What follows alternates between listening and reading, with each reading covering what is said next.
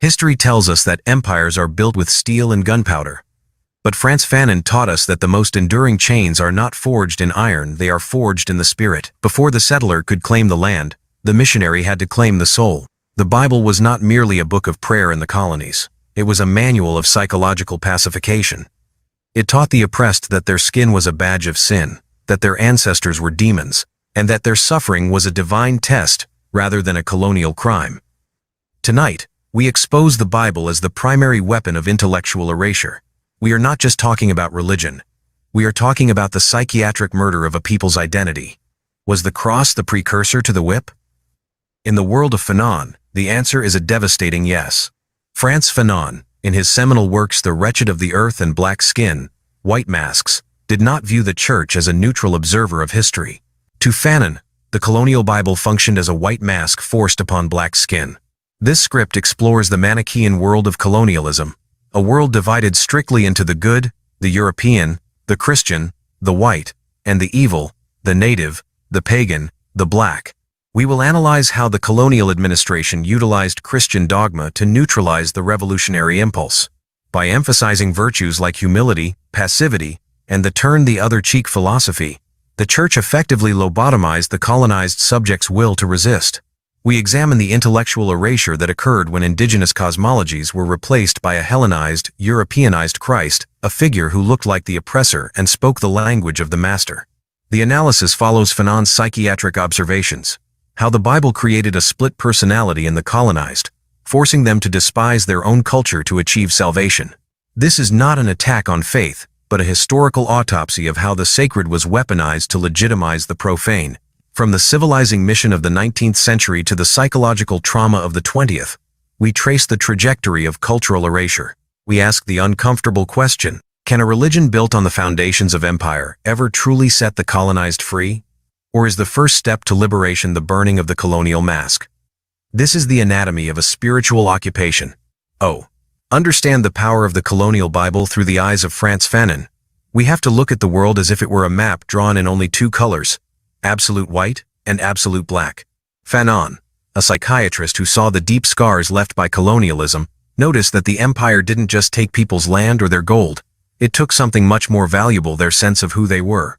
The tool used for this psychological surgery was often the Bible, and the method was a way of thinking called Manichaeism. This is a big word for a very simple and dangerous idea. The belief that the world is a battlefield between a side that is perfectly good and a side that is perfectly evil, with no room in the middle. In the colonial world, this wasn't just a religious story. It was the blueprint for everyday life. Fanon described the colonial world as a compartmentalized world, like a city divided by a massive, invisible wall. On one side of the wall was the settler's town. It was bright, clean, paved, and full of light. On the other side was the native's town. It was crowded, dark, and lived in the shadows. The colonial Bible served as the moral justification for this wall. It told the story that the settler brought the light to a dark continent. By doing this, it turned the act of invasion into an act of mercy. It suggested that the European wasn't there to steal, but to save souls from a darkness that was both physical and spiritual. This division of light versus dark was not accidental. In the pages of the colonial Bible and the sermons of the missionaries, white was always the color of the divine. The angels were white, the Virgin Mary was white, and Christ was depicted as a man with pale skin and blue eyes. On the other side, black was systematically used to describe everything bad. It was the color of sin, the color of the abyss, and the color of the devil. For a colonized person, this created a devastating psychological trap. Every time they looked at a religious painting or heard a parable about washing away the black stain of sin to become white as snow, they were being told that their very existence was a mistake. They were being taught that to be good or to be holy, they had to stop being themselves and try to become as much like the white settler as possible. Fanon called this the branding of the native as satanic. This is perhaps the most violent part of intellectual erasure. Before the colonizers arrived, people had their own complex religions, their own ways of talking to the universe, and their own deep respect for their ancestors. But when the colonial Bible arrived, it didn't engage with these beliefs as equals. Instead, it reclassified all indigenous culture as demonic. Traditional dances were called satanic rituals. Ancient songs were called devil worship. The wisdom of the elders was dismissed as witchcraft. By labeling the natives' culture as something belonging to the devil, the colonial system gave itself permission to destroy that culture entirely. You don't have to respect a culture if you believe it is literally the work of Satan. You don't have to feel guilty about erasing a language if you believe that language is a tool of the darkness. This branding created a profound sense of shame. Imagine being a child and being told that the stories your grandmother tells you are evil, or that the ceremonies your community has practiced for 1,000 years are a ticket to hell. This is how intellectual erasure works. It cuts the connection between the person and their history. It makes the colonized person feel like they have no good past to look back on. According to the colonial Bible, their history only began the day the missionary arrived with the light. Everything before that was just a long, dark night of savagery. This leaves the colonized person in a state of mental homelessness. They cannot be truly European because the system will never fully accept them, but they can no longer be truly themselves because they have been taught to hate their own roots. Fanon observed that this Manichaean architecture turned the colonized person into a patient or an object. In the eyes of the church, the native was not a man with his own ideas. He was a soul that needed to be saved from his own nature. This is why Fanon argued that the church was the church of the settler. It didn't come to the native to learn about his pain or to fight for his freedom. It came to tame him. By convincing the native that he was satanic or sinful by nature, the church made him easier to control. A person who believes they are a sinner is a person who will bow their head. A person who believes their culture is demonic is a person who will work hard to forget it. This religious branding also served to protect the settler. If the native is evil and unpredictable, then the settler's violence looks like protection or discipline. The Bible was used to frame the settler as a hero who was constantly fighting back the dark forces of the jungle. This meant that any time the colonized people tried to fight for their land or their dignity, the church could label that rebellion as the work of the devil. It turned a political struggle for land and food into a spiritual struggle between God and Satan. This effectively silenced any intellectual debate. You cannot argue with someone who believes they are fighting for God against the devil. Ultimately, the Manichaean architecture of the colonial Bible was the first step in a long process of making the colonized person invisible to themselves. It replaced their original identity with a white mask. To stay in the light, the colonized person had to constantly police their own thoughts, their own language, and their own desires. They had to prove every day that they weren't satanic. This internal war exhausted the mind and prevented the development of a revolutionary spirit. Fanon's work shows us that you cannot truly free a person until you tear down this mental wall of light and dark. The first step toward liberation is not just taking back the land, but taking back the right to define what is good and what is human on your own terms, without the shadow of a colonial god hanging over your head. The darkness was never in the people. It was in the logic of a system that needed to make people feel like demons just so it could justify being their master. Once the colonial system had used the Manichaean logic to divide the world into the holy white settler and the sinful native, it faced a very practical problem. How do you keep millions of oppressed people from rising up? You can use soldiers, walls, and guns. But those are expensive and they create a constant state of visible war. Frantz Fanon observed that the most effective way to maintain order was to install a policeman inside the mind of the colonized person. This is where the gospel of pacification comes into play. The colonial Bible was used to create a spiritual sedative that made the physical chains of slavery and colonial rule feel like a divine necessity. The primary tool in this spiritual toolkit was the selective preaching of nonviolence. In the colonial context, the message of turning the other cheek was never meant for the settler. The settler used violence every day to take land, to enforce laws, and to punish workers. However, when the colonized person felt the natural human urge to fight back, the church was there to tell them that violence was a sin. By teaching that blessed are the peacemakers, the church effectively disarmed the oppressed. It taught them that their anger was a spiritual failure rather than a righteous reaction to injustice. This created a massive advantage for the empire. It could use unlimited force to maintain control, while the subjects were morally forbidden from using force to win their freedom. Beyond just forbidding violence, the colonial Bible offered a powerful distraction in the form of the celestial afterlife.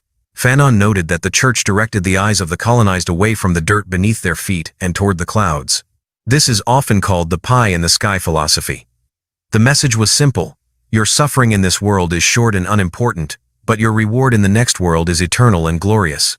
By promising a heaven where the last shall be first, the church made earthly poverty and humiliation seem like a hidden blessing. If you believe that your hunger and your scars are actually treasures in heaven, you are far less likely to demand bread and medicine here on earth. The afterlife became a giant safety valve that let the steam of revolution escape before it could explode. This turned the priest into a moral policeman who was often more effective than a soldier in a uniform. While a soldier can only control what you do, a moral policeman controls how you feel about what you do. Under the influence of the colonial Bible, a native who thought about stealing back the land taken from his family wouldn't just fear the police, he would fear the judgment of God. He would feel a deep, burning sense of guilt.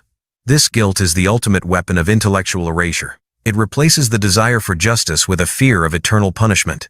The colonized person begins to police their own thoughts, strangling their own desire for freedom, because they have been taught that such desires are rebellious and prideful. Fanon also pointed out how the church used the concept of the cross to make suffering look like a virtue. In the colonial religious education, Jesus was often presented exclusively as a silent victim who accepted his pain without complaint. The colonized were told that by suffering in silence, they were becoming more like Christ. This is a terrifyingly effective way to keep a population quiet. It turns the colonial administrator into an accidental tool of God who is helping the native achieve spiritual growth through hardship. If you believe that your misery is a cross to bear, you stop looking for a way to put the cross down. You start to pride yourself on how much pain you can take, rather than how much change you can make. Furthermore, the colonial church preached that all authority comes from God. This meant that the King of England, the King of Belgium, or the French administration were not just political rulers, they were divinely appointed masters. To rebel against the colonial government was framed as a rebellion against the will of God himself. This created a divine status quo. It made the unfair laws of the colony look like the natural laws of the universe. Intellectual erasure occurs when a person can no longer distinguish between a human-made system of greed and a God-made system of morality. By blending the two together, the colonial Bible made the empire look like a holy mission that no moral person should ever question. This gospel of pacification also worked by destroying the traditional social structures that might have led to resistance. In many indigenous cultures, the community was the center of life, and people felt a shared responsibility to protect one another. The colonial religious message, however, was often very individualistic. It focused on the salvation of the individual soul. This shifted the focus from collective liberation to personal piety. Instead of asking, how do we free our people, the colonized person was taught to ask, is my soul clean enough for heaven? This broke the bonds of solidarity. It turned people inward, making them worry about their own sins rather than the very real crimes being committed against their neighbors. Fanon saw that this religious training created a split personality in the colonized man. One half of him wanted to stand up and scream against the unfairness of his life, but the other half, the half trained by the colonial Bible, told him to be humble, to stay quiet, and to wait for God to fix things. This internal conflict is a form of mental paralysis. It uses up all the mental energy that should be going toward planning a new future. The moral police force doesn't need to arrest you if it can make you too confused and guilty to move. In the end, Fanon argued that physical decolonization, taking back the land and the government, could never be successful without a decolonization of the mind. He believed that the colonized had to stop believing in the gospel of pacification. They had to realize that God is not a supporter of the settler and that their anger was not a sin, but a sign of their humanity. The promise of a celestial afterlife was exposed as a trick to keep them in an earthly hell. For Fanon, true liberation meant realizing that the policeman in the mind was just a story told by the master. Once the colonized person stops waiting for a reward in the clouds and starts demanding justice on the ground, the power of the colonial Bible as a weapon of erasure begins to crumble. The silence is broken, the guilt is discarded, and the physical rebellion finally becomes possible because the spiritual chains have been snapped.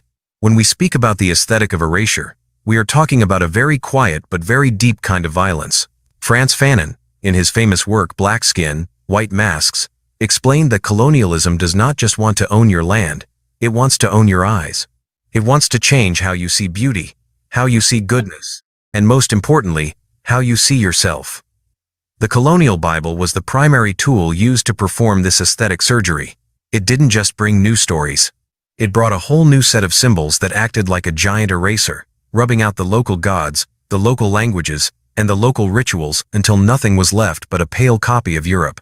To understand this, imagine a child growing up in a colonized village. Before the missionary arrived, That child looked at the world through the lens of their ancestors. They saw the divine in the trees, the rivers, and the faces of their elders. Their gods looked like them. Their rituals were full of the sounds of their own drums and the movements of their own dances. But the colonial Bible changed the definition of what was beautiful and holy. In the church, every picture of God, every statue of a saint, and every depiction of an angel featured pale skin, blue eyes, and European hair. This is the first step of erasure, the visual replacement of the self. When the Savior looks exactly like the man who is whipping you or taking your land, your brain begins to associate goodness with the settler and evil with yourself. This created a massive psychological problem that Fanon called the white mask. The colonized person looked in the mirror and saw black skin, which the colonial Bible had branded as the color of sin and darkness. To escape this sinful identity, the colonized person felt they had to put on a white mask. They began to believe that if they could just speak the master's language perfectly, pray exactly like the master, and adopt the master's tastes, they might finally be seen as a real human being. They tried to act white to hide the blackness that they were taught to hate. But as Fanon pointed out, the mask never really fits. No matter how perfectly you speak the colonial language or how many Bible verses you memorize, the settler will always see the skin underneath the mask. This leaves the colonized person in a state of constant anxiety, living as a stranger to themselves. The erasure of language was a critical part of this process. Fanon argued that to speak a language is to assume a whole world and a whole culture. When the colonial Bible was introduced, it was often the only book available. It was the gold standard for truth. If the local language was forbidden in church, if it was called a dialect or gibberish, then the native was forced to use the colonizer's tongue to talk to the Creator. This meant that even in their most private moments of prayer, they had to use the tools of the person who oppressed them. Their own mother tongue, the language of their heart and their history, was treated as something dirty or primitive. Over time, the colonized person began to feel that their own thoughts were smaller or lesser because they didn't have the noble sounds of the European language. This is intellectual erasure in its purest form, making someone feel like a foreigner in their own mouth. Rituals were also erased and replaced. Think about the way people celebrate or mourn. In many indigenous cultures, rituals are loud, physical, and communal. They involve the whole body dancing, drumming, and singing. The colonial church viewed these rituals as savage or childish. The colonial Bible was used to promote a very specific European aesthetic of worship: quiet, rigid, and controlled. People were told to sit still in pews, to sing slow hymns in a foreign style, and to hide their emotions. This was a way of taming the native. By changing the way people used their bodies in worship, the colonizers were training them to be more obedient and less dangerous. The drum, which was a symbol of community and resistance, was replaced by the church bell, which was a symbol of the settler's time and the settler's order. This aesthetic replacement went so deep that it even changed how people perceived the land they lived on. In many colonies, people began to celebrate white Christmases with fake snow and images of reindeer, even if they were living in a tropical heat wave. They sang about the sheep of Israel while ignoring the animals in their own forests. This shows how the colonial Bible created a fictional reality. It forced people to live in a world of European symbols that had nothing to do with their actual lives. They were living in a European dream while their own reality was being treated as a pagan nightmare. The tragedy of the black skin, white mask's condition, is that it creates a deep sense of self-hatred. When everything you are told is holy and beautiful looks nothing like you, you naturally begin to feel that you are ugly and broken. You start to look at your own traditions with disgust. You see your own gods as monsters and your own rituals as shameful. This is exactly what the colonial system wanted. A person who hates themselves is the easiest person to rule. They will not fight for their culture because they are busy trying to get rid of it. They will not demand respect because they don't believe they deserve it. Fanon's analysis was a wake-up call. He wanted the colonized to realize that the white mask was a trap. He argued that the aesthetic of the colonial Bible was a form of cultural poison that made people sick with a sense of inferiority. To heal, Fanon believed that the colonized had to tear off the mask. They had to stop trying to be honorary white people and start reclaiming the beauty of their own skin, their own languages, and their own gods. In conclusion, the aesthetic of erasure was not just about changing a few songs or paintings. It was a total war on the identity of the colonized. It used the most sacred thing, religion, to tell a lie about who was human and who was not. It built a world where the only way to be good was to erase yourself. But by naming this process, Fanon gave us the tools to fight back. He showed us that the first step to true freedom is to look into the mirror, throw away the colonial mask, and realize that the light was never a property of the settler. It was always there, waiting to be rediscovered in the very skin and culture that the empire tried so hard to erase. True liberation is the moment you decide that you no longer need to look like the master to be a masterpiece. We have traveled through a dark landscape of mental walls, silent policemen in the mind, and the heavy masks that people were forced to wear. We have seen how the colonial Bible was used not just as a book of faith, but as a blueprint for making people feel small, sinful, and invisible. Now, we reach the final and most important part of Frantz Fanon's journey, the process of decolonizing the spirit. This is the moment when the patient wakes up, tears off the white mask, and decides to build a new world. For Fanon, this was not just about getting the colonizers to leave the land. It was about cleaning the wreckage of colonial theology out of the human heart, so that a new kind of humanity could finally breathe. Decolonizing the spirit begins with a moment of terrifying honesty. It is the moment when the colonized person looks at the colonial Bible and realizes that the universal truths they were taught were actually local European interests dressed up in holy robes. To heal, the colonized person must first recognize that they have been living inside a story that was written to keep them down. Fanon argued that you cannot simply fix the colonial religion. You have to step outside of it. You have to stop asking for permission to be human. For centuries, the church held the keys to goodness, and if you wanted to be considered, you had to follow their rules. Decolonizing the spirit means taking those keys back. It means realizing that your value as a human being does not depend on how well you mimic a European saint. One of Fanon's most powerful and controversial ideas is that decolonization is a total process. You cannot change the government, but leave the old religious mindsets in place. If you have a new flag but you still believe that your skin is a mark of sin, or if you still believe that white is holy and black is evil, then you are still colonized. Reclaiming the human means throwing away the entire Manichaean ladder. It means refusing to believe in a world divided into light and dark. Instead, Fanon calls for a new humanity, where being human is not defined by how close you are to a European ideal. In this new world, a person's worth is found in their actions, their creativity, and their connection to their own community. To do this, the gospel of pacification must be replaced by a gospel of action. The colonial Bible taught people to wait for heaven, to wait for God's timing, and to wait for the master to be kind. Fanon argued that this waiting is a form of spiritual death. Decolonizing the spirit means realizing that justice will not fall from the clouds. It must be built on the ground. This requires a massive shift in how people see their own power. Instead of being sheep waiting for a shepherd, Fanon wanted people to see themselves as the masters of their own destiny. He believed that when people stand up and fight for their dignity, they are not just changing the laws of the country, they are healing their own minds. They are washing away the shame and the guilt that the colonial Bible spent years building up. Reclaiming the human also means reclaiming the body. As we saw earlier, the aesthetic of erasure made people hate their own physical selves. Decolonizing the spirit involves a celebration of the self that was once called satanic. It means finding beauty in the very things the missionary told you were pagan or primitive. This isn't about going back to a perfect past that no longer exists. It is about taking the pieces of your history and using them to build something new and authentic. It is about realizing that you can pray in your own language, dance with your own drums, and see the divine in your own reflection. When the colonized person stops trying to turn their black skin into a white mask, the spirit is finally free to grow. Fanon's vision of a new humanity is deeply radical because it asks us to move beyond the idea of the master entirely.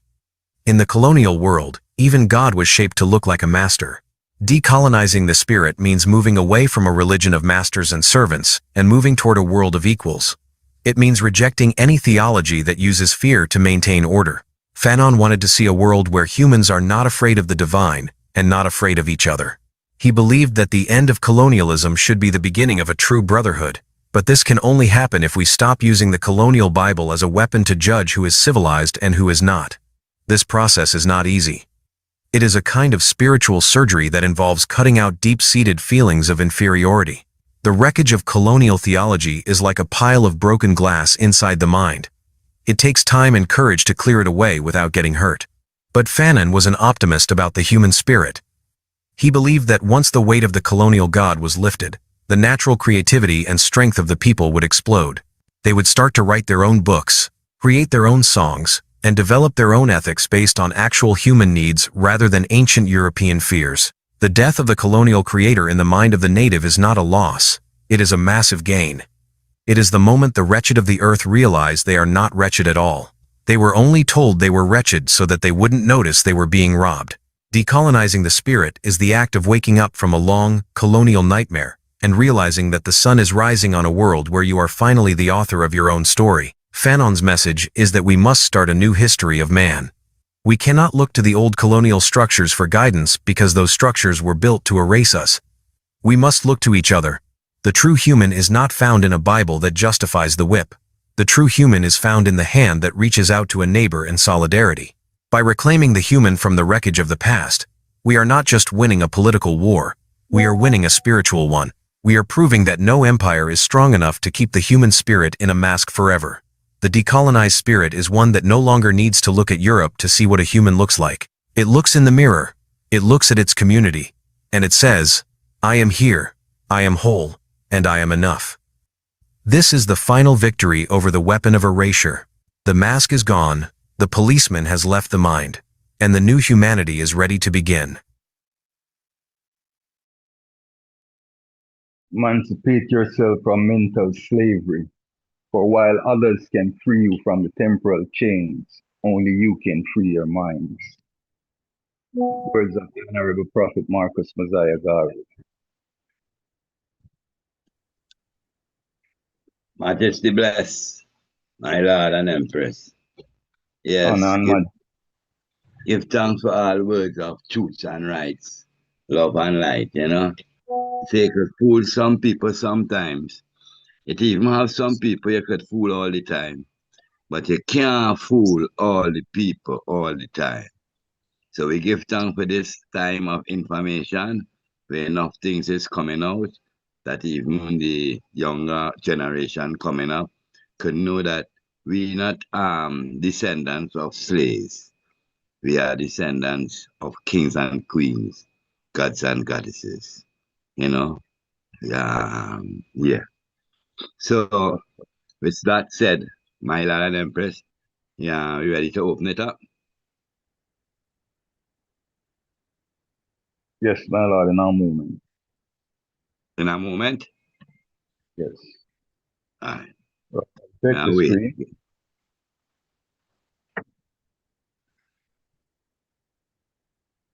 Yeah, welcome everyone.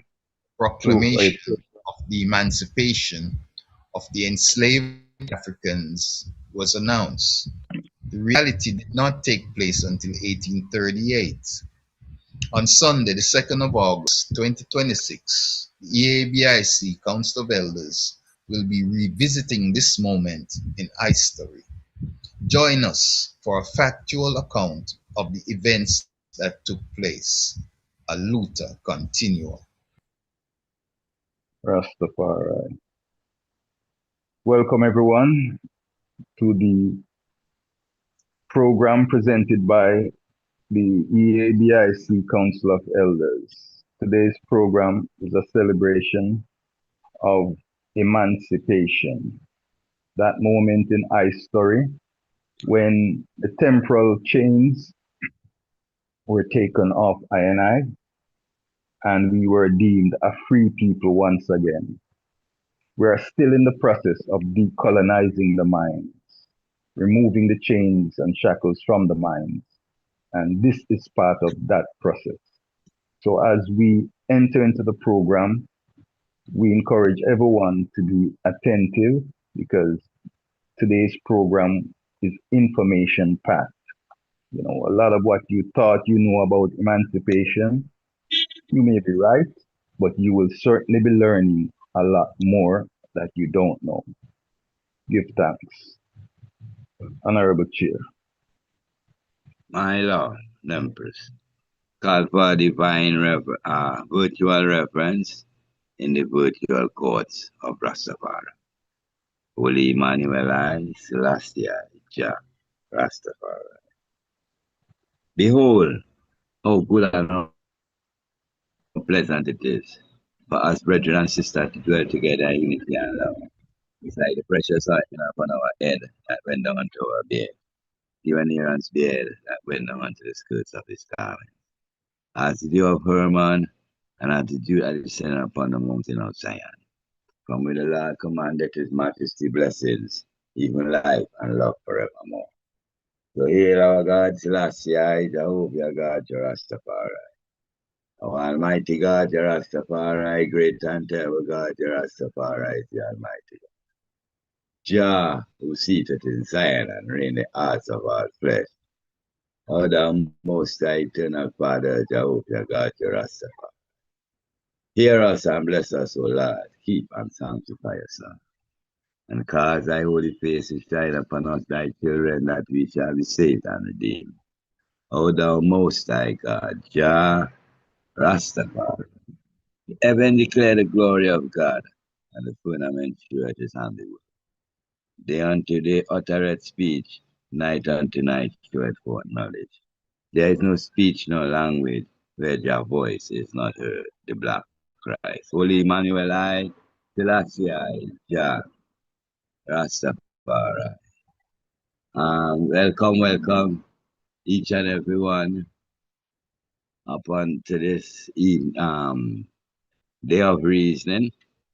Council of Elders, we give thanks for the Ethiopia Africa Black International Congress and the Church of True Divine Salvation. Give thanks for the Council of Elders who come and stand as a moral and ethical standards, moving forward in that proper way, invoking that African spirit, wherein, it's always the elder council with a point us to the path, and the man say, the young ones are strong and the elders know the way. Together, there is no force, no barrier that cannot be broken down. Most High, Selassie, Jah, Rastafari. So our beloved Empress Miriam is not here today to give us that serenading chorus. So I dread will take it upon myself to see if we can rise our chorus to even set the trend of our reasoning and just moving forward. To the chair. Yes, Empress. I do believe that Priest Barry may be on. So if maybe he can also do that. Honorable Priest Barry. Honorable Priest Barry, my lord. Bless I love my Lord, family, well of the love. Yeah, you can bless us with the chorus for the day. Yes, I. My lord. Give me a second, my Lord. Take two. All right.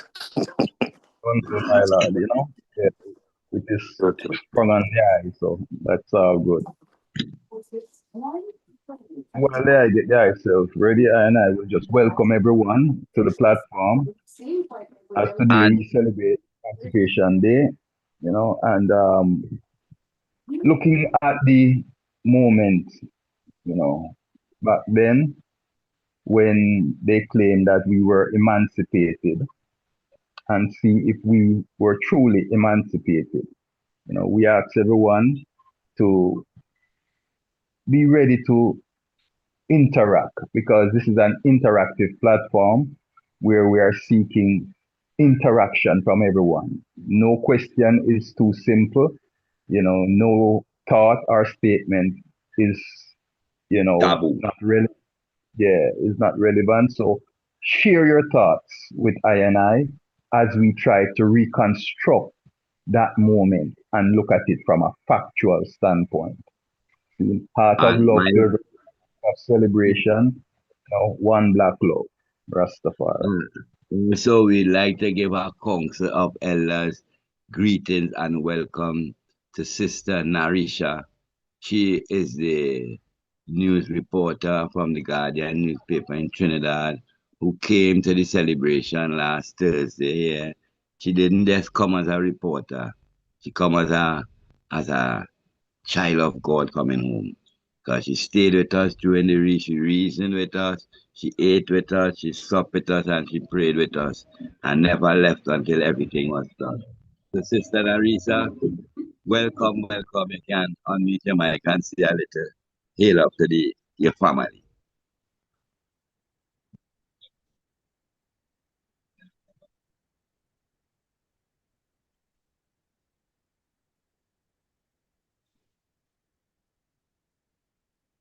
You could unmute your mic, Sister Narisha.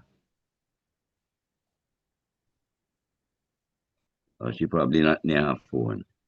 All right, Honorable Priest Barry, you ready? Yes, God. Go ahead.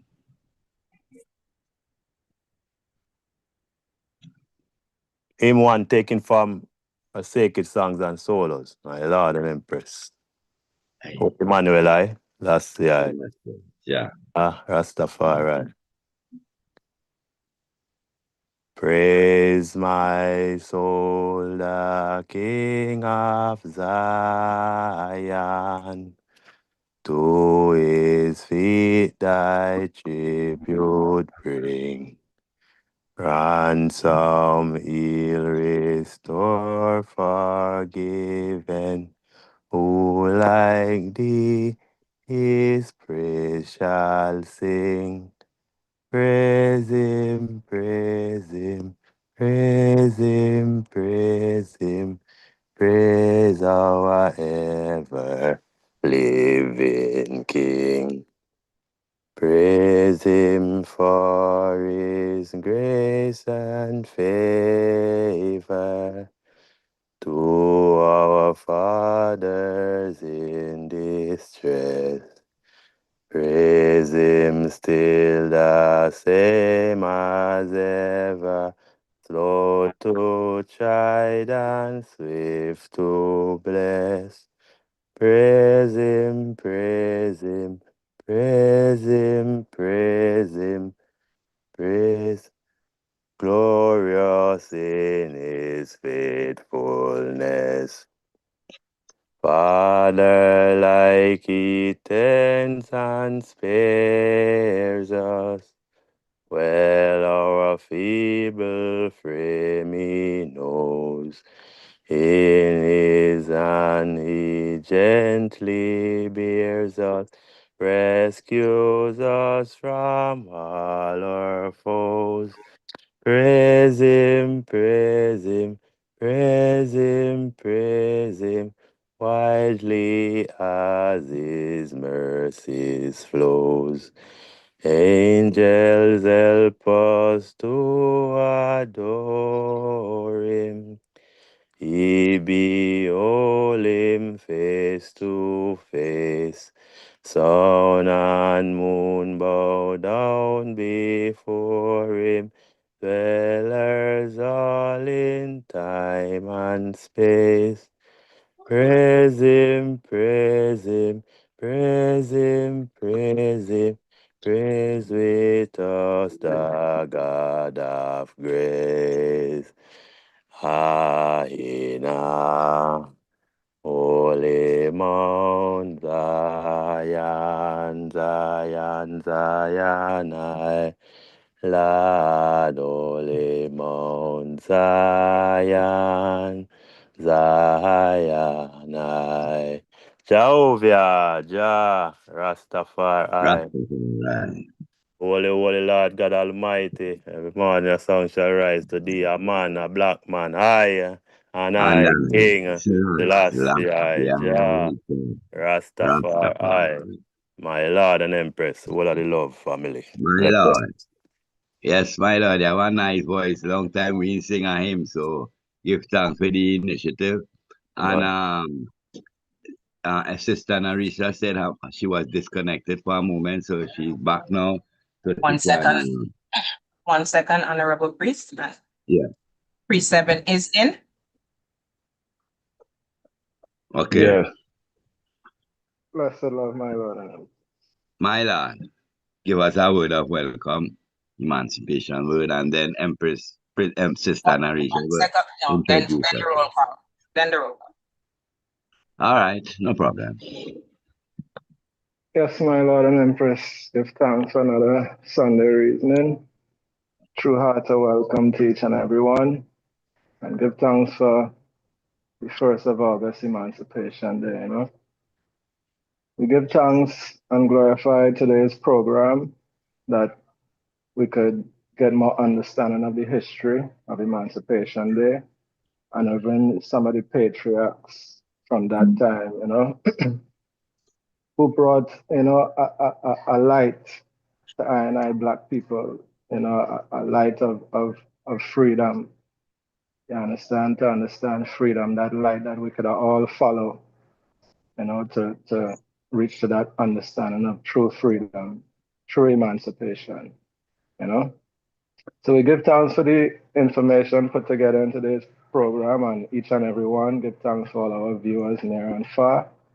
And, you know, we just, you know, be attentive, pay attention, and, you know, try to retain the good information so that we can know ourselves better as Black people, you know, Black people history. And I, Selassie, Jah, Yeah. Rastafari. my Lord and Empress, heart to welcome. Oh, give thanks unto the Father, for he is good and his mercy endureth throughout all generations. Today's roll call for August 2nd, 2026. Council of EABIC, Council of Elders. Honorable Priest Ainsley of Zion. Majesty bless. Honorable Priest Rasavana. Present family. Give thanks. Honorable Priest Seven. Bless the Lord, family. Honorable Priest Barry. Honorable Priest Brown. Royal celebration, give thanks for emancipated souls, my Lord and Empress. Blessed. Honorable Leading Empress Lily May. Blessed love, one and all. Happy celebration. Honorable Secretary Empress Diane. Blessed love, one and all. Honorable Sister Narisa Fraser. Greetings, everyone. Greetings, beloved, and welcome to the EBIC Council of Elders presentation today. Honorable Empress Sharon, just coming in. Bless the family. And myself, Honorable Empress Tricia. Let the records reflect that there are 10 members present at the time of today's opening. We ask that once, please remember to stay hydrated, whether you get your coconut water, your fruit water, your alkaline water, or whatever you may need, whatever fruit, vegetable that you may need to keep yourself throughout today's program. We ask that you do get that and remember to stay hydrated throughout the entire program. And I'll also like to welcome Honorable Prophet Okito, my Lord. Blessed. Blessed love. We also ask that you get your Blessed love. Give thanks, Honorable Empress. Welcome in. Love everyone. welcome, Honorable. We also ask that you get your book, your pad, your pen, your pencils, your computer, whatever you may need today to write down any questions, concern, ideas, share any information with I so that, you know, whatever the God within yourself tells you, that you can also tell us and share that information.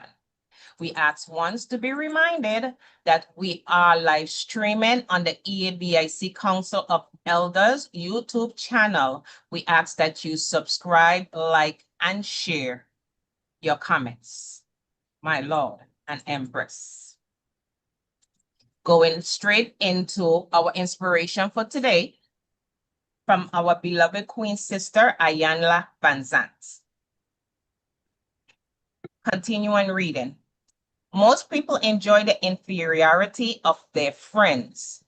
Real friends don't notice it, by Norman Douglas. Many people of color believe it is their responsibility to stay in relationships, communities, and situations to prove they are true blue. Nothing could be further from the truth. We owe it to our dreams to place ourselves in an environment that provides and supports the things we want. We have a right to peace, prosperity, and success. even when it means we leave the hood. Does this mean you think the hood is bad? No, it simply means the hood is not where you choose to be. Growth requires that we move. Movement does not mean rejection. It means we want to broaden our scope, to move beyond those things and people who are familiar to us does not mean, and I repeat, to move beyond those things and people who are familiar to us does not mean we are leaving them behind. It means we are clearing the path for them to follow if they choose to. New friends are silver, old friends are gold. Today's reflection, have you ever had to leave a familiar community for a new one? What growth was required? My Lord and Empress, give thanks to all listening ears within the sound of our voice. Welcome to the ABIC Council of Elders presentation today on emancipation. Give thanks for all our listening online members and audience that will see this video in days and in the future to come. My Lord and Empress, to the chair. Majesty bless Honorable Empress Trisha with such royal inspirational words. We give thanks to the two guests we have online here today, Empress Narisa and Empress Sharon. So, Empress Narisa, you could unmute your mic and bless the Congress or the Council. Introduce yourself, and Empress Sharon afterwards. You can do the same. Hi, greetings everyone. It's good to be a part of discussions like this. I feel like concerning emancipation and African history, especially education and the right knowledge is so important. So thank you for having me, and I look forward to learning and reasoning with you all. Give thanks, Honorable Empress. And this is the reporter from the Guardian newspaper in Trinidad. So we give you a royal council of elders welcome. Blessed love. Empress Sharon, can unmute your mic and bless us. Blessed love, my Lord and Empress, giving thanks for the Most High for this day and for all mercies given to I and I, Selassie, King Rastafari, Empress Men and I. Unfortunately, I am not in a situation where I can speak for long because I'm in a public space, but I give thanks for the moment and I will be listening for as long as I can, but having to move forward soon. Selassie, King Rastafari, give me Isis for these few words. Blessed. Blessed love, Honorable Empress. Do give thanks. Honorable Priest Rasavana, can go on with the introduction, my lord. August 1st, 1830 is recorded as the day the British colonial government proclaimed the intention to emancipate the enslaved people of Africa. The British Empire shared their intentions in 1834, but instituted a probationary period of 6 years. Many of the enslaved gathered on the day thinking it was Freedom Day, just to be disappointed when they heard they still had to serve 6 more years.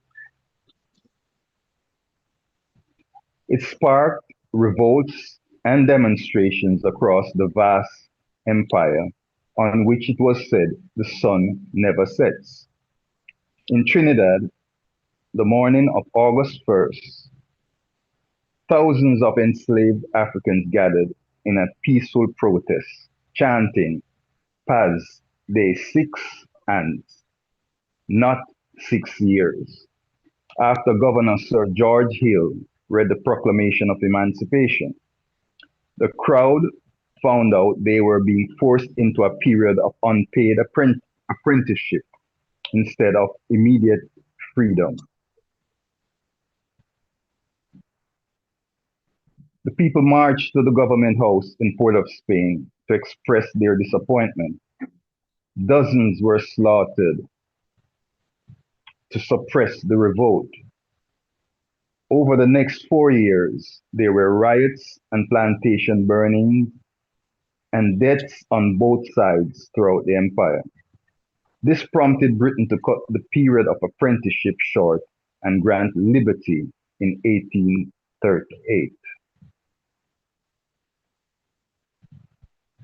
The chains were removed, but little changed, except for now the liberated were responsible for their own keep and care without a means to do so. Many walked to the gates of the plantation on which they labored, looked right, looked left, and turned around and returned to their barracks, having no place to go or a way of feeding themselves and family. While the British government took out a loan and compensated the plantation owners for loss of their free labor. One of the greatest legal bamboozles ever perpetuated on a people since Columbus claimed he discovered the West Indies. Let us now take a look at how the plot unfolded as we continue.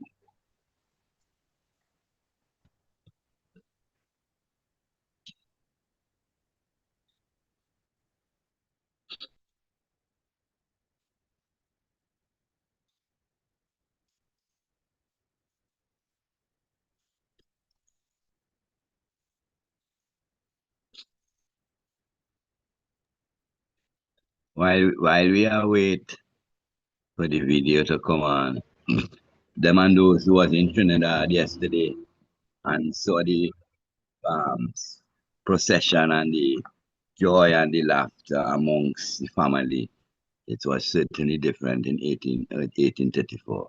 It was bloodshed that same day. Video ready?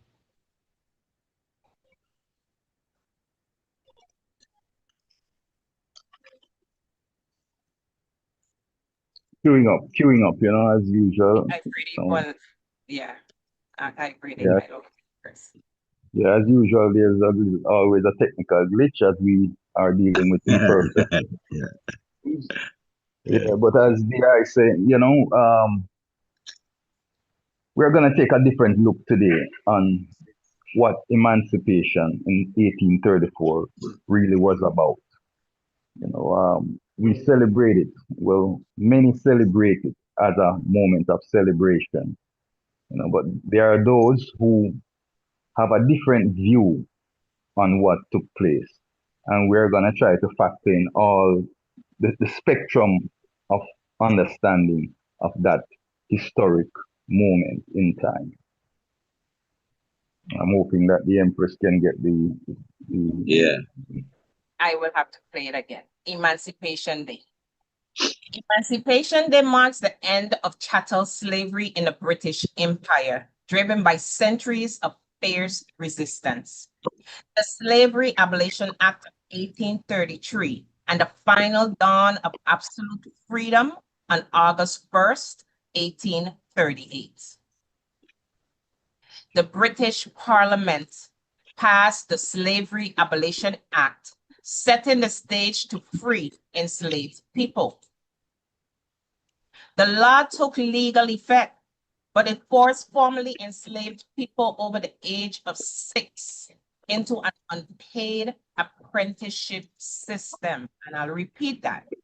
The law took legal effect, but it forced formerly enslaved people over the age of 6 into an unpaid apprenticeship system. Full and unconditional emancipation was finally achieved after continuous protests forced the end of the apprenticeship period. In Jamaica, the historic Emancipation Declaration was publicly read from the steps of the Old King's House in Spanish Town.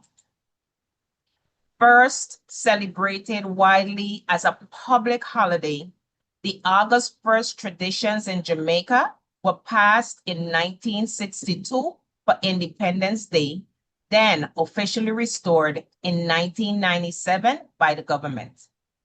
Today, Citizens honor as ancestral resistance leaders such as Sam Sharp, Nani, and Taki through Thanksgiving services, reenactments, and cultural community events. Folklore. There have been several accounts of what led to emancipation, when it happened, and what took place. One fable says the chains came off in 1834 on the island of Jamaica and were put in the back of a hearse and paraded on the streets. This is a fiction of someone's imagination. Let's use common sense to evaluate such a statement. In 1834, when the Declaration of Emancipation was announced, the act of removing the shackles didn't happen. Instead, a period of apprenticeship was instituted, which was to last until 1840. With pressure from the enslaved and the abolitionists, revolts, and insurrections, the probationary period was cut short and the shackles were finally removed in 1838. In regards to the folklore of the chains being loaded into the hearse and paraded around, let's look at things realistically. In 1838, the administration of power was still in the colonial master's hands. Who resisted the freeing of the enslaved from 1807 when the Act to End Slavery was passed in the British Parliament? They owned the funeral homes. Would they do such a ridiculing action to themselves or allow such an act to happen? No. Would be the benefit, my Lord and Empress. Yes, Majesty, we give thanks for all truth. Is another video this, Empress? No, Majesty. The Haitian Revolution.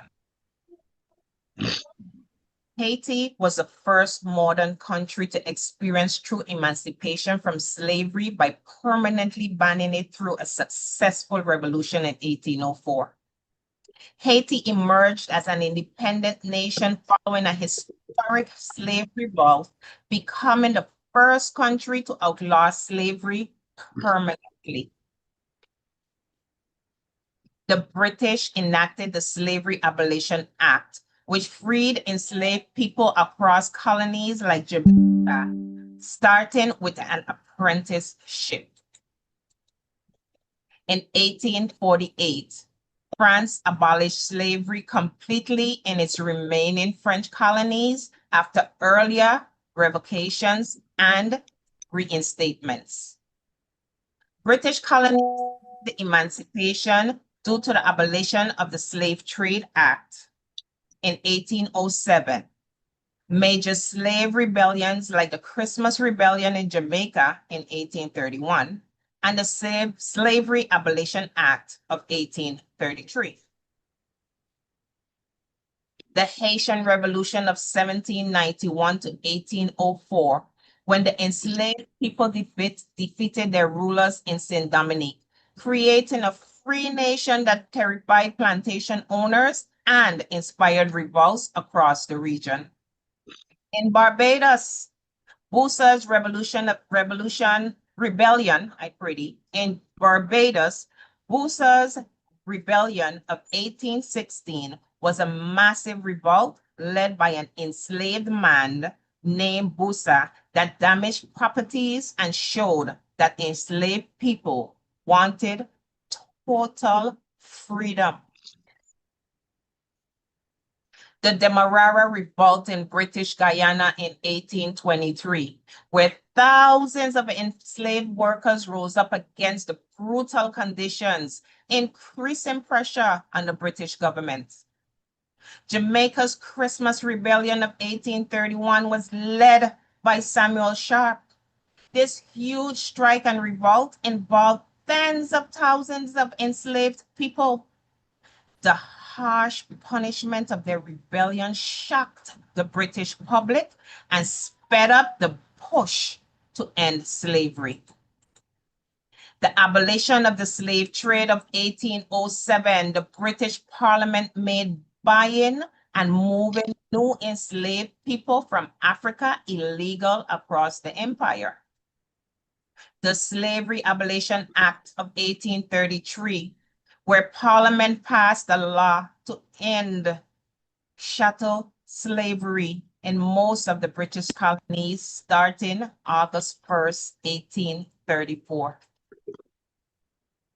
The apprenticeship system of 1834 to 1838, where freed people were forced into a system of unpaid or low-paid labor for their former owners for a few more years. Full unconditional freedom was finally reached in August 1838 after more public protest. The apprenticeship system operated as a transitional free labor program from 1834 to 1838 across British Caribbean colonies, dividing the formerly enslaved into mandatory worker categories overseen by special magistrates. It forced individuals to provide 40.5 to 45 hours of unpaid weekly labor to their former owners, maintaining plantation production under harsh conditions before total emancipation was prematurely forced in 1838. Former field workers were assigned a longer 6-year apprenticeship ending in 1840, though cut short in 1838, while former domestic and skilled workers was assigned a 4-year apprenticeship ending in August 1838. The plot. There were special officials appointed from Britain to oversee the disputes and manage punishments, removing direct corporal power from planters. Planters retained control over housing, food allowances, and daily regimentation, leading many to treat the system as a continuation of slavery. Widespread abuse, protests, and external pressure forced colonial assemblies to terminate the system entirely on August 1st, 1838. Important dates to keep note of. There was widespread and intense resistance to the 1834 to 1838 post-emancipation apprenticeship system in the British Caribbean. This resistance came from both the newly freed apprentices and, in different ways, the planter class, alongside international abolitionists. Apprentices staged collective labor protests and slowdowns to challenge uncompensated forced labor for up to 45 hours a week. Workers routinely withheld optimal efforts, defied harsh workhouse disciplines, and asserted legal rights through special magistrates wherever possible. Large groups, such as thousands of freed individuals in Trinidad, organized peaceful and active protests against being forced into unfree apprenticeship instead of full liberty.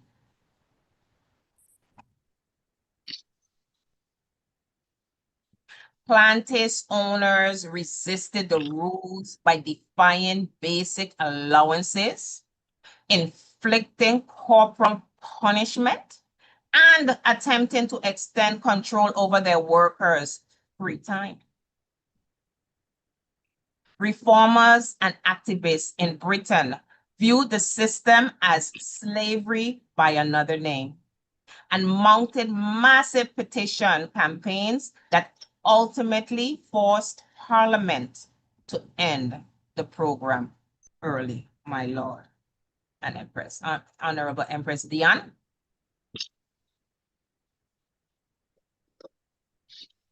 Blessed love, uprisings.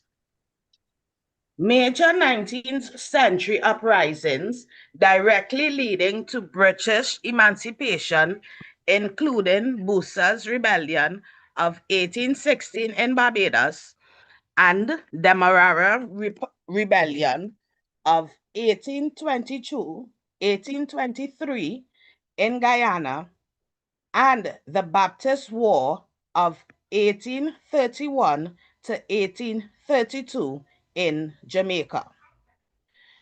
These massive revolts shattered public faith in the stability of slavery and forced the British Parliament to pass the Slavery Abolition Act in August 1833. Busa's rebellion involved roughly 4,000 enslaved people across half the island's sugar plantations. Triggered by frustration over the Colonial Assembly rejecting the Imperial Registry Bill, rebels sought to claim the island as their own. The rebellion was crushed swiftly by the colonial militia. Busa was killed in action, and about 1,000 insurgents died during or after the suppression. The Demerara Rebellion of August 18th, 1823 was one of the largest revolts in the region, engaging roughly 12,000 enslaved individuals across 55 plantations along the East Coast. Enslaved workers revolted because they believed local authorities were hiding amelioration laws sent from Britain that granted them freedom. The rebellion was brutally suppressed at the massacre of Bachelors Adventia by British troops, resulting in over 200 enslaved deaths. Queenam was hunted down and killed, and his body was publicly chained as a warning. The harsh treatment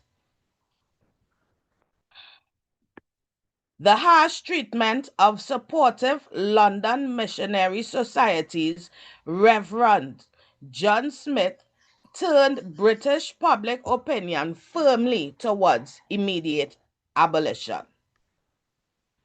The Baptist War, also known as the Christmas Uprising in Jamaica in 1831 to 1832, led by Sam Sharp, an enslaved Baptist deacon, was the largest slave rebellion in the British Caribbean, mobilizing over 60,000 enslaved Jamaicans. It began as a peaceful general strike starting on Christmas Day, demanding working wages and better conditions. When planters refused, it escalated into widespread burning of cane fields and great houses in St. James. It was suppressed by the military and local Maroons under martial law. Over 200 enslaved people died fighting, and around 340 were executed afterward, including Sam Sharp. The destruction of property and subsequent violent backlash against Baptist missionaries outraged the British public, directly accelerating the passage of the 1833 Abolition Act.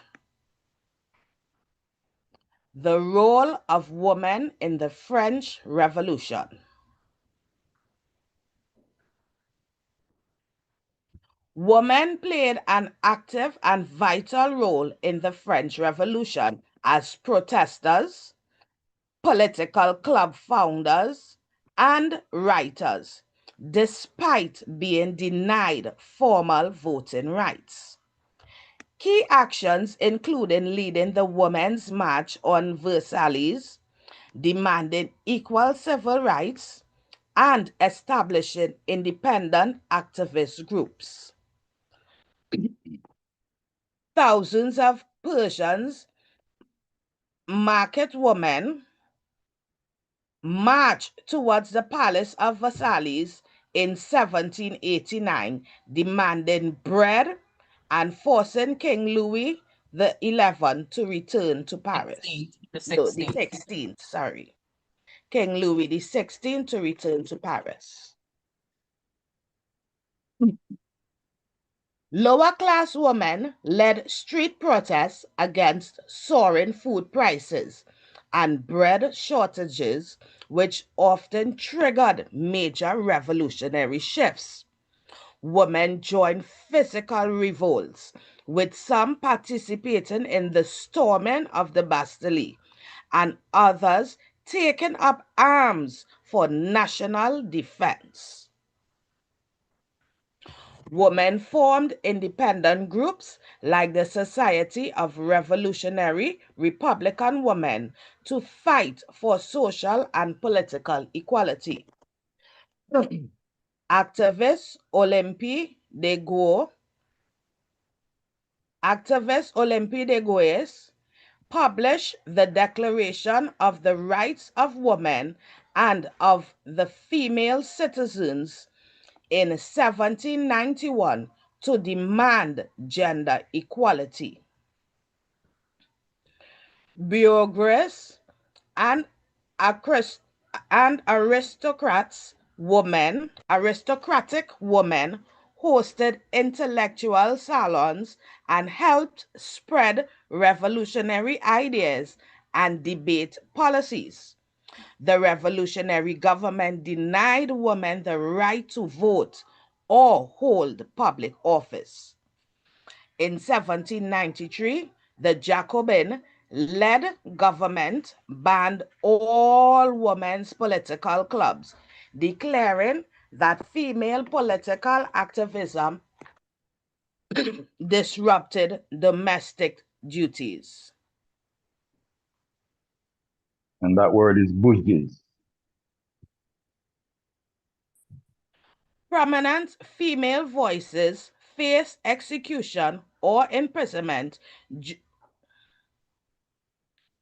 during the Reign of Terror as the state clamped down on radical and independent female groups. Military and combat leaders. Key women who led and supported the resistance during the Haitian Revolution include Sante Belair, Marie-Jeanne Lamartine, and Cecile Fatiman. These figures fought in combat, led spiritual ceremonies, and organized troops against colonial forces. Give thanks, Honorable Empress. Give thanks. Sanit Belair. She served as a sergeant and lieutenant in Toussaint Louverture's army, known as the Tigress for her fierce combat leadership before being executed by the French. And this is a picture of her. Marie-Jeanne Lamartine. She fought in uniform and acted as a leading military strategist and a sharpshooter during the pivotal Battle of Crete à Pirat.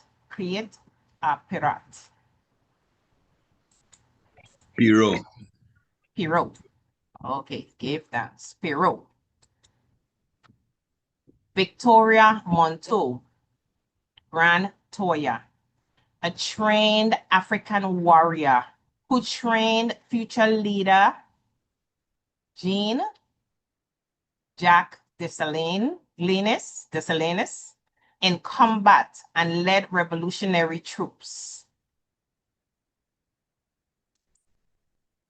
Spiritual and civic organizers such as Cecile Fatiman was a voodoo high priestess, Mambo, who co-led the historic Boys Cayman ceremony that helped launch the 1791 slave uprising.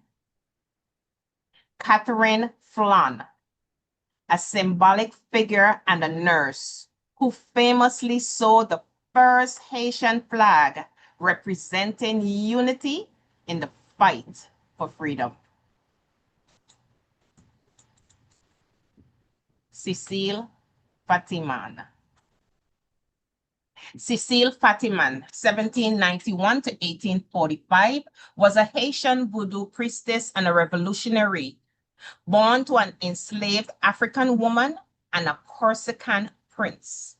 She lived her early life in slavery before being drawn to Enlightenment ideals of liberty, egalite, and fraternite, and Haitian voodoo, which shaped her desire to end the institution of slavery in Haiti. Together with Dottie Bookman, she led a voodoo ceremony at Boys Cayman and incited fellow slaves to rise up against their enslavement in an event that marked the beginning of the Haitian Revolution. She later married fellow revolutionary leader Jean Louise Hero, with whom she had a daughter. She was reported to have lived a long life, dying at the age of 112.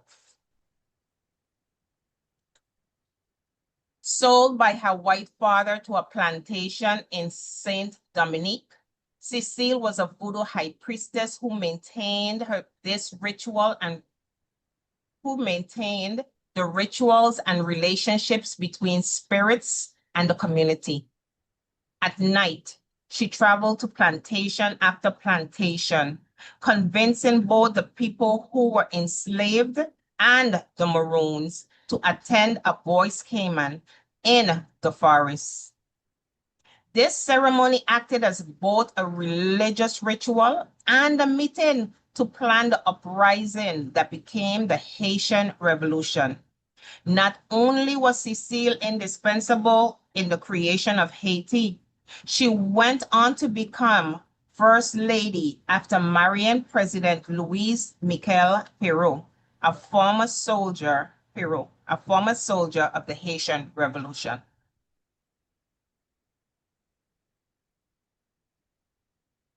At Baraya Toya, Victoria Monteau.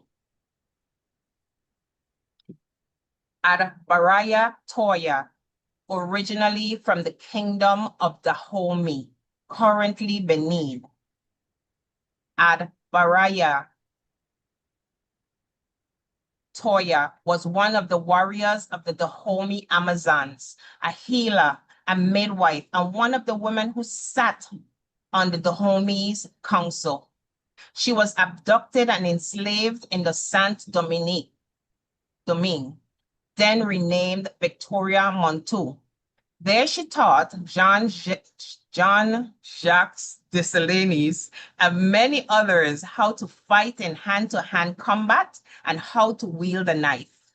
In the war itself, she commanded her own brigade. To honor her contributions, Toya was given a state funeral ceremony in 1805.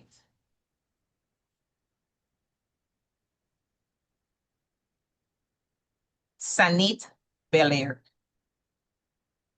Susan Sanit Belair was a young free Black woman from La Tabonne, Haiti. I apologize for destroying the names. In 1796, she married Toussaint Louverture's nephew, Charles Belair. Sanit and her husband fought together in the Haitian army to help others gain their freedom from the French. She eventually earned the title of lieutenant. When Sanit was captured by the French in 1802, she didn't kneel or ask to have her eyes covered at the time of her execution. Instead, she stood up tall, looked in the eyes of the executioner, and proclaimed to the people, liberty, no to slavery. Rastafari. In 2004, she was featured on the 10 gourd banknote for the bicentennial of Haiti commemorative. Powerful that. Catherine Flon. Catherine Flon, the goddaughter of Jean-Jacques Dessalines. Flon served as a nurse during the Haitian Revolution. In May 1803, Dessalines tore the tricolor French flag, removing the white stripe, and had Flon stitch the remaining pieces back together horizontally to create the first version of the red and blue Haitian flag. These colors symbolize the voodoo god of war, Ubu.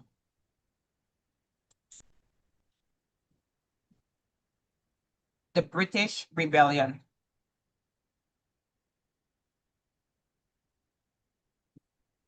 Enslaved and free women played vital strategic, ideological, and combat roles in British colonial rebellions that led to emancipation, most notably featuring figures like Nanny of the Maroons, Nanny Grigg, and Mary Prince. Queen Nanny, Nanny of the Maroons, led the Windward Maroons in Jamaica during the early 1700s. She used expert guerrilla warfare and ambush tactics to defeat British forces, ultimately forcing a 1739 peace treaty that recognized Maroon freedom. Queen Nanny was an 18th century military genius, a spirit leader, and national hero who led the Windward Maroons in Jamaica's Blue Mountains. She used brilliant guerrilla tactics, traditional African communication, and fierce resistance to challenge British colonial forces and secure land and freedom for her people.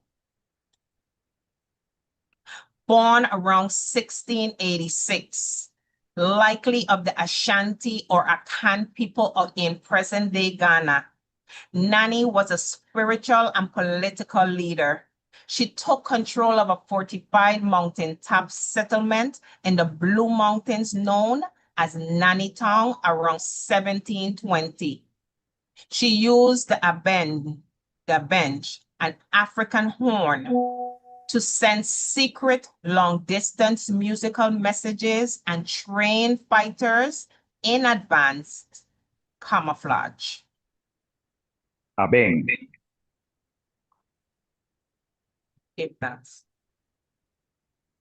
In the First Maroon War from 1728 to 1734, Nanny and her troops fought intense campaigns against British forces, attempting to capture the mountain stronghold.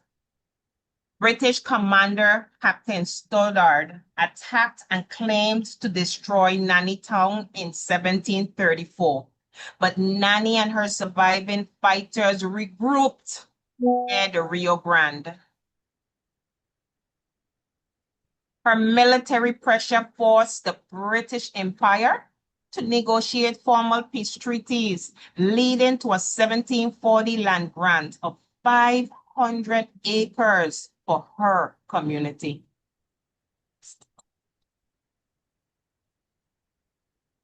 Nanny Grigg.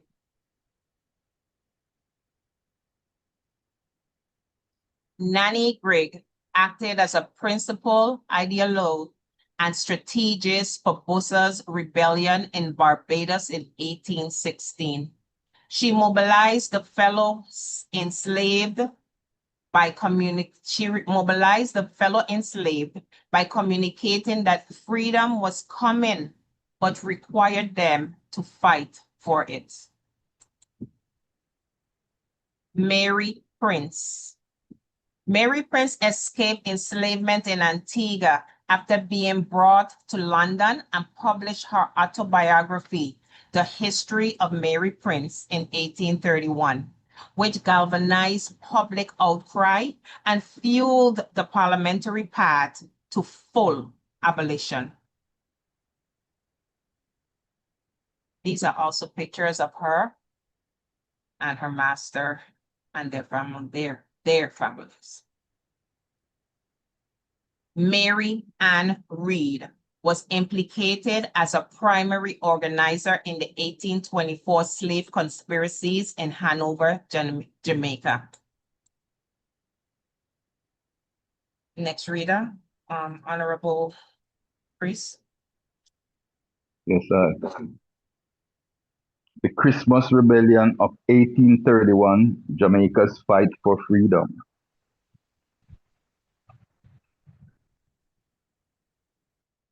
The Christmas Day Rebellion of 1831, also known as the Baptist War, was the largest slave revolt in the British Caribbean.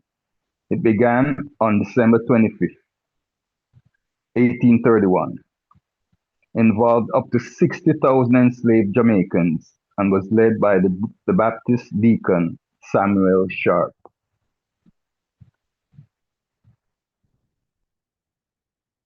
It began as a peaceful general strike where enslaved people,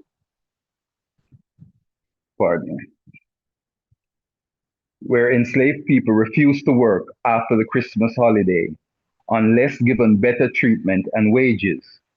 But it quickly escalated into a burning of estates when planters refused.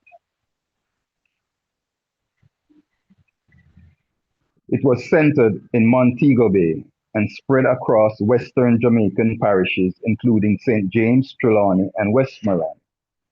It lasted 11 days before being crushed by British military forces and local militias by early January 1832.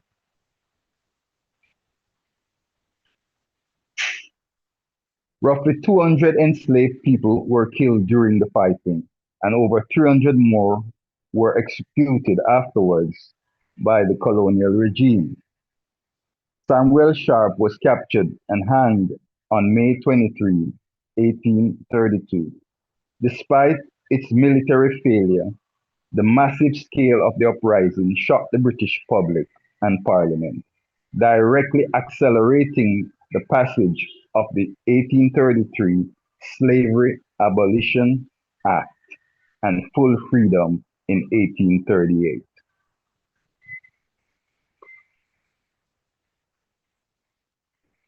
The Slavery Abolition Act, 1833. The bill containing the £20 million compensation grant to slave owners was introduced by Edward Smith Stanley, Lord Stanley, who served as the Secretary of State for War and the Colonies in Earl Grey's government. His family was also slave plantation owners in the Caribbean.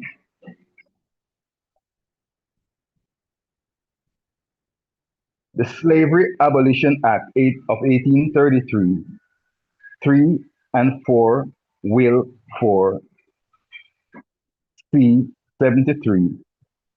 The grant increased from an initial £15 million loan proposal to a £20 million grant gift as a political compromise to secure the support of West Indian plantation and property owners in Parliament.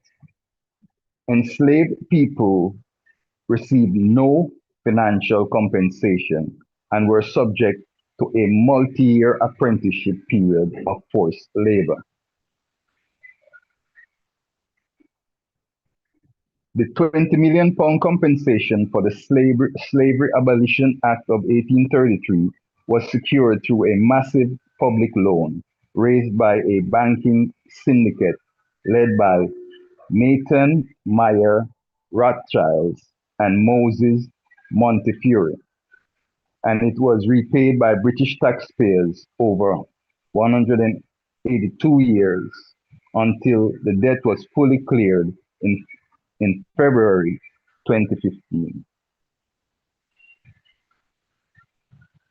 The British government borrowed £15 million from private financiers, primarily Nathan Myers Rothschild and his brother-in-law Moses Montefiore, with an additional £5 million issued later in government stocks.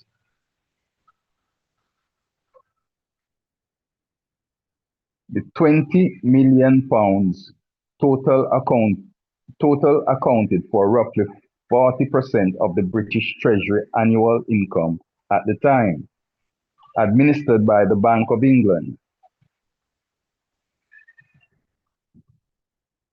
The funds were paid out as compensation to more than 40,000 slave owners across the colonies for the loss of property, while the formerly enslaved received nothing.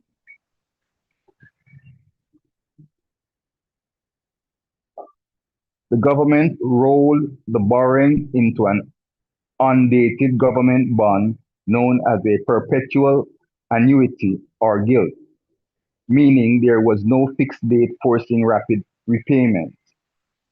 Successive generations of British taxpayers serviced the interest and principal on the debt via national taxation for nearly 2 centuries. The UK government officially cleared and redeemed the remaining legacy debt bundle on February the 1st, 2015, just the other day. Want me to continue? You're going to continue. Yeah, go ahead. History of the Windrush. And this is a picture. The Windrush is a boat, the Empire Windrush London. Yes, because sometimes people think that Windrush is a people. It's not. It's the boat that took I and I from the different Caribbean islands to Britain during their most needy hour, and we paid dearly. You know, they say there is a saying, no good deed goes unpunished. We paid dearly for assisting them, which we will hear shortly. The history of Windrush centers on the arrival of the HMT Empire Windrush at Tilbury Docks on June 22nd, 1948, carrying hundreds of Caribbean migrants to help rebuild post-war Britain. This marked the start of the Windrush generation, the wider migration wave from Commonwealth countries lasting until 1971, just the other day. Britain faced severe worker shortages in transport, postal services, and the newly formed National Health Service, the NHS, following World War II. The British Nationality Act of 1948 gave all Commonwealth subjects the right to live and work in the United Kingdom. The Empire Windrush brought 492 official passengers, mostly men, including ex-servicemen from Jamaica and other Caribbean islands. Migrants frequently met open racism, social hostility, and severe housing shortages. Despite hardships, communities grew, giving rise to cultural milestones like the Notting Hill the Notting Hill Carnival, and enriching modern British society. In 2018, a major political scandal broke out when it was revealed that hundreds of long-term UK residents from the Windrush generation were wrongly targeted by strict immigration rules. Lacking official paperwork, often because they arrived as children on parents' passports, many face wrongful detention, loss of jobs, denial of medical care, and threat of deportation by the government after they brought them. And some were deported to Jamaica. And some were deported. Let's see if the video will play. Just having a little technical problems on my side.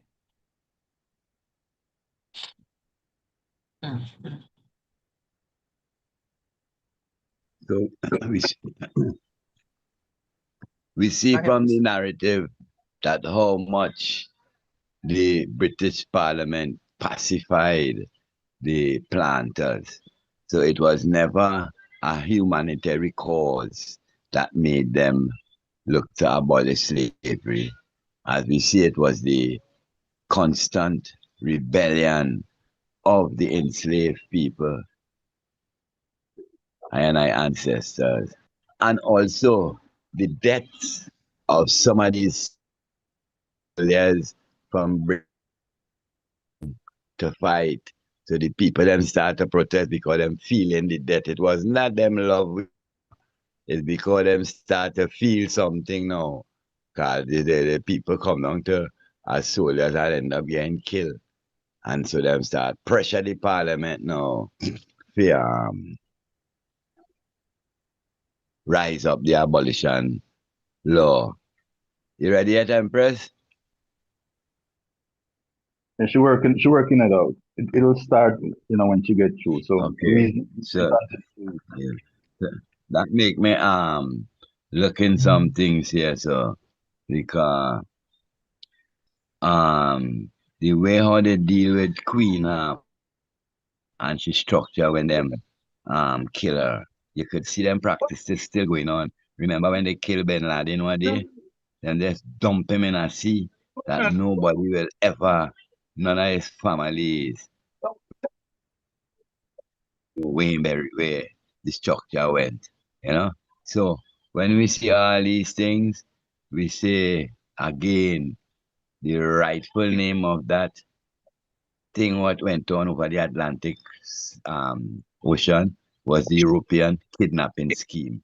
Was no transatlantic slave. The European kidnapping scheme, and we could certainly see our ancestors were never slaves. They were prisoners of war, even unto today. So yeah, some little things I pick up. Yeah, but I would address that by saying, yes, they're of the same package in the sense that prisoners of war still have certain amount of rights, but slaves don't. You understand? So there's a difference in the category or it is categorized. When you're a prisoner of war, you have certain rights that are covered under the human rights and under certain just natural laws. But as a slave, you are property of whoever owns you. And they have the right to kill you if they need, if they choose to, because they own you. You understand? So there's a difference. That's why we can't trivialize or minimize the statement. The transatlantic slave trade is the most grievous crime committed against humanity in the history of life. See, the most grievous because it stripped I and I of all our rights. We had no rights. See, it is after emancipation that we started to get little bits and pieces of rights. Because up to today, in 2026, we still don't have all our rights returned and established. they are still violating our rights as we speak. So we have to look at the real intensity, of what has happened, the real facts of what has happened, and understand the categories under which they fall. That is why there has been a fight, as we know, on March 25th, during the General Assembly of the United Nations, a bill was put on the table to be voted for. And the majority voted for the bill. But look at how many countries and which countries didn't vote for it. And look at the three countries that voted against it. They have been consistent in how them approach the thing, because at the Durban conference in South Africa during 2001, Israel and America walked out of the conference refusing to accept the language that was being proposed, which is that it is a grievous crime against humanity. They have been opposing that language because then that language makes them accountable for their actions, make them legally responsible for their actions, and that now puts them in a position to have to pay redress, have to compensate I and I in various ways for what was done. And that is where now we have to applaud CARICOM. Not even say CARICOM, because many of the heads of CARICOM are still some little bourgeois, elitist, wannabe white type of people. But the CARICOM Commission on Reparations, led by Hilary Beckles, they call him Sir Hilary Beckles because he was knighted by the Queen. But anyway, Hilary Beckles and Sister Vereen Shepherd. I myself now I am a supporter of Vereen Shepherd because she is a total anti-colonial spirited queen. And it is her document that the UN uses, and it is her research that CARICOM has, well, majority of the research, because other ones contributed, but she did the majority of research that created the 10-point document that they have, that the world is now contending with, because it chronologizes the events factually, giving you all the data, all the facts of what took place, and proves the accountability of those of the benefactors. And I will end with this. Just last week, there was a post. I don't know if one's observed it, but the Archbishop of Canterbury visited Ghana. And during her visit there, she made a public statement wherein she says she is in support of the 100 million pounds, what they call the controversial fund, that is to be granted to the survivors of the transatlantic slave trade. She has thrown her weight behind it, and she says, because as Christians, they consider themselves Christians, as Christians, it is a way of repentance, repairing the breach. So she is stepping outside of the box and trying to appease Diana in some way for what has been done. And I think she was moved. I think this came from her being moved when she visited Almina and the other slave dungeons on the coast of Ghana. And, you have those ones that carry you around and tell you the story and all of that. I think when she heard the story and saw everything, it touched a human side of her.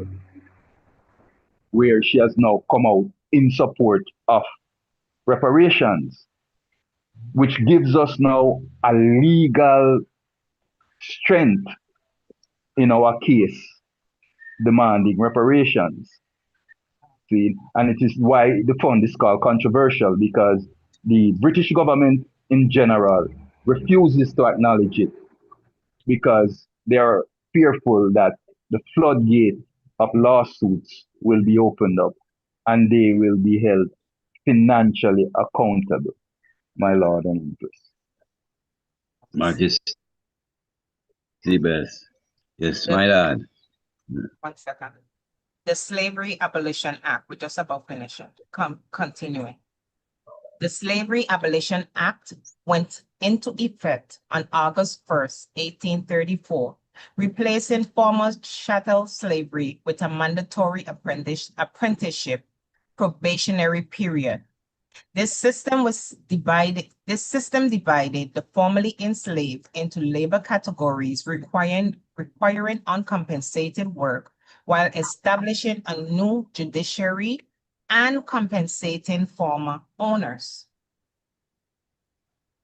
Former field workers, the predials, were bound to a 6-year term ending in 1840, while domestic and skilled workers, non-predials, served a 4-year term ending in 1838. Children under the age of 6 were free immediately. Apprentices had to work 40.5 to 45 hours per week for their former masters without pay. In exchange, the planters were legally required to provide food, clothing, lodging, and medical care, much like during slavery. Time worked beyond the weekly compulsory hours was supposed to be compensated with wages, and apprentices could use their remaining free time to grow provisions. Special British appointed magistrates were introduced to oversee disputes, replace private planter punishments with legal rulings, and protect apprentices from extreme abuse. Planters lost the direct right to flog apprentices, but the system remained harsh. Absenteeism or refusal to work led to heavy sentences, imprisonment, and forced labor on treadmills. Due to continuous resistance by the apprentices and widespread reports of abuse and exploitation, the apprenticeship system was dismantled early, leading to full and unconditional Yes, on August 1st, 1838. The epilogue.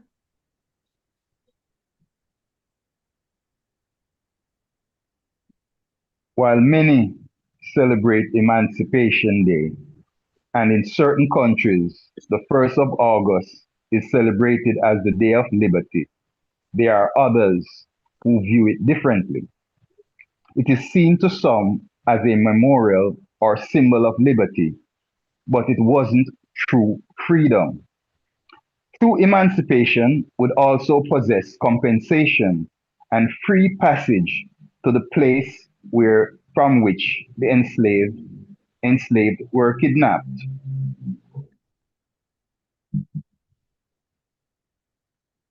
Or at the very least, provided with land and funds to kickstart their new era of living. Instead, the people who committed the most grievous crimes against humanity were the ones compensated. Over 2 centuries later, people of African descent are still suffering the debilitating effects of slavery. Recently, as we just spoke, the Archbishop of Canterbury, Sarah Mullally, pledged to support the controversial fund of £100 million to be granted to the survivors of the heinous crime against humanity, the transatlantic slave trade. a step in the right direction, an expression of repentance. The countries that abstain from voting on the language describing the unjust actions and the three countries that voted against it have proven themselves to be ungodly people.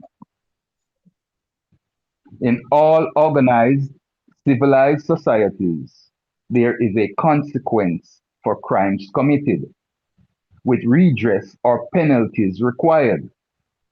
Why is it, in the case of the worst crimes committed against humanity, these same civilized people refuse to acknowledge and accept accountability? It is because they still harbor the mindset that Africans are subhuman. While they treat their pet animals as family and will prosecute and kill you for harming them, people of African descent must take corrective action to secure their justice by any means necessary. I'll repeat that. While they treat their pet animals as family and will prosecute and kill you for harming them, I and I, people of African descent, must take corrective action to secure justice by any means necessary. Struggle continues. Aluta continue. God. And that is No, that is I a would- key point that we have to look at now. Sorry, Honorable Chair, but I want to dramatize that last statement. When we look in the US, you have animal hospitals, animal clinics in vast numbers, but you don't have the same medical care offered to the black communities where I and I are predominantly the residents. See? And as you know, they have a saying, the dog is their best friend. And they have proven that by how they treat their dogs. They treat their dogs much better than they treat a Negro. The dogs have more rights than I and I, people of African descent. And this should speak volumes to those black skin, white mass people, like Franz Fanon, has stated. Because a lot of I and I want to be like them. They have the saying, want to be like Mike. A lot of I and I want to be like those Caucasians, elitists, those privileged ones, feeling like if they are like them, something changes. It may change for the upper echelon, but it doesn't change for the majority of people of African descent, from the continent to the diaspora. Honorable Chair, back to the eye. my lad, while we know it was America, Israel, and Argentina who voted against it, and I like we to get the list of all the other countries who refused to partake in the vote, my lad. Yes, I. They were mostly European countries: France, Denmark, Finland, Norway, Spain, Belgium too. Belgium, Germany, See, all of those coming across. they Okay. refused. They refused to vote. They abstained. Okay. And as I bring that up, just to put something in there to show you about the black skin white mask. I saw right after in March, at the end of March, I saw a post from England, from UK, where a black conservative leader of one of the political parties over there made a statement. She said, as a black woman, that Britain or the British country, the UK, United Kingdom, should have opposed it and not abstain, because by abstaining, it leaves a margin for now redress, meaning that by abstaining, they put themselves in a position where, in You bring the it up case of again. yeah, in the case of right, and in the case of I demanding reparations, it leaves that room for that discussion. What she's saying, they should have closed that door altogether and not even leave that room for any discussion, because You need a black it, woman. yes, a black woman, because it will put Britain in a position to pay out, she said, millions, either billions or trillions of dollars. See, now, for everyone on this platform and those that are listening and those that will hear, we want to make it clear: there is no amount of money that can quantify a life, especially an African life. Our ancestors that are buried in the watery grave of the transatlantic path, and those that were brutalized and murdered on land, those that were murdered on the continent, in the interior before reaching the coast, those that died on the way to the coast. There is no amount of money that Europe can give I and I that can satisfy that injustice. So this conversation of reparations is not about money. For the simple minded, they may think this, but for I and I who know that money cannot equate to a life, okay, there's no amount of money that they can give us. But what we are seeking is justice. Justice, world, all who is listening, and to the world. We are seeking, when I say we, people of African descent, the survivors That's of it. those heinous, wicked acts. I and I seeking justice. What does justice look like? Which is what we need to discuss. What does justice look like to I and I? Well, for a starter, debt relief. They have overburdened the continent of Africa with unjust accumulated debt. It's not even a debt that is can be justified, because they are the colonial masters that incurred that debt, that created that debt. And now that the African nation states are free, they are saddled with paying back that debt, when all that has happened since the 60s, when we started to gain our freedom, all the infrastructure development have been done miraculously. We talk about miracles, miraculously, because remember, we are we are left with cents on a dollar of all the revenue that is gained in Africa. Only cents are left in the nation states to maintain them. Majority of the profits have been siphoned into Europe.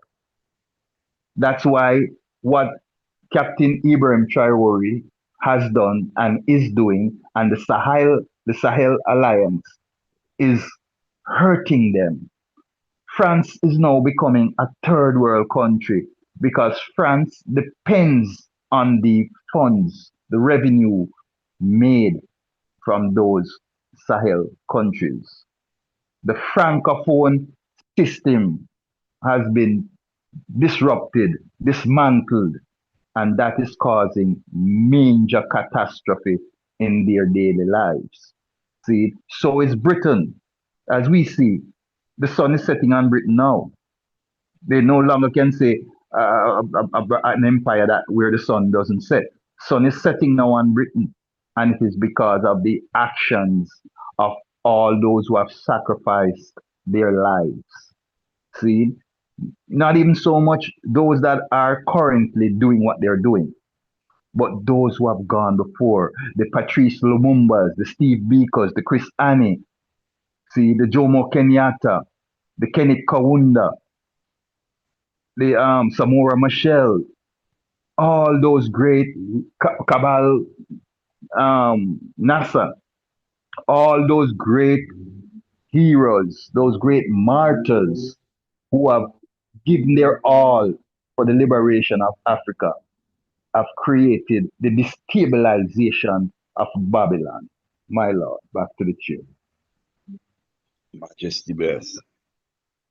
I think that kind of stuck out to me a strategy.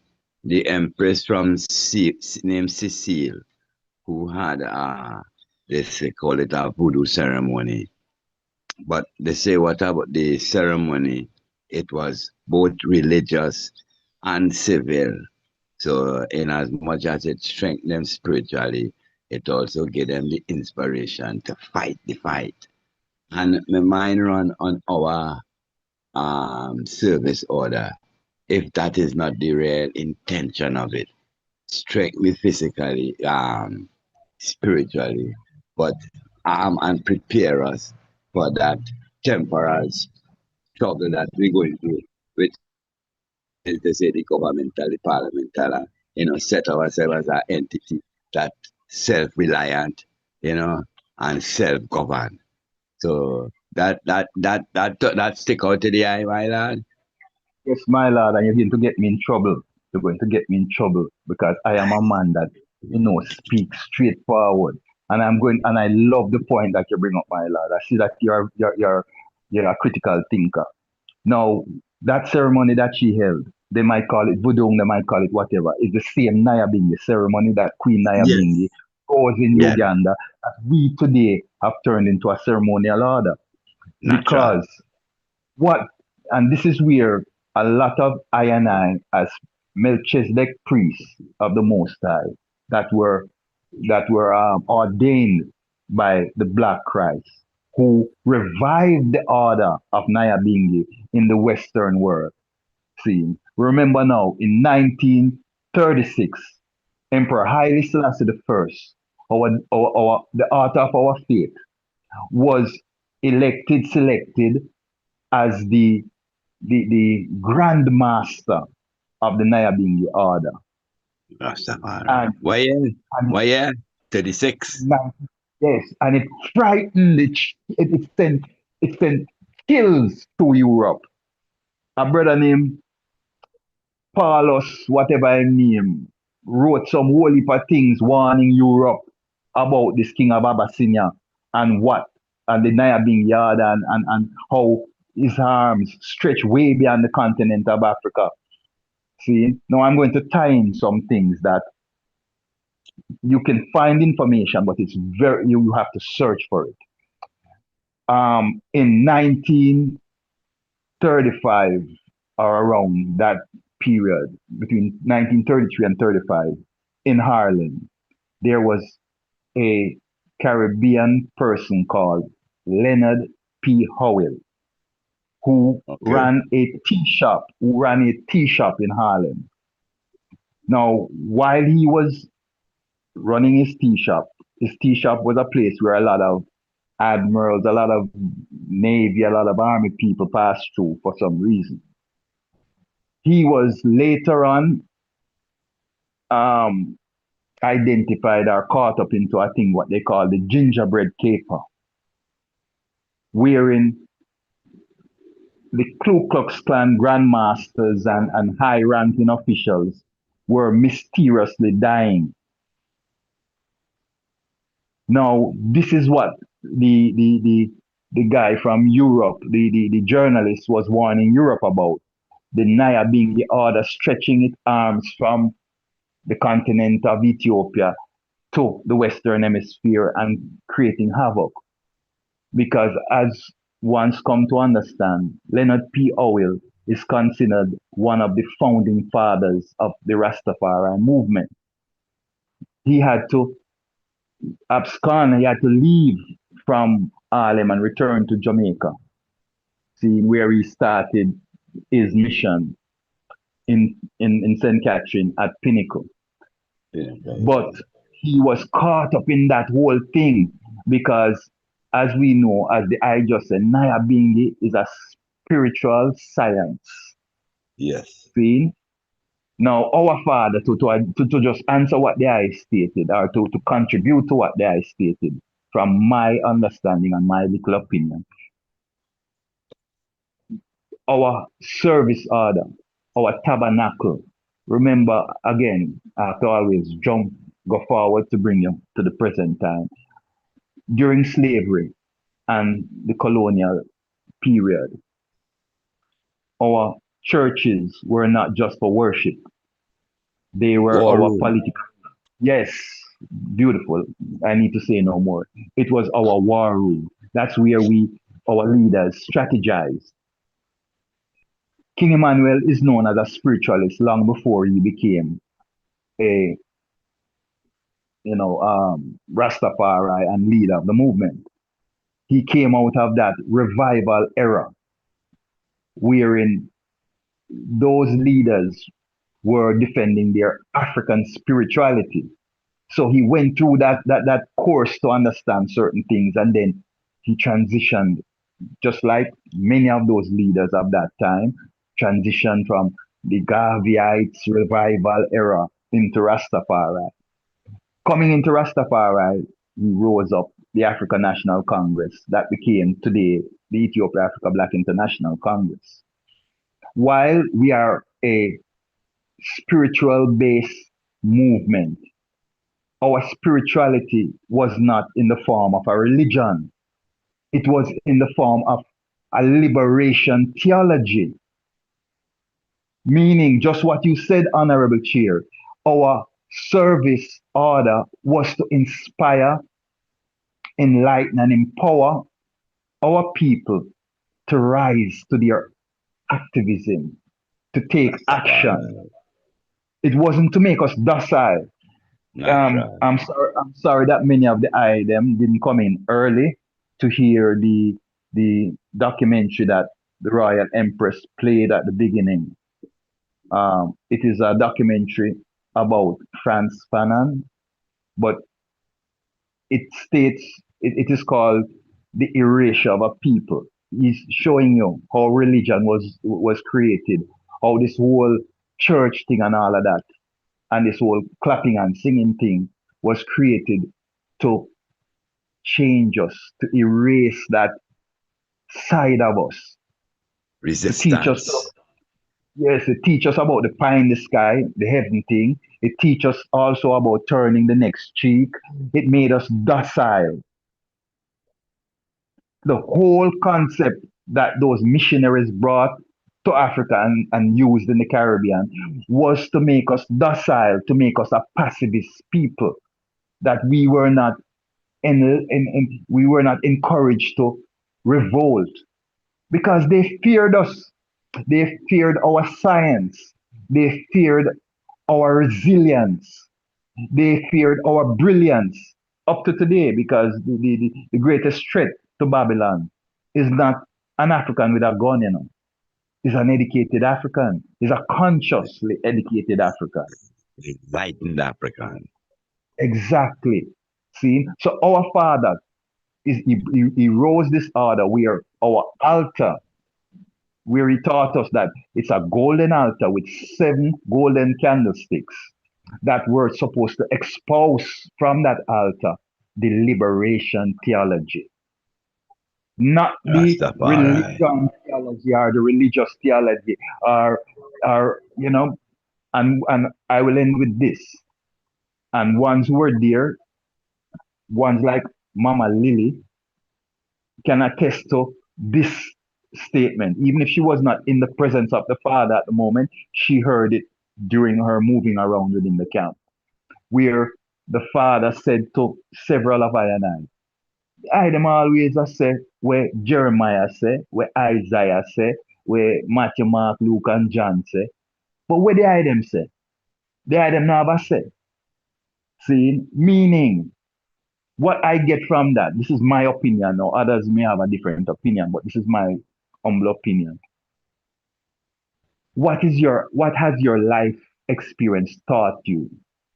What have your studying enlightened you towards? See, we must have a say, our voices must be heard. You must speak your truth, see, and not regurgitate just the scriptures that we use for you know spiritual upliftment, because that is all they are for. They are for spiritual, which is an internal fortitude, spiritual upliftment. But it is our life experience and the life experience that we were taught by our predecessors, those great people before us, that have a relevance in our here and now. Not what Matthew, Mark, Luke, and John said how many millennia ago, but what Marcus Garvey said, what Haile Selassie declared, what King Emmanuel Charles Edwards established. That has a greater relevance to I and I. What Paul Bogle went through, what Sam Sharp and Queen Nanny went through, is relevant to our reality in this present moment, family. Give thanks. My Lord, this is why we say we want to include books like the Philosophy and Opinions of Marcus the Kibra, the Selected Speech of His Majesty, Black Supremacy. All these are books we want on the altar now. To strengthen us in the now, as they say. And even when we use in the Bible, the scriptures, we must be able to show back the relevance of the lesson that was then. How do we apply it to ourselves now? And as I Moving. majesty, and as I majesty said, himself read the good books of the Bible. The good Right. books. That means that telling you say is not every book is relevant to I and I, but the good No, book. no. And my lord, one more thing. Trinidad. Why we if you notice we feature Trinidad in today's discussion, today's narrative. Trinidad, just like Jamaica, have some great heroes and heroines who have blazed the trail of liberty, but they are not being highlighted in how they should. Natural.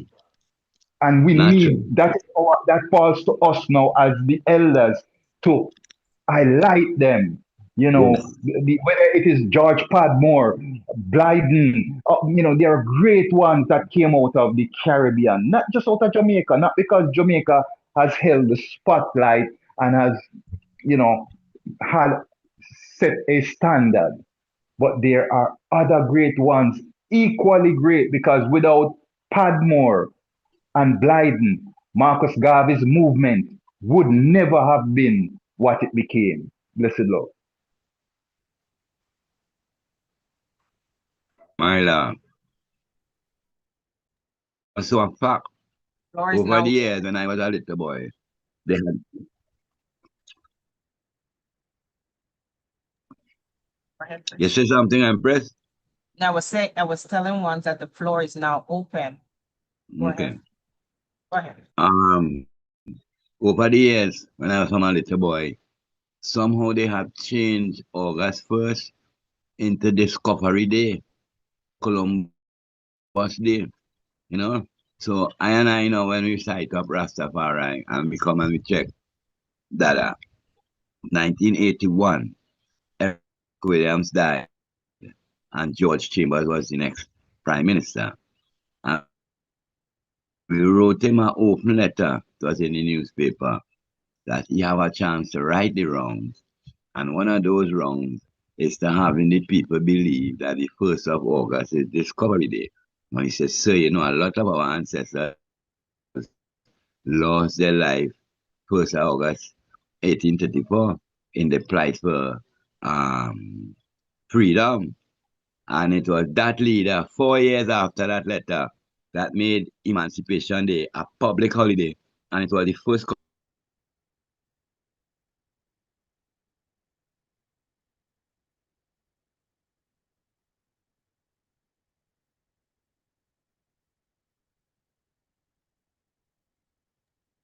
Honorable Priest. The floor is Chipo. the floor is open. The floor is open for ones to ask questions, to engage in a conversation.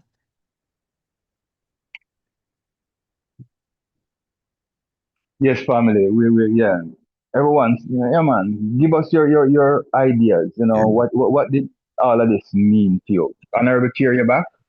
Yeah, and one more other thing.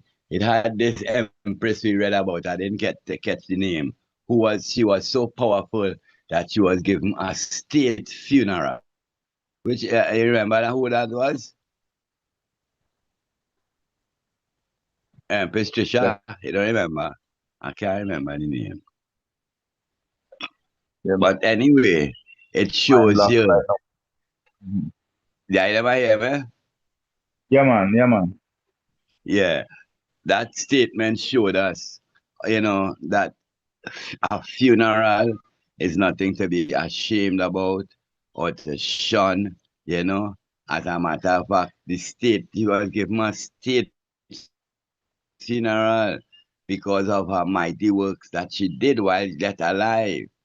So it's a little other thing when we see as a concept as I and I, especially as Bobo. When our beloved pass away, it gives us a chance to highlight that beloved life, so that is the last tasting everybody mouth of that beloved one. The mighty works and the walk that they walk and never bow yet and.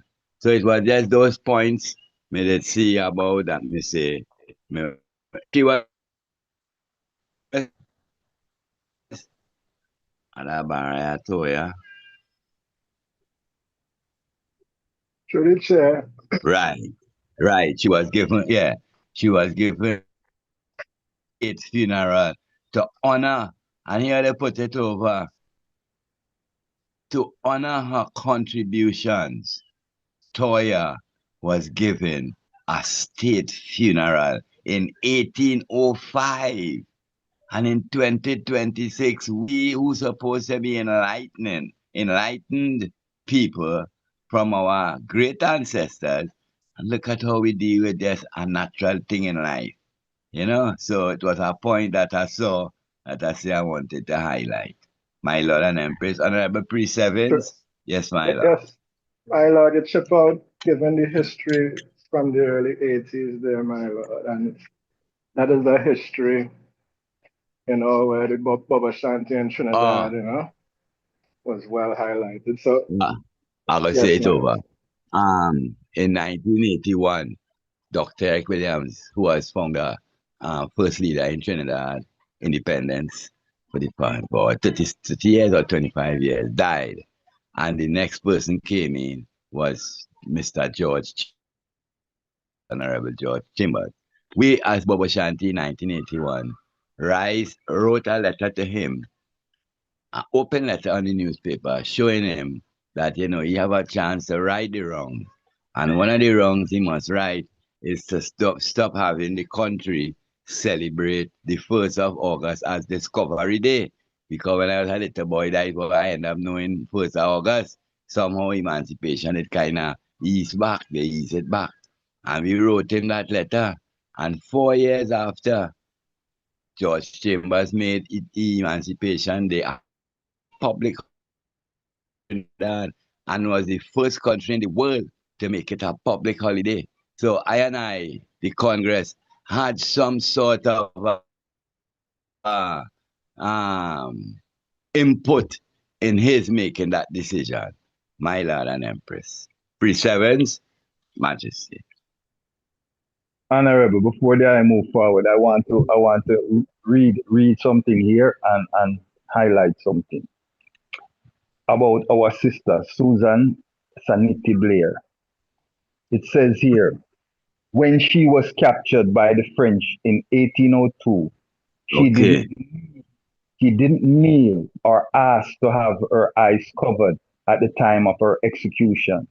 Instead, she stood up tall, looked in the eyes of the executioner, and proclaimed to the people, "Liberty, No no slavery. slavery. My Lord. Liberty, no to slavery." And she went out of this world on her feet as a proud African free woman fighter. See, And my this Lord, name, this as name, a this man, name must never be forgotten. This name here, Sanite okay, Blair, must Sunny, never be, just like Queen Nanny has been immortalized, this yeah, name needs immortalized. my Blessed Lord. love. And my Lord, as a student of history, who in the world was given the what is the word I'm looking for? Who made the statement? And give me freedom or give me that. Who was those words acclaimed to, my Lord? What's that I claim to again? Give me freedom or give me death. I know Frederick Douglass is one that's made a statement similar to that. I don't know if it is he who you're speaking about. Who Jefferson, else? Thomas Jefferson, this judgment. And while You he mean said that he owned slaves, the white guy? the white guy who had a whole family with Mary Hemings.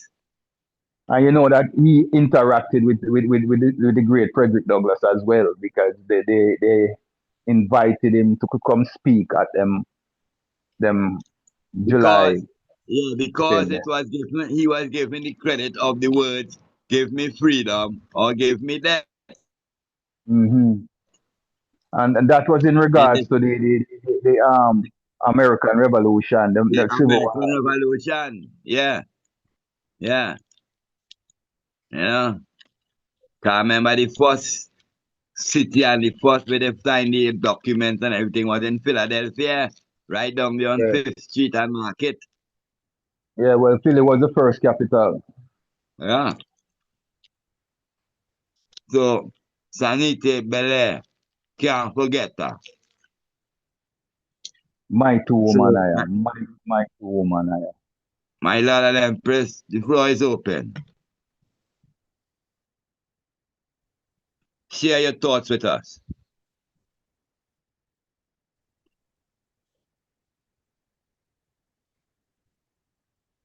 Don't feel ashamed. Honorable Blessed Peace love, Aitafa, my Lord. I know Bless that up, Mama sir. Lily is coming. I Okay. knew that Mama Lily is coming. I just want to hear up, blessed Tafa. love, blessed I love. love that. My Lord. Royal Baba family. Tafa. Baba My Tafa. lord. Respect my lord. Honorable. Enough love. Thanks for life, you know. Yes, John. Thanks for Mama hear your Lily. voice. All right. Honorable Empress Lily May. Blessed love, my Lord. Give thanks and glorify for this program, Majesty. Um, when I saw the flyer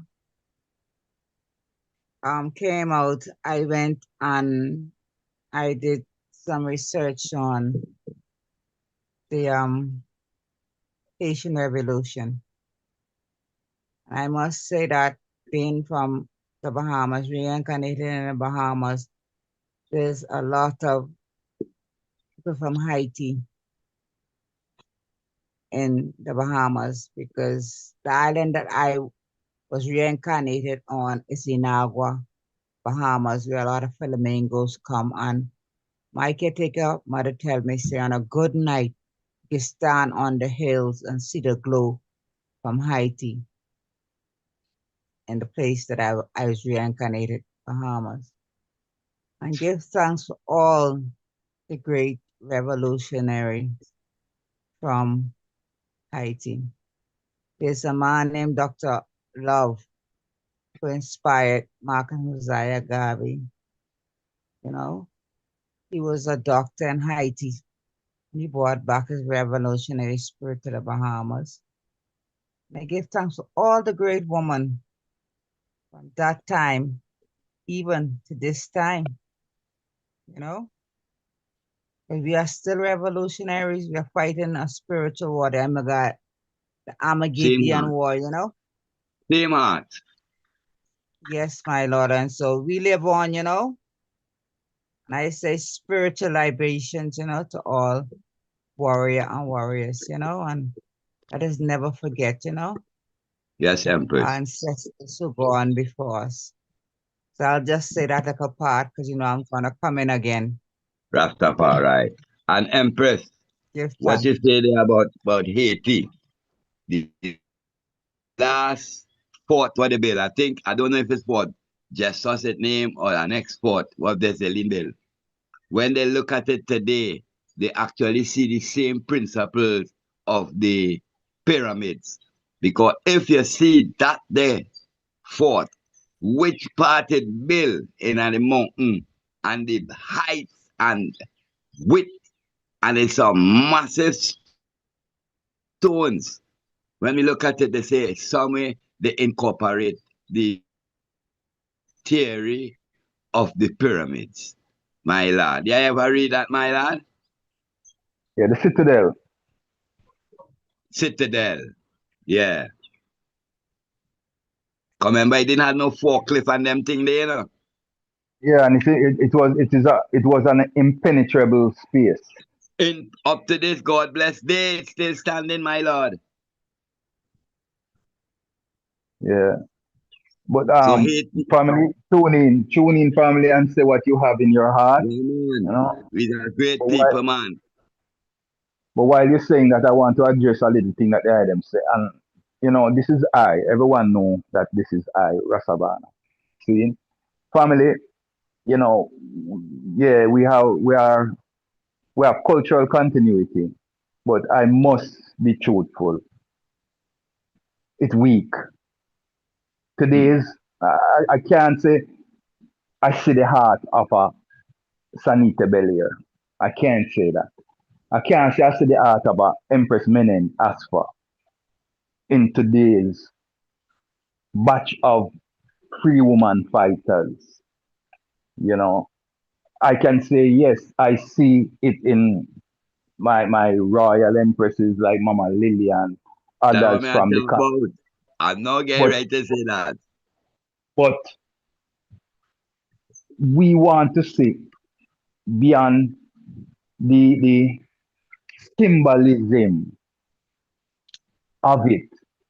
We want to see the action. We want to hear the voices because that is what we it's true we're not in that period and we have not really dive into the essence of these queens that we have been showcasing for the longest while on the council here. It kind of just coming like a good reasoning topic. But if we are to really spiritually dive into their reality, we will see that these were some indomitable women, Some woman of some different caliber, Here with the woman, they had the woman on the platform going to hang her, and she was not quivering or begging for her life or in any form of fear. She didn't lose her voice or her tongue. She stood up when they asked her if she wanted to kneel and they wanted to cover her head. She said no. She stood on her foot and she shouted out, "Liberty, no to slavery." My lord. Not And not even the Amy Jakes or the Amy Ashwood. See, we can equate to that, even though Amy Jakes and Amy Ashwood did a monumental work in bringing us to where we're at. But these women, and why I say this, these women, and why I say this, family, so you can understand me and don't get angry at me, is because they gave up their lives. Not lived to old ages and died. They gave up their lives in their prime. That we, that Amy Jakes and Amy Garvey could continue on the struggle in their time. And that I and I in this time can continue on the struggle. But how many of I and I are willing to do the same thing in reality? See, I set a songwriter, Morgan Heritage, them write a song. Could we go through what the elders have gone through and still be who we are in this moment. And we have to look deep in our hearts, in our internal, and really assess that. Would we be willing to do what we have to do and know that at the end of the day, we are not going to live beyond our prime because of the intensity of the struggle and what is at risk? It is easy for I and I to say things today, because we are in a what they call a so-called civilized world where they're not just going to capture you now and hang you because of your word sound or because of your certain actions. But back then, just to speak certain things was death. If they found you with certain books, Bet, reading, trying to edify bet, death, you bet. understand? That's why we have, as Africans, we have a thing called ancestral worship because I and I know the quality of who our ancestors were and what they did. They were no paper soldier or some pleke pleke revolutionary. They put it all on the line that we today can drive in our Mercedes Benz and fly across the world, and speak freely on media. Blessed Lord. My lord. Well, don't take this as flattery, but all that spirit that you speak about of those mighty empresses and them, I actually see it in our empresses who are around us in the infant Thank you, stage. my Lord. Thank you, Peace Time 3. I was just going to say that. In the I certainly 1970s, in the 1970s, man, what? We was no insane. paper soldier. We stand up. That's We bear right. a lot of persecution, Yes. So especially I for the see it. herb, especially for the herb. Yeah.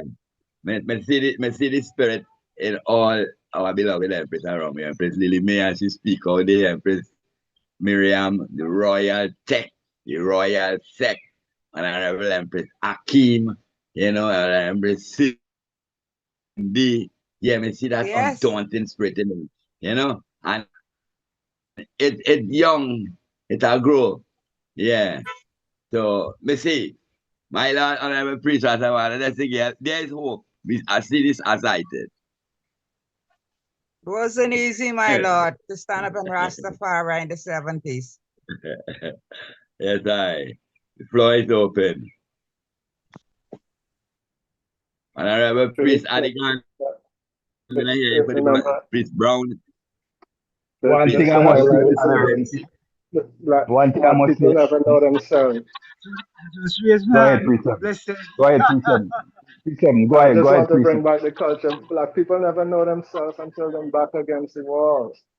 You see it? So back then, yeah, it's so dread it was, but due to the little comfort zone and that kind of thing in this time, you know, we don't really have, you won't really see that spirit. So, but that spirit can rise up. It's just for a judgment to give us a reason to. You see it, and that spirit will rise up, my love. Bless it. Oh, My Priest Lord. Sevens, let me say something to that. Do we want we want a reason? With everything that is happening to us, we really need a reason? Really? Yeah, well, that is how God, bad it is, my lad. That is how bad it is. Yeah, the style we need more. my Lord, You we see are it? facing it right now. We are facing our calamity as we speak. Now, Yeah, one more thing yeah, I will say. When Rastafari rise up in the worst days, okay, we must remember this and be factual. Because we are laying down records for the younger generation. So we want to be factual in everything. My When Lord. Rastafari rise up, there was no woman among I and I. And True that thing. cannot be that cannot That's be another thing. disputed. Yeah. That cannot be disputed. I sat at the elders' foot and I hear all their stories. Cannot be disputed. One of the first Rasta woman that came up into this Rastafari thing, I met her. I met her during the 80s. when our honorable sister Rita Marley discovered her in Old Harbor in a little tattoo. She was What's your immobile, name? couldn't walk. Mother Miriam, seeing, Okay. but so many Mother Miriam, but this Mother Miriam, those from ancient time know who I'm talking about. Sister Rita discovered her in Old Harbor in a little tattoo. See, I was there. This is not a hearsay thing now, you know. I was there. I'm telling you Okay. facts. See, because I was with Mama Pearl, see, from Sister Pearl from Canada, who grew up with Rita. And she is, as a matter of fact, his Sister Pearl introduced her to Rita. See, Sister Pearl, when she came, she moved back to Jamaica for a period of time. She spent her first 6 months in this very house where I am now in Jamaica with I. See, this is how I was there because during that same period is when they discovered Mother Miriam in that little hut in Olaba, unable to attend to herself, with no one around her to take care of her. And Rita took her up. The first thing that they did when they found her, she hadn't bathed for a long time, her locks hadn't washed. And Sister Pearl and Sister Rita took her to their residence and bathed her and washed her locks. Seeing now that she was the reason why Sister Rita ended up buying the property that Errol Flynn, the great actor, owned in Jamaica, out in St. Mary, and turned that place into an old age, a golden age, let's not say old, a golden age home. And it is there that Mother Miriam spent her last days and died. And that woman tell I and I some stories, okay, about her first coming into Rastafari when it was she and a few other sisters that were brave enough to venture among the brethren them. Okay.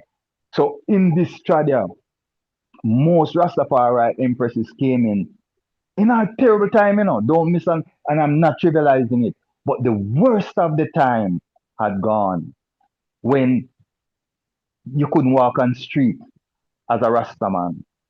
You couldn't, like Busterman to say, where you see one and two or three of them, report it. You understand? Because them all come scrape well. I came in as a young Rastafari on the end of that era. Because in my early youth days, when I and I was traveling, we had to travel the gully banks of Kingston. That's how I know how the gully banks them run in Kingston. Because that is where we had to walk to go to wherever we were going to gather with one another. Because if we were found on the main road, they would scrape us up, see, and take us to places like No Man's Land where they had a detention center, see, our Up Park camp where they were detaining I and I, like where they had taken our father when they had taken him up one time. And at the time when they took up our father, Colonel Charles was in detention and he was the one that pushed him head out the cell and asked, when I go with them church man there because I saw him did respect that as a churchman, as a holy man then, not as a criminal, seeing like how we were being treated. You know, so I'm saying all that to say, no disrespect to the empresses and their contribution, but we cannot imagine the harsh environment that existed when Rastafari was in its infancy, in its embryo stage. Those were unbelievable days, Rasta, where many of I and I founding fathers died that we don't even know their name today. We know the ones that became famous, the Howell and Dunkley and Hines and Hibbert and those. But there were many others who we did not get to know, not even their names, because they were murdered by the system. Blessed Lord.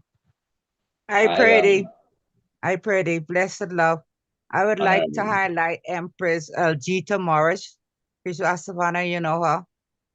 Yes, Mama. Yes, a I see. very, you know. Well, you're talking about Mama. Yes, you're talking about a freedom fighter. There, so now too. That And is an Sister one that Sarah, peace, IAP Empress. yes, she came up a little after, but it's El Jita. While Yes, Sister Sarah was a more humble humble. or whatever the word Y- is person. El Jita was Yes, a fearless warrior that was warrior. known. was Yes. known on the streets of Kingston from those early days with Dada. And what From about Yes, those my Empress lord. Julie?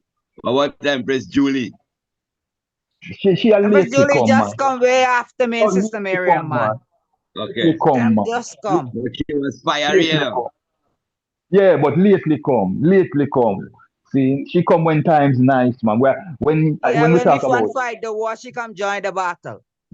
yes, when you talk about Algeta now, you're talking about when them they burn down back a wall and bulldoze down back a wall. Yes. A woman with the Yes. dead and pick up her little accoutrements them and run. Yes. So you're talking about a woman with the dead up on the front line. When them shoot up the different, remember now, it's about 7 to how many encampments the father set up. Yes. And Galilee, majority of them, Nazareth. yes, Capernaum, and several of them Yes. that shut up, and burned down, my lord. Enough ones Everywhere don't know Jada the move, them target him and move him. Satan follow. Anywhere God goes, Satan follow. See? So them burn down. That's why he moved and moved and moved and moved till him reach a Bull Bay. And that's why when the Yes. politician keep Bull Bay and I talk about say, well, we have to move because they want the place to build school. The father rat today and tell them say nah move an inch. Him not moving an inch. He say if his money in the one, tell you how much. And the politician boy go away and say, well, him out talk to him superior them and whatever. And remember now he came back with a letter that he gave to the Congress and said to keep this letter because this letter give us the authority to be on that plot of land because it is crown land. It wasn't government Jamaica land. It is crown land. And when they interacted with the crown said, don't molest the man. The man there would miss the subject. Don't molest that man. He's to be unmolested.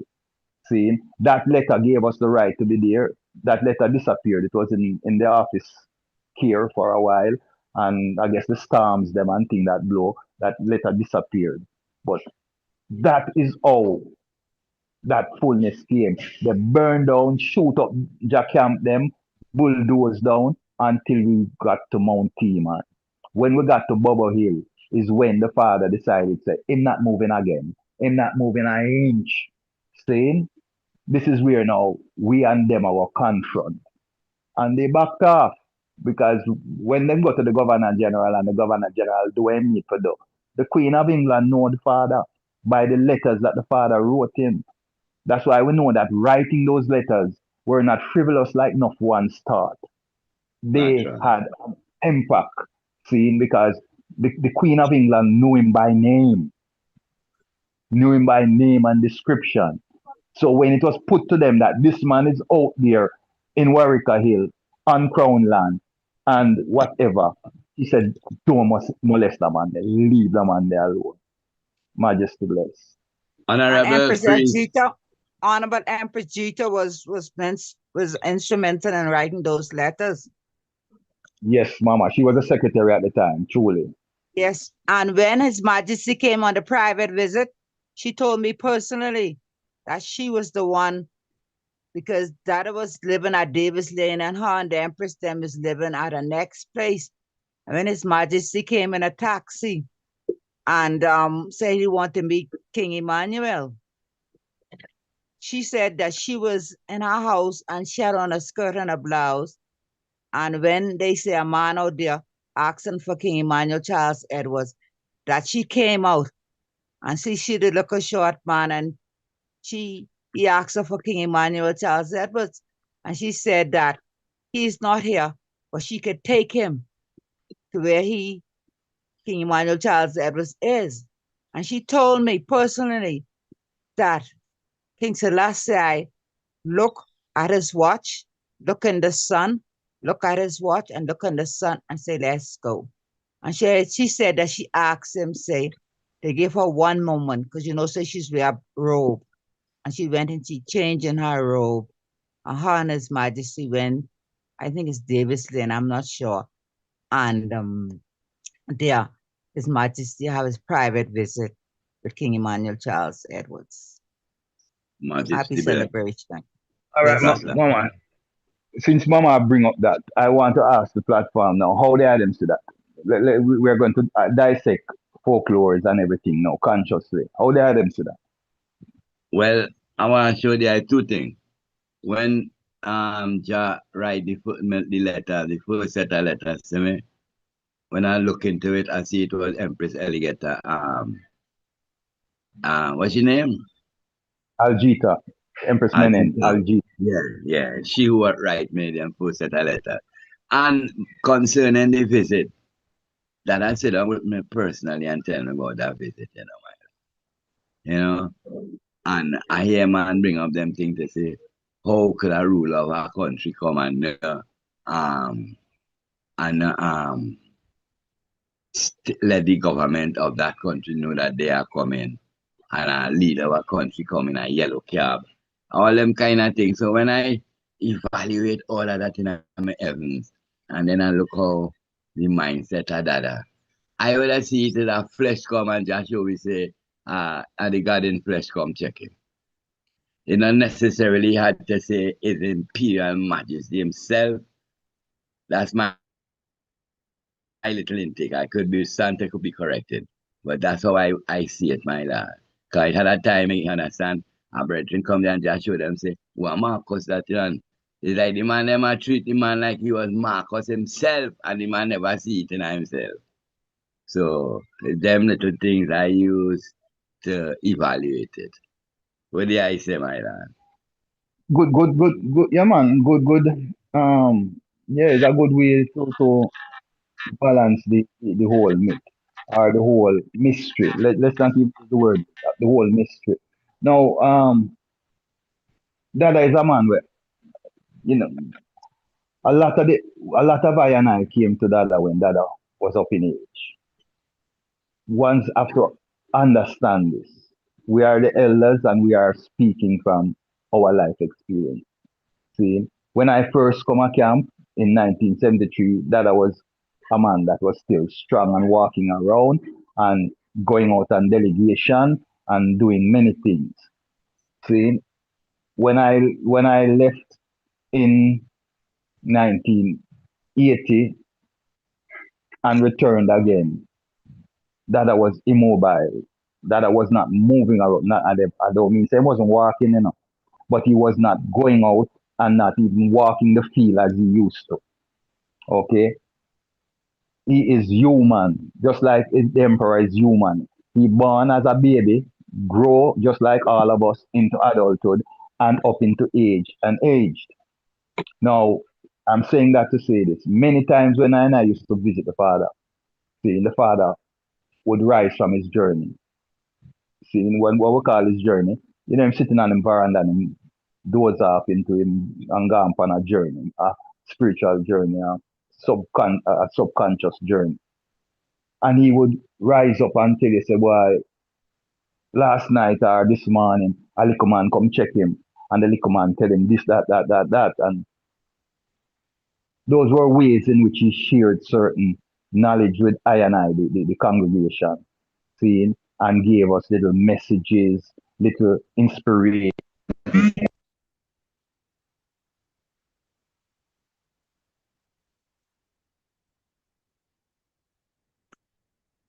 Now hear you, priest.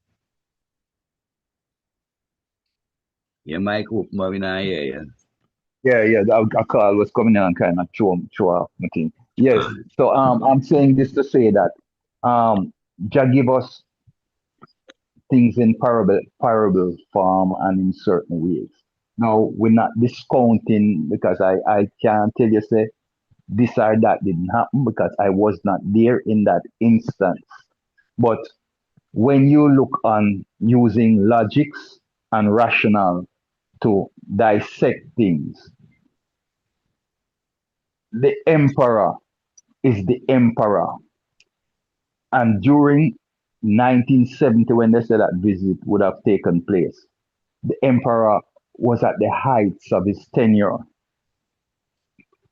Every time the emperor plane lift up out of Addis Ababa, there are routes that are drafted where his plane have permission to cross over different what them call them airspace Space.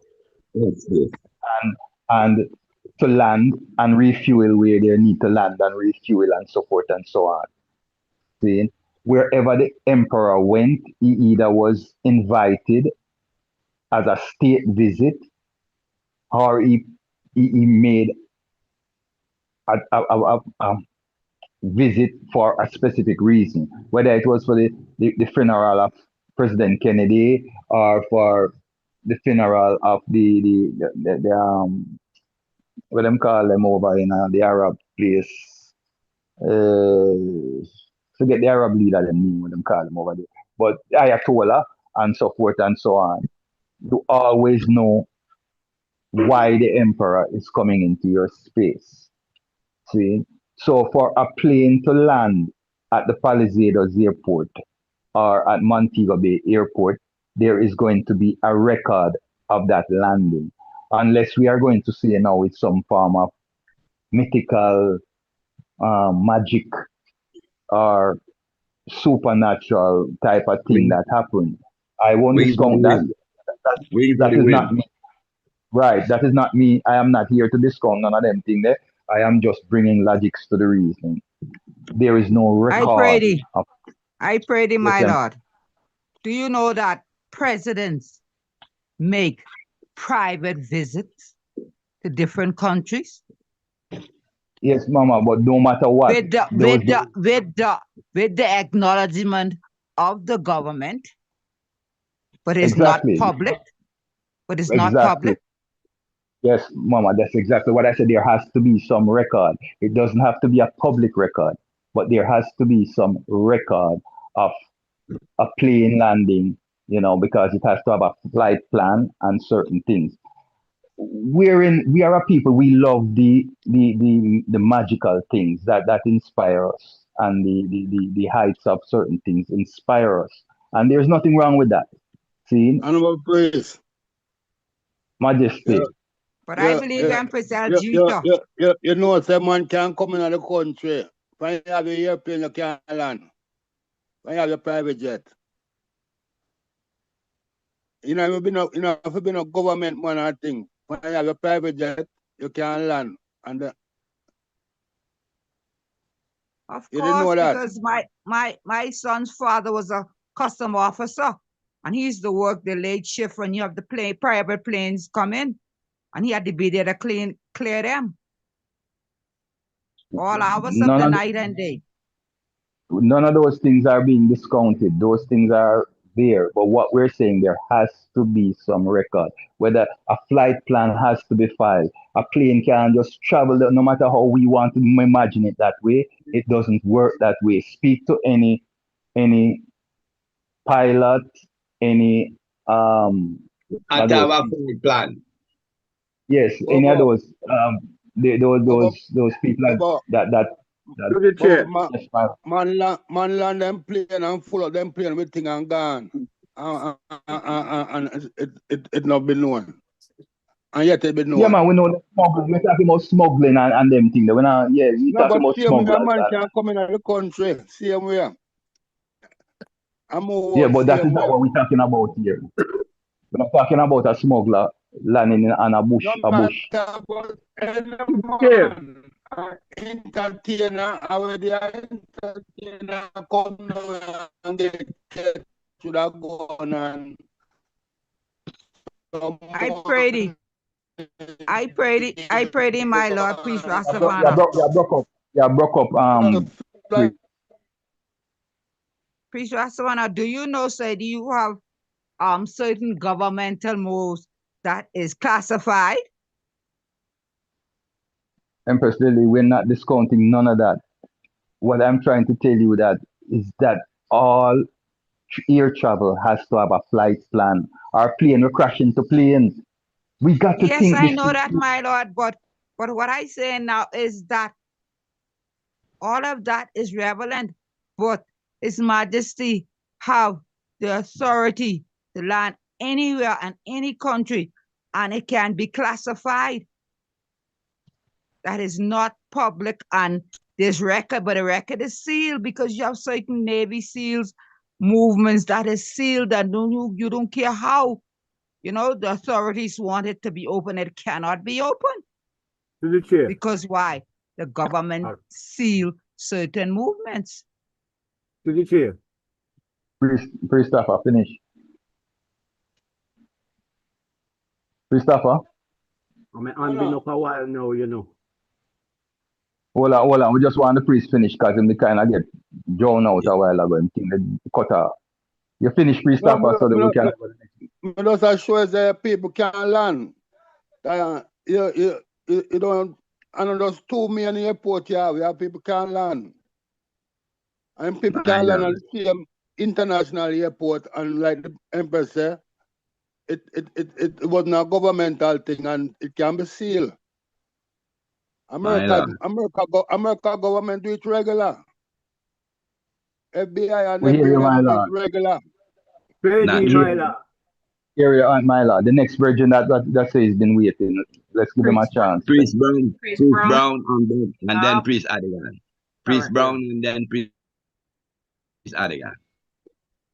Oh, give thanks, my Lord and Empress. What an interesting discussion.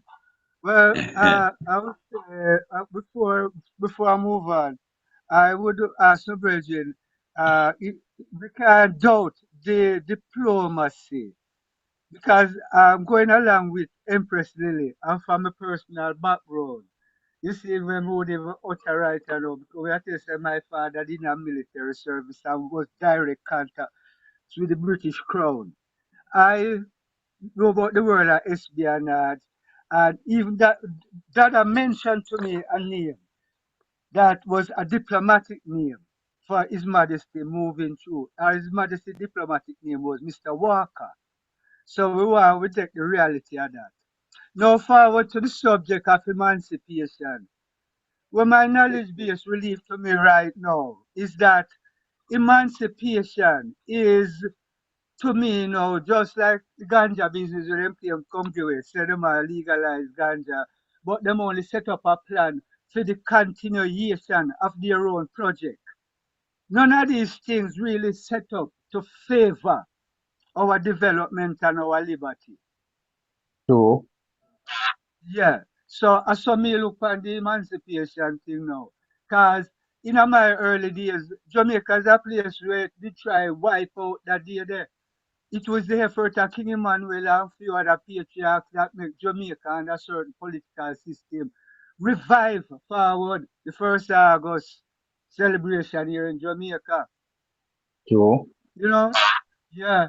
So clearly, we see say them not have no intention for free. If we not say they and take up the charge to liberate ourselves, it will continue, and it's even getting worse right now. Cause I live in a rural community, and I live on a crossroads where people come sit down and talk. You see, and listening to my people, me know say, it's getting worse, because this nutraceutical industry where the same system introduced me to, them say it was for through the United Nations policy, it was for the alleviation of poverty and the restoration of rural communities.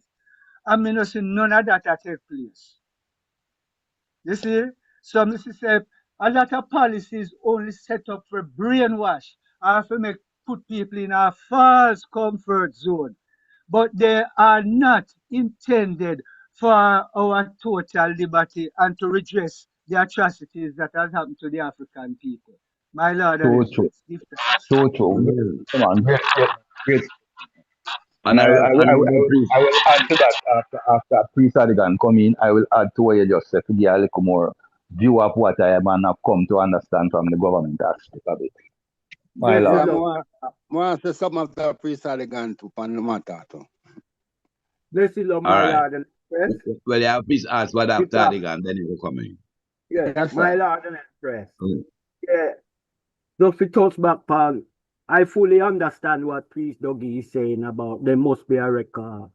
But it's not, the record can be filed, but we can even go back to 66 when His Majesty said in King's House, His Majesty took him from amongst the public gallery and put him in his personal circle and was having a private reasoning with him. And tell him, say him have some documents pertaining to repatriation and the liberation of black people going into Ethiopia. But through protocol, him have to give it to the Jamaican government, but the Jamaican government must make a press release that these governments, these papers must be given unto the right honorable King Emmanuel. These are the things I used to read in pamphlets. And That is factual talk. That is factual talk. Yeah, talk. Then no. Go ahead, man. Right, right. So what we see now is that the government all back on things just to give an understanding to what Priest Doug is saying, right? You're right. There is records. No. But these Hold on, Priest. Hold on, and Priest Adigan. Priest Adigan, I don't mean to interrupt you, but I just want to make this clear to everyone. I am not disputing any private. I am just opening up this conversation for once to look at the thing in a wide, natural, realistic. I am not. So I don't want to go with my name, go talk about say Priest Rasabana. That's not what I am doing because I know how we rush. I am not trying to. I am sure you might understanding to what you're saying. No, Priest. I'm not. This is not my statement. Is not to you. I am just making a disclaimer, a general disclaimer. Okay. I am not disputing any visit to our father because I was not there. I am just trying to make us look at things that we hear with rational and logics. That is all. Blessed Lord. So, as it was for 66 and any other general reasoning, anything that is going to strengthen our cause towards liberating and coming out of the Western Hemisphere, they are not going to divulge it. So even if King Emmanuel, the Emperor, did come and the government know and they've recorded it, the fact that he's strengthening I and I, remember the government said don't give King Emmanuel any leeway out of the country, else he will take all of them with him. It was the same with Marcus Garvey and America. Remember about, Marcus Garvey time, I might about 15 million or so black, right? Worldwide, him have millions of following, but so you have 15 million black people in America in a Garvey time. You have a set. 10 million back a Garvey, 5 are lean on the fence. It's just a matter of time before them come over. That's why the J. Edgar Hoovers and these people have to come into action to stop the man move, because the whole black America was getting behind him. So anything that's gonna make our I powerful, right? Even if it's the truth, they will sabotage it. Yes, it is true that a record was made, but they're not going to divulge that. I remember when Priest Lindell and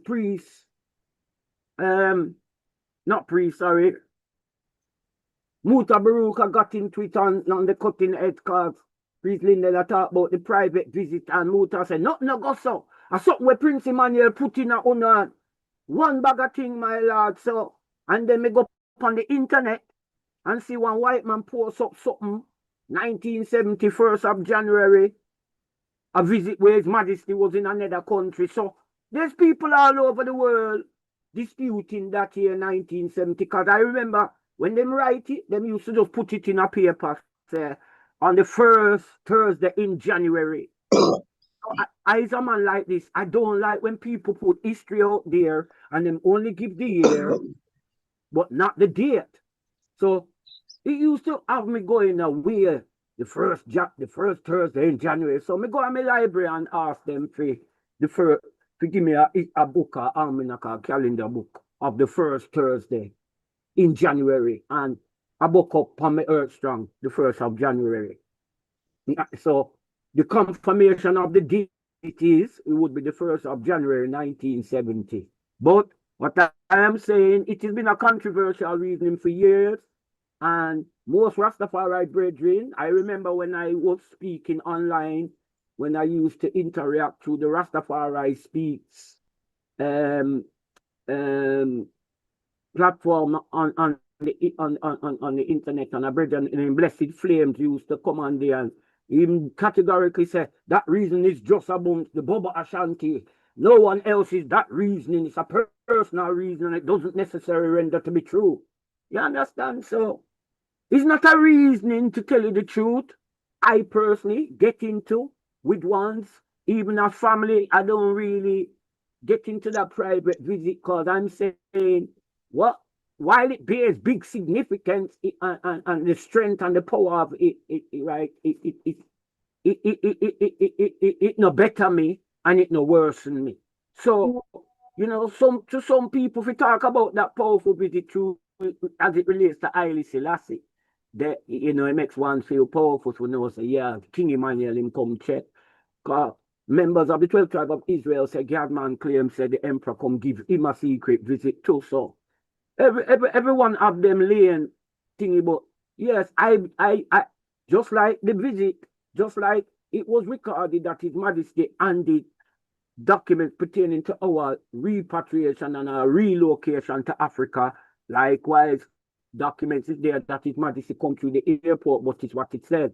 It's a private visit. So even if the government had acknowledgement of the visit and it's recorded, the emperor is moving incognito, right? So it's not an international visit like 66, you understand? Right? Be it Trinidad or Jamaica. The words is what it is. Remember, you have terrorists and them people coming inland, and bombing up places and all of these things, and people don't know them getting there. So, whether it's official or not, and like you say, I agree with, I was not there. I can't say it never happened or it happened. You understand? So, but it's an argument, and sometimes the mainstream will view it as folklore. In Mount Baba Shanti, it's law for some, not all. Right? Because I found that certain reasoning is law for some, and certain reasoning is not law for some. I have found that the many diversities in this EABIC, and it's been from them time till now. But it's a reasoning. I hear Priest Bob with it. I hear when Priest Bob do him tune, said the Black Christ, and him said, Joe Williams come and say, where's the Black King of the Jews? You understand all these things? So, yeah, my lord, there's a broad spectrum of reasoning around that same one, and it's not everyone believe it. But my one thing before we seal out this podcast, many more reasons to come. I find it ironic that we the God and Goddess, and I don't think it's just today we be the God and Goddess, and we were not far-sighted enough to see the oppressor coming into our land, that we end up on the side of the oppressor and end up slaves. I don't get it. You understand? I really don't understand how we lost our power overnight, that a handful of Caucasians can come in and just take we out of our land like that. I would have loved an explanation upon that, my Lord and Empress. Blessed. But we're gonna get into that after. Cause it ain't just happened so. Priest also next, but priest Rasavana. My Lord, before this story and the reason with the brethren who was close to Shara. Yes, priest. Yeah, what you say? Yeah, before you move, as a man that study the emperor, like I know how you study the emperor, we have to let's look at the character of the emperor and how he move.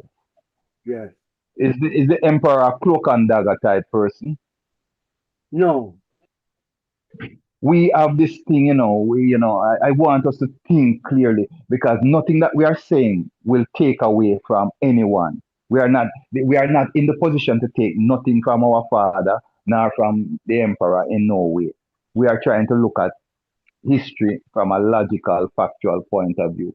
The emperor is a man that moves above board. He's a man of law and order, more than any other leader that I have ever studied or known. See, is a man, because even in the revolution, his last statement to the world was, if the people is for it, then I am for it. The man is not a man that moves in a little subversive way. See? So a lot of these mystical and mythical things that we build up is for our own benefit. And I am not disputing anything. I am just saying what is. Is a lot of them things is for our own benefit. Now, one other thing.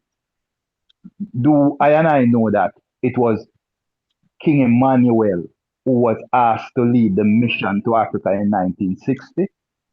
True. Do we know this? 61, 60 or 61? 60. 61. 60 was the mission. See, 61 was the culmination of everything. But it started from 1959 with all the meetings. They had several meetings and everything leading up to what they call the 60s mission.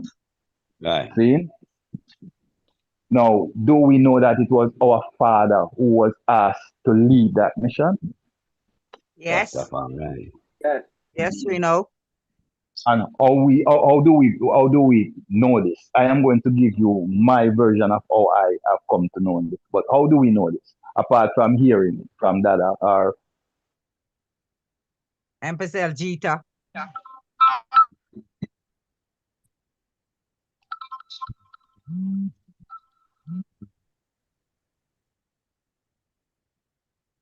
Sister Savannah, go on. next virgin from University of the West Indies. I am having a senior moment, family. Pardon me, bear with me. Barry Shevans, Professor Barry Shevans. Yes.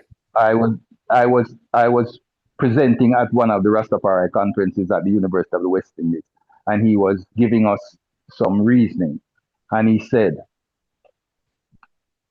it's two people in the world he said he saw use what they call the silent protest and use it effectively and efficiently. The first was Marcus Garvey, and the second was King Emmanuel.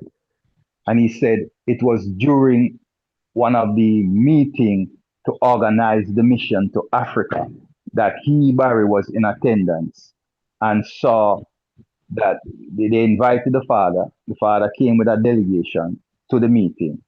And when it was the time for the father to get up and they called upon him to speak, he got up. And instead of saying a word, he got up, he made a gesture with his head, and everyone else, his delegation, got up with him, and he quietly exited the auditorium, the meeting, without saying a word, leaving the place in silence and in awe. And Barry said is the greatest display of a silence protest that he has ever seen, because he was telling us that it was King Emmanuel who they had called upon to lead the delegation. But the father's statement was that he is not going to Africa without his people. He was not leaving without his people. So he was not going to Africa on any hocus pocus mission, any whatever mission you want to call it. See, the only way he will go to Africa is when them let his people go, and he's free to take his people with him to the continent. And his protest against that was to get up in that reasoning without saying a word. That means to show you our father was a respectful diplomat. He did not disturb the people in meeting and didn't get up with no rant and rave and talk no whole heap of things and cause no upstir. He made his presence felt by being there with his delegation. Then he got up and quietly, peacefully, orderly exited, leaving the administration in awe, in wonderment. See, that's how I came to know that it was King Emmanuel who they wanted to lead that mission. Because at that time, it was King Emmanuel who was known as the shepherd of the flock of Rastafari. Majesty. Priest Aswad. But before Priest Aswad, you just want to acknowledge the presence of the former Vice President of the EABIC, Honorable Priest Campbell. Welcome, my Lord. Welcome, welcome. After Priest Aswad, you can give us a word of welcome, my Lord. Blessed. Priest Aswad. Royalty in our midst. There is royalty in our midst. Yes, Majesty. Thanks for that. I forget the acknowledgement.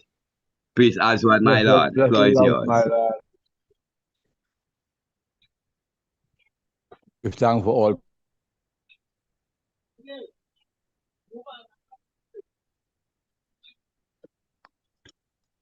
We need a priest as well.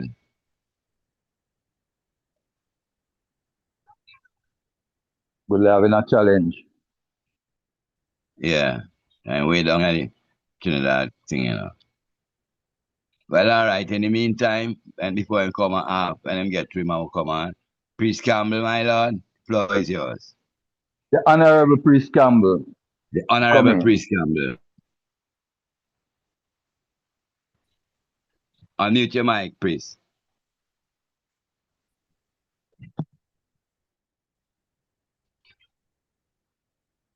You can unmute your mic, Honorable Priest.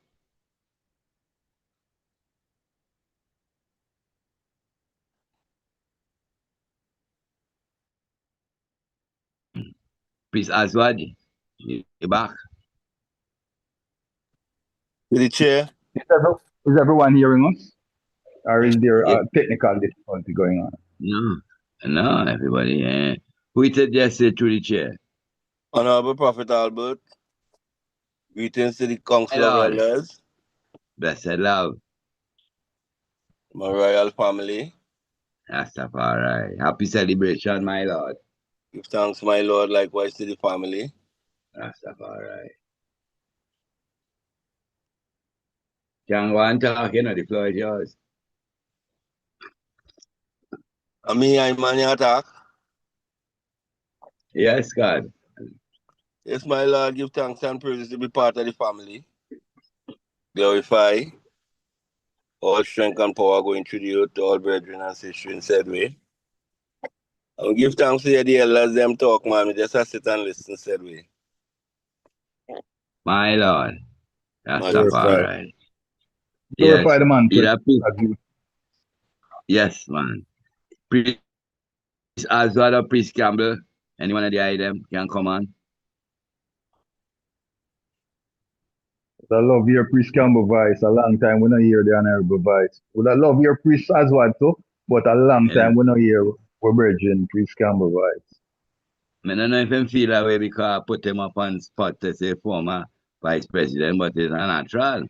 It's a fact and, you know, ain't nothing to be think about. So, you know, say. Yeah, and we have not had a better vice president up to this point. So, yeah, you know, give thanks.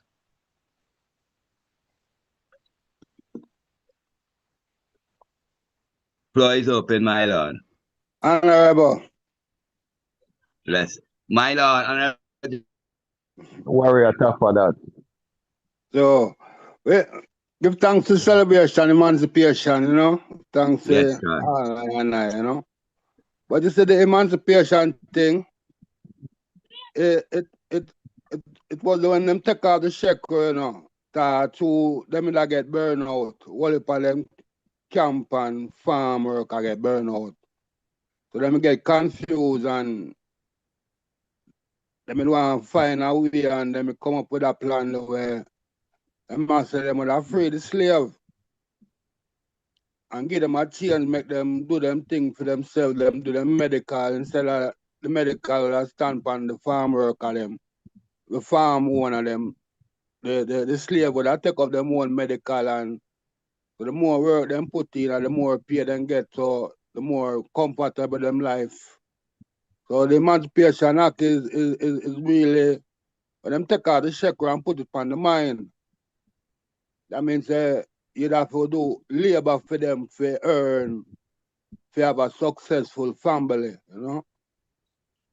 So that's the trick of emancipation. And we them get the population where them say them that give it silver and give it land and mule. We don't know how that will work out. But we know it was a mind thing, you know. Thanks. My Lord. Well, just to touch that because, hold on, Priest Campbell mic open, Rasta. I said Priest Campbell mic open. Honorable Priest, you want to block? Right, priest. Blessed my Lord and Empress. My Lord, Majesty. My Lord, my Lord. Honorable to the royal congregation of gods and goddess, you know. My Lord. Honorable Priest Staffa, give thanks to the high voice. I don't know if the eye didn't finish utter still. I want to interrupt the eye, my Lord. Power and strength to the man. Tapa knows him have the floor anytime he want the floor, my lord. So just go on and block, man. Go on and block. Yeah, I man give thanks still, and give thanks for the 1st of August, Emancipation Day. And give thanks to the man them gathering still. It's a pleasure and it's an honor for hear the gods and goddess can come together in our one unity and love. So for that I will always give thanks. And give thanks say we can still find a love there among ourselves when we see how the world are going and it's like, all heap of drifting to and fro and but the fact that I can really come together still, is a blessing that, see, I'm gonna give thanks to the man then because sometimes, tension arise and sometimes I will run from the tension, but we can't run from that. We have to stand up and deal with it because through the tension now that make I more firm in ourselves, Yeah, man. See, because sometimes you can't just be lukewarm, Yeah. Because Pressure build lukewarm gets spewed yeah. out. So Pressure build diamonds. yeah, man. So we have to understand ourselves and understand our surroundings. So I might never really get a fullness of the topic where the honorable priest and priests are reasoning upon. So if I want can just highlight it to me still, but I give thanks. Right now, priest Ratavana. Yeah, well, we know several topics. The main topic is the whole concept of emancipation and how it was handed down. Um, Honorable Priest Brown made a good input, and Honorable Priest Staffer come back and back it up. I was waiting to just put a little piece to it too as well. So I will just do that now, and then there I would be free to block a song. Also, you can show me was talking about the 1971 visit. 70 visit. 70. Yeah. But in regards to what I had said, Honorable Priest Brown, that it was a hoax, I agree. And Priest Staffer come back and reestablish that. In the sense of this now, it became too expensive, too life-threatening during that period because as we heard in the narrative that was read in the program of this discussion here, in Jamaica you had the Christmas Day rebellion with Sam Sharp where he led 60,000 enslaved, in revolt. And then we heard of the different areas, that predating that was the Haitian Revolution with all of the sister them and Dirty Bookman and those that brought about that emancipation over there. So, but it's because it got too expensive and too threatening. They had to come up with a concoction, with a plot, to solve them situation. And they didn't lose. It was a great, like the narrative said in the reading as well. It was the greatest bamboozle since the time of Christopher Columbus when him claim say him discover the West Indies. When him get lost and things say India and then at the Indies. Seeing and claim land that people was already occupying. Anyway, what they did in reality in that moment of emancipation, seeing, while we glorify the temporal chains being removed, seeing, but nothing much changed. Because if it was a true moment of emancipation, along with that proclamation would have come compensation, free passage back to Africa, and other amenities that were due, which we didn't receive. The 20 million sterling that our father King Emmanuel always talk about, as you heard in the narrative, it started out as 15 million sterling pounds that they received, that they took as a loan from the Bank of England. See, and then they added 5 more million in bonds to it to make it up to the 20 million. See, but they gave it to the planters instead. See, what we got was a token, Because as you heard again in the narrative, slaves walk out on that day. When they really got the freedom in 1838, after that period of apprenticeship, which was supposed to be 6 years, but it was cut short because of all the revolts and problems, seen to 1838. It was supposed to be from 1834 to 1840 was supposed to be the apprenticeship period, and it cut short to 1838 because of the revolts and the agitation and so forth. What they did was transfer their obligation, which was the keep and care of the slaves. What I mean, providing house, food, and so forth.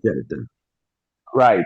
To the slaves, they transfer it to the emancipated themselves, who had no means of doing that. So a lot of slaves walk out to the plantation gate, look left, look right, and had to turn right around and go back in because they had no means of taking care of themselves. So it was a hoax. It was a massive hoax. And it took way years later for anything to start to change because even after 38, we still was working for menial pay. I mean, I don't even, we can't even call it pay. It's not even a stipend. It was crumbs. See? And it is, we will go through that, then we'll go through the Reconstruction era, the Jim Crow era. Before is when the so-called civil rights movement or the civil rights era came into play that we started to see incremental changes starting to happen. See, so the whole emancipation thing was a direct.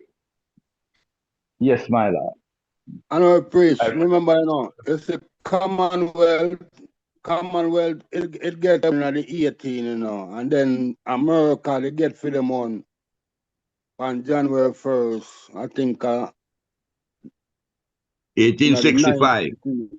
1865, yes, my lord. That's what Brendan read. And then French get for them on, so it's a different period, a movement it go on. But the Commonwealth, it get for them on first. Jamaica, Trinidad, anyone will come on at the Commonwealth. No, but it's not the Commonwealth get them first, It's not the Commonwealth get it first. It was the French who got it first. Haiti is the first place to get it, which was under the French. The French was the first to free up and move away from that form of enslavement. Enslavement never changed, but them free up that farm and free up them colonies first. Then the British after that. Give thanks, my lord, for them clearance, But when I really check back the history still upon the 20 million pound sterling silver, give thanks to all advices them still, But the money that now was given, it never really have anything directly to do with the slave children. That was all about for the slave masters. Because them received the 20 million pounds sterling silver for loss of labor. So at them, the money did really go to. None of the money that ever come to the slave children. I saw them do a lot of money. And we read today that they only completed paying off that money in 2015. 2015. Yeah. So it really come because I had up on the hill, and when it comes to 1st of August, it's like we always look and say ship are coming, Sometimes you get up in the morning, you just look down upon the seashore with a bull here, so I say, it's like you expect to see ship a line off, but none no come. You understand me, I say? And I see, I know that. So it reach a time and space now wherein I can take them things in our hands and see what we can do. You understand? For right certain of the wrong them where that has been done unto I as the African slave children. See it in the West. We have to build back ourselves. It's like even we give thanks to the man them because we say more time the man them come together and the item is about change. And nothing wrong with that.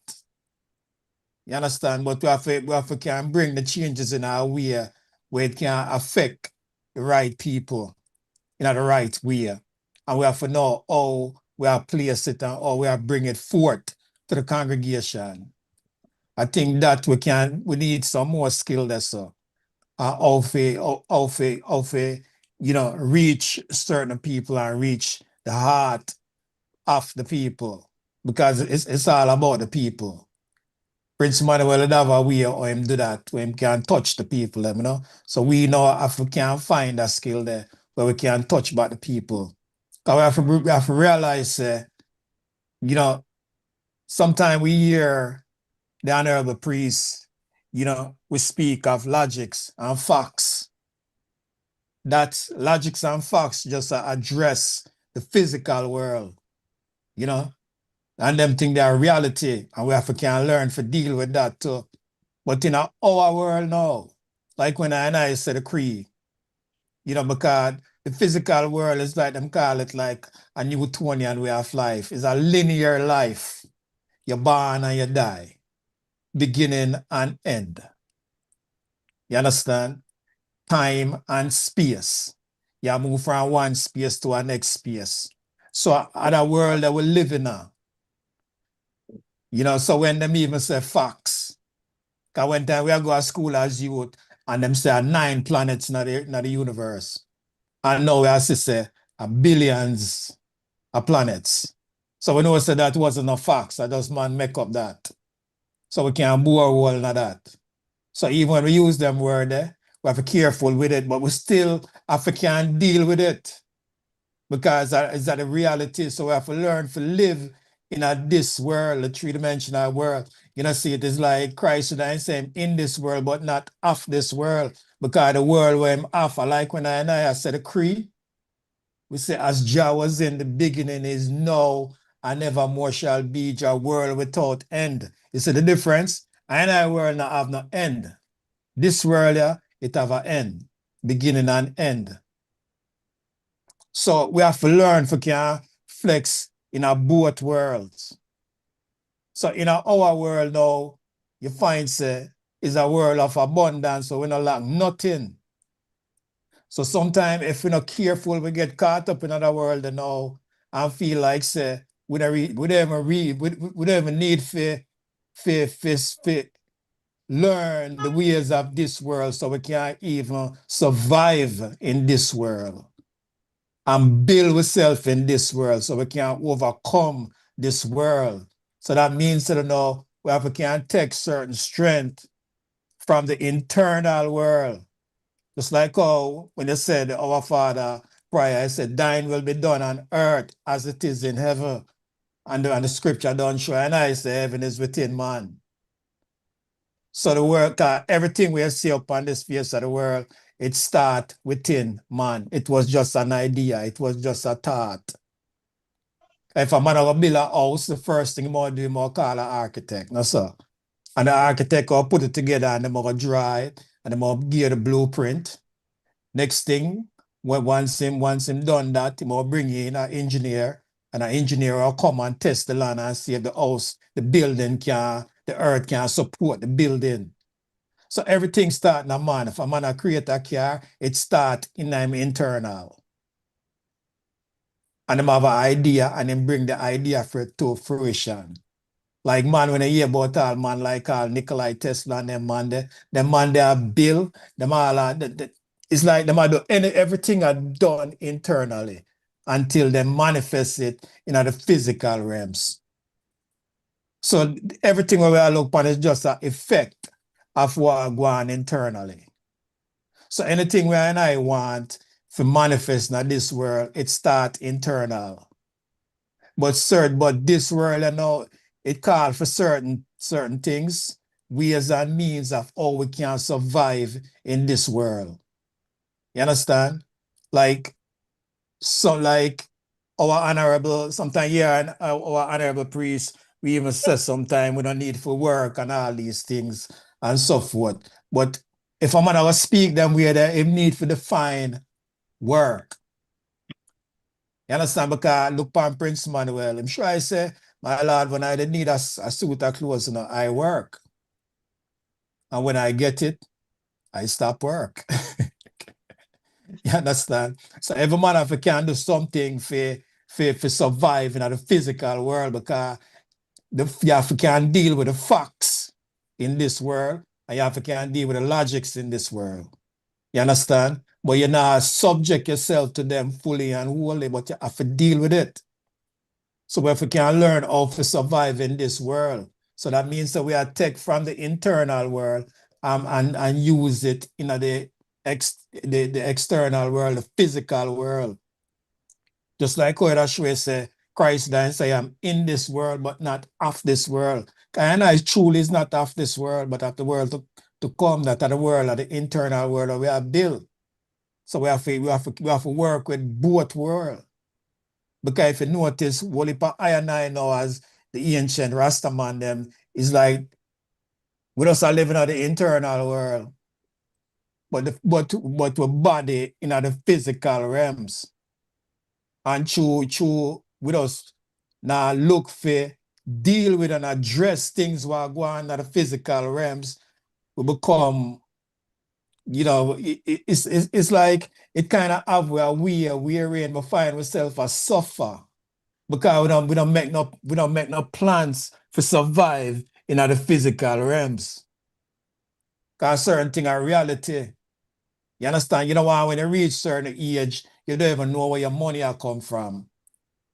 You know why when you reach certain way, when you reach your retirement, them things they are reality. You don't even know, it's like you run out of money. Why? Because we never prepare for it.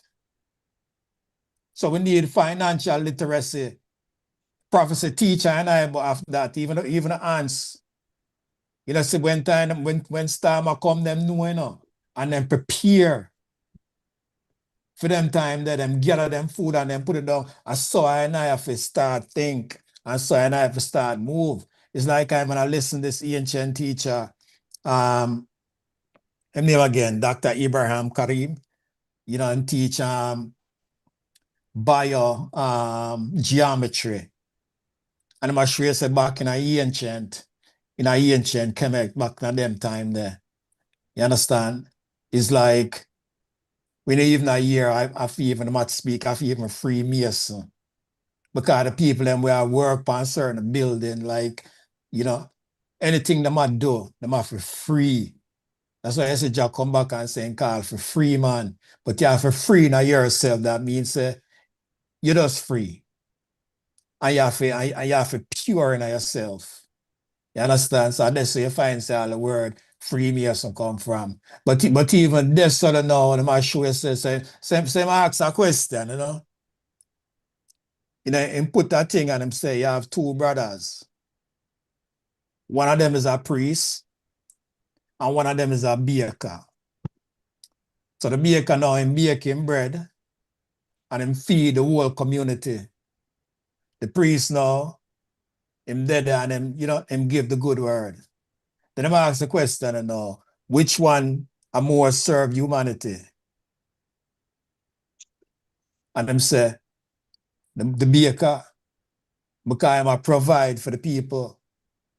Not that I and I as priests now provide, because we provide the word. But the word alone can't do it. We have to have something with that. And me even go further and say, back in them time before even a one even take the office of a priest, it's like them have to have certain skill before them could have even reach them office there. You understand? Now lick down nothing still.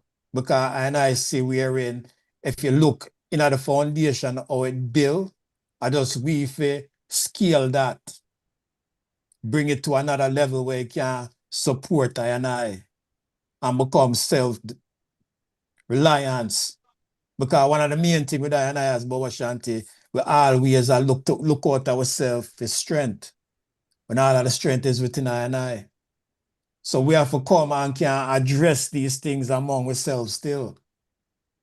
And strengthen ourselves to move forward and put certain things in place wherein when I reach a certain age, we're not lacking for certain things, we can take care of ourselves. You understand? So that means that we have to learn how survival is being, how we approach survival within these physical realms and not only the spiritual. We understand that and we have that, and would I like to continue upon it, but I just want to get a feedback from the listening ears, my Lord. Chair. Let's And go ahead, Empress. Empress. To the chair, welcome, Honorable Priest Campbell. I have two things I want to touch on. First, I'll touch on because we are on emancipation, because those of I and I who are living here in the Virgin Islands do not celebrate Emancipation Day on the 1st of August. Our Emancipation Day is celebrated on July 3rd, and it was July 3rd, 1848, when General Boudreaux gathered thousands and thousands of residents here in the islands, and they marched on what is Fort Frederick. St. Croix in itself is separated into two cities, I would say, Christiansted and Frederiksted. And they demanded their freedom, demanded wages, just like everything that is we have said today. They gave the then Governor General, I think he was, until 12 p.m. And if he did not respond, they will burn down the entire town of Frederiksted. Go, Queen Mary. No, hold on, no. He did not respond by the set time, and they did what they had to do. I think at that time they even had slaves that were working inside of the fort, and they had put sand in the cannons. If I'm not wrong, my brothers on here who is from the Virgin Islands can correct me. But the then Governor General did respond by 3 p.m. and did emancipate, the slaves at that time. Of course, we know that it's just taking the shackles off of the hands and the feet and putting it on the brain. It is 30 years after that Queen Mary herself, along with Queen Mary, Queen Agnes, can't remember the third one, but the fourth one is one that they call Bottom Belly, and that's when they had this entire slave revolt. That day is actually called Contract Day, and that is in October, and that was 30 years after the emancipation, where they actually burned down everything from Christiansted to Frederiksted. And of course, they were dealt with harshly at that point. So I just wanted to touch on that in the Virgin Islands of the United States, because we're only a territory of the United States. Right now, they're even trying to get rid of the birthright for anyone born whose parents are not Virgin Islanders. And that's a whole different topic within itself. Moving forward to Honorable Priest Campbell, they say, Ja is some mistake, because I had a conversation with one this morning with regards to righting the wrong and finding a way to touch people. And it is, mystical that I did come forward in this reasoning today, because, we were calling certain names of certain ones who can gather the members of this Congress, whether it's the churchical, those who think specifically on the churchical realm, and those who think specifically on the governmental realm, and bringing everything and everyone together so that the works can be done. So that is, very enlightening that I did come and did utter the songs that you did utter, my Lord. There are certain ones in this Congress. We have even yourself being here. Many ones will listen to what you have to say, because you do have a lot to say, especially when it comes to, looking into the future and taking care of yourselves and making certain that when you reach a certain age, and these are the things that we try to, as members of the Women Freedom Liberation League, that we try to impart on the younger empresses, so that they can put themselves in a position where they are, okay, one, they can bring up their children in good standing, two, without nuance and need, and looking forward for their future.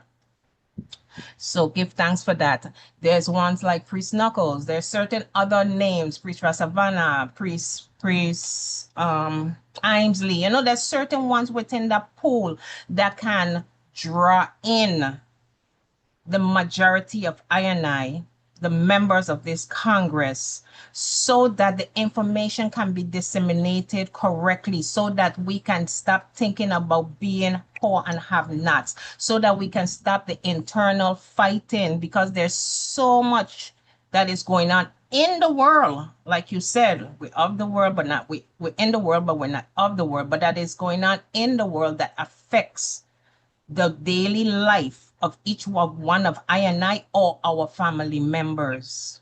We might be in our separate spaces, but those of our family members that live in the United States that are dealing with, you know, black on black crimes and police brutality and all these different things, that they are okay. They have the information that can move them in the right direction, because the elders are not going to be around all the days. We would hope for eternity and that we're here until we're 900 years old, but we know that is not the reality of what is in the physical. So give thanks, my Lord and Empress. That is just what I wanted to say. Peace, love, joy, and happiness to each and every one. And I hope that we can, you know, find at least the senior leading priest of this Congress can find it within themselves to come together and help move this Congress forward for those of I who have gravitated to it and is living the live and would like our children to also live the live. Blessed love, my Lord and Empress. Give thanks. May I speak? Hold on, the priest. Go One on. second. Yes, Honorable Yes, Priest. yes, go on. Go on, Priest, Priest Little Doggy. Honorable Majesty, two little things, and I will be short just to let the eye go, because we don't often hear from the eye, so we need to hear from the eye. Just to bring it back to the conversation, you know, the emancipation. Part of what we need to factor in is the first initial suggestion of a fund that came from Britain was to help the emancipated to resettle. And that is something that enough ones don't highlight within this discussion. In the sense now that the 15 million pounds sterling at that time was supposed to be distributed among the emancipated, just like the Honorable Priest Stafford said, the 40 acres and a mule that was supposed to go along with those things for those in the American confine. It was Lord Stanley, a member of the British Parliament, whose father owned plantations in the Caribbean, that swing the money then, seen, by proposing a bill within the Parliament, and he placed it in such a way that the parliamentarians ran with it. He put the idea in the sense that by freeing the slaves, the plantation owners were going to be under heavy pressure, and the revenue that normally came from them to the British Empire would not be forthcoming. So to offset that, he introduced that bill, suggesting that instead give that money to the plantocracy so they could maneuver themselves and sign on, because that is what they wanted them to do, as we heard in some of the narrative that was read.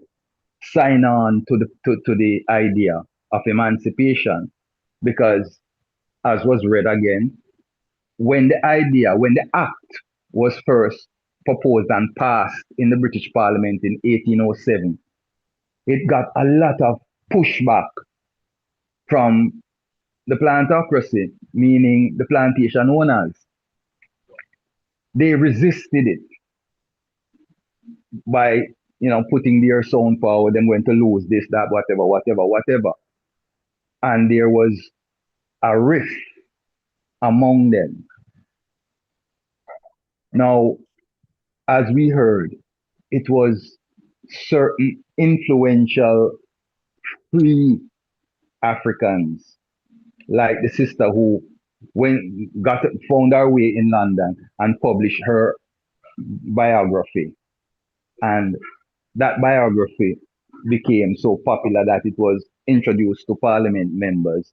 And in reading it, it incited them to want to free the slave then free. But that first initial money was supposed to come to the resettlement of the slaves. And it was swing. In Jamaica here we have a folklore that says it was given to the politician to run crash program work, and there's all kind of how we make up different folklores to address the issues. See, so that was one of the folklores in Jamaica, that the 20 million sterling pound was given to the politician them who use it to run crash program work and things like that. But the reality again, or as the word we use, the facts of the situation was that it was first introduced in one way, but ended up in another way because of this guy, Lord Stanley, whose father was going to lose a certain amount of revenue by emancipation. Blessed Lord. Blessed love, my Lord. I heard that argument too. Blessed. Give Honorable Priest Campbell. Blessed, my Lord. Give thanks for your input, and I could kind of gather up so far. What you say is that if you fail to plan, you plan to fail. My Lord. True, my Lord. Give thanks, my Lord. Before Priest Campbell jump in, Honorable Chair, we have to really, remind everyone that has been part of the focus of this platform here, to inspire I and I as Congress people to plan within this present moment, to stop looking and waiting on what may come when it comes. See, but while we wait and we agitate for it, which is our rights because it is owed to us, what we call reparations, we need to be doing for ourselves at the same time. Marcus Garvey never wait for that. My Lord, go ahead, Priest Campbell. Priest Campbell, give thanks for that song, the Honorable Priest. Because based upon what we say are going, we have a clear understanding for no say them not look out for our rights and our well-being. No way. You understand? So we know that. That is not even a question. A simple little thing, because it's like, it's kind of funny too, but I share it with the congregation. So, see, some reason with Honorable Princess Shashu, and she gave a talk about going back to Africa and the Queen of a provide ship. And she said to him and said, why are we dependent on the Queen to send us back to Africa? Why don't we just buy a ticket? I was laugh still, But I understand where she come from, And I understand why we are agitated, because them did us wrong and them need to repair the wrong what them do with repatriation and reparation. Just like how the Honorable Priest Rasavana, I hope I'm gonna say the man name correct, my Lord. Just like yes, how I said before, we still have to continue the struggle, that's so. But at the same time, what are we doing for ourselves? What are some of the solutions where we can implement if we can put a stop to that and we can empower ourselves wherein we can leave from the West, go into Africa, build some infrastructure. That means when the people them come home, them not just come home to nothing. We can do it because we, Prince Emmanuel, the first man to send a delegation to Africa, can not at first, because even they had mentioned Plano and them man that go before, Because even when I go there, we go at the Nigerian embassy, them still remember that. Them still remember when them Rasta did come across there from them time, plan on them man there. You understand? But them still I say, where I come for do. Because Africa right now, them no need liability. They want I to come home and be an asset. And we have to be an asset to ourselves. Because if you're not an asset, that means it's a liability. Because them have got you certain things also where they need for address. So what me find I have a plan, I will go over there now and we start to build some business, because when I go over there and we met with the deputy, first we met with the Minister of Culture, Dr. Abdullah. And and what I'm sure the first meeting we'll have with them before we even meet the foreign minister. One I think what I'm said to it, them say, them hope say we are not like the Catholics. When them come, them just go into the church and we not see them again. You understand? So them now look for we come and behave in the same manner. When we go to the minister of the deputy minister of foreign affairs, Dr. Ibn Chambers, who was also a lawyer for the EABIC, he must bring forth through John Yowell, him did hire them two lawyers, the Stalins, which was both of them are black man, and also but anyway, there was another one, but them two man there, they come from Cleveland, and they're gonna represent the Congress, within the law. And when we go there, and when we in the office, and when we look at him, we see walk out as a deputy foreign minister. So give thanks to the work of Prince Emmanuel. So when him come out now and him asks, when we greet him and so forth, and pleasantries and so forth, and when we get down to reasoning now, and we start to talk about repatriation, him showed us that repatriation can be done on two levels, on a government-to-government level and on a people-to-people level. On the government-to-government level, that means that the country where you're coming from and the country where you're going to, them heads the need to come together and work out a situation, because you deal with transportation, you deal with accommodation, all these different things you have to can address before anything can go on. Because them even show you so them can't just come to the country and take out the people them.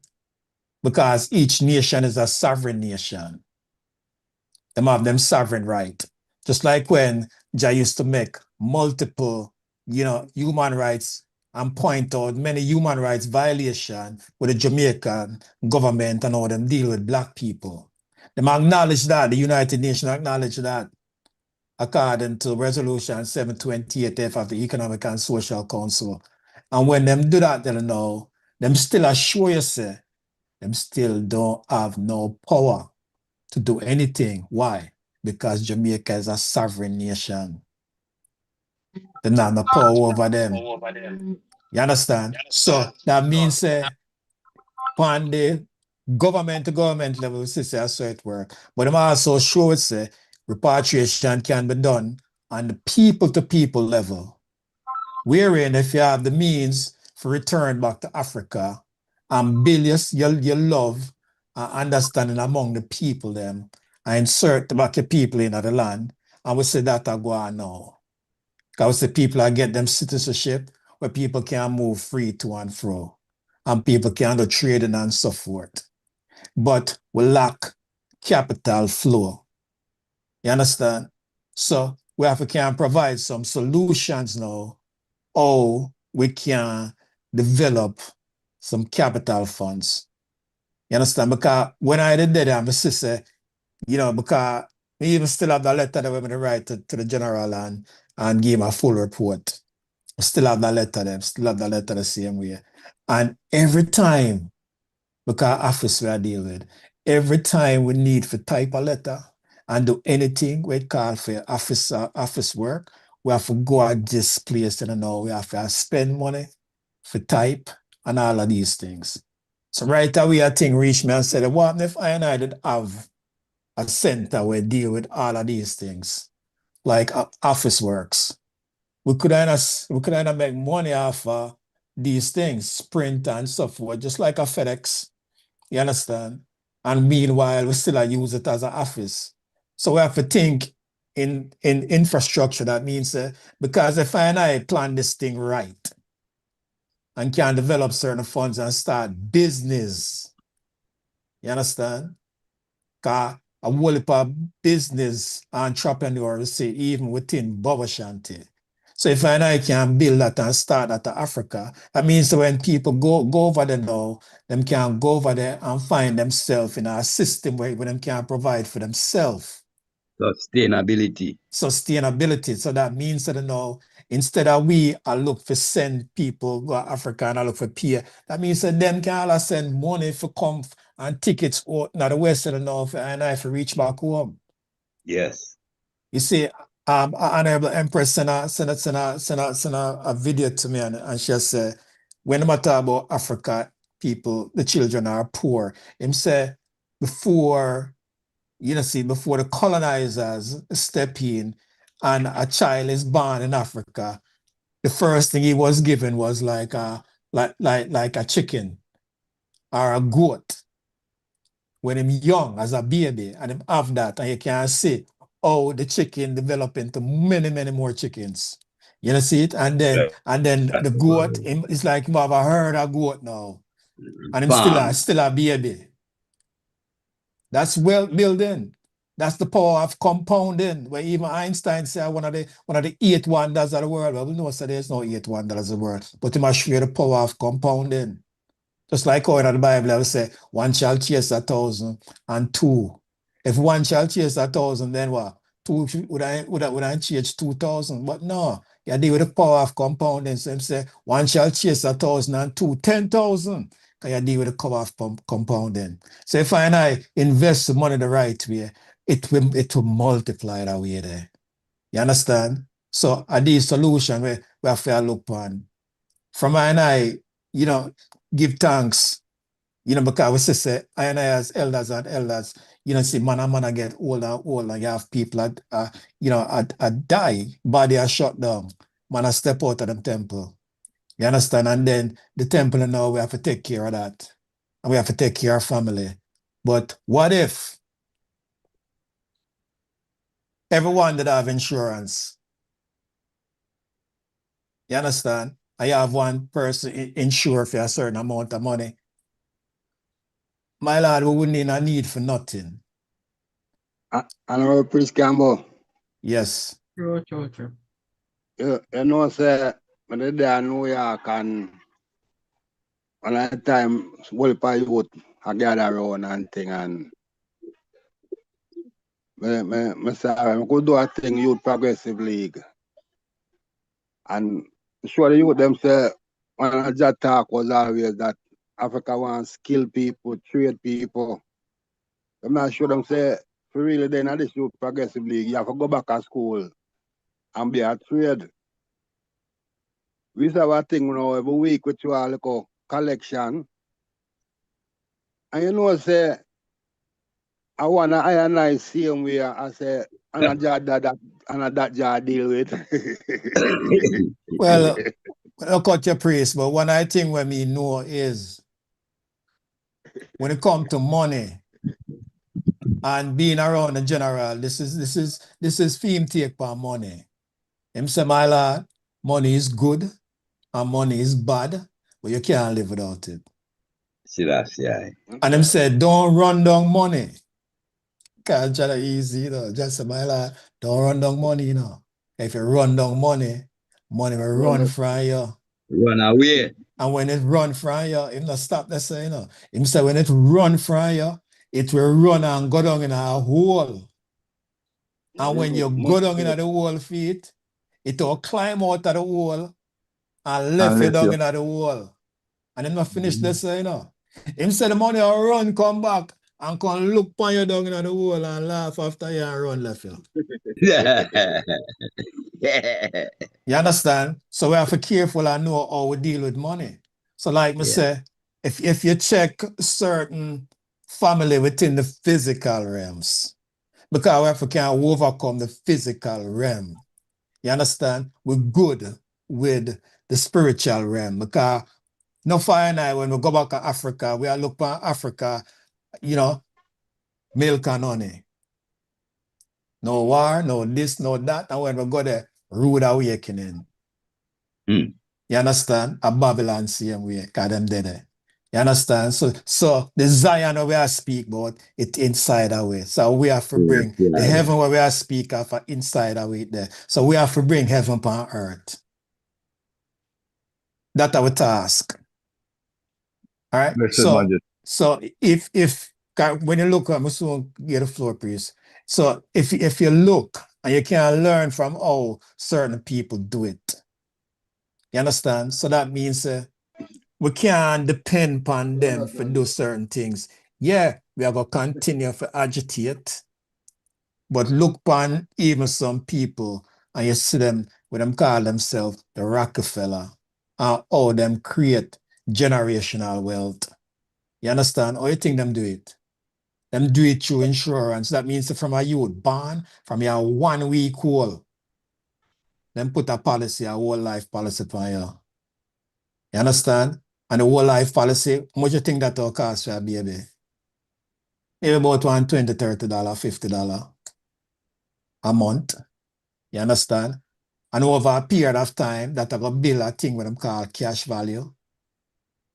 And through, you have two different type of insurance company. You have a mutual insurance company, I have a stock insurance company. So the stock insurance company, them company they know, them a look out for what them call the shareholder. Because them a deal with the market. When I say the market, like the stock market. The mutual company now, yeah, you have a build cash value, but them also pay you dividend.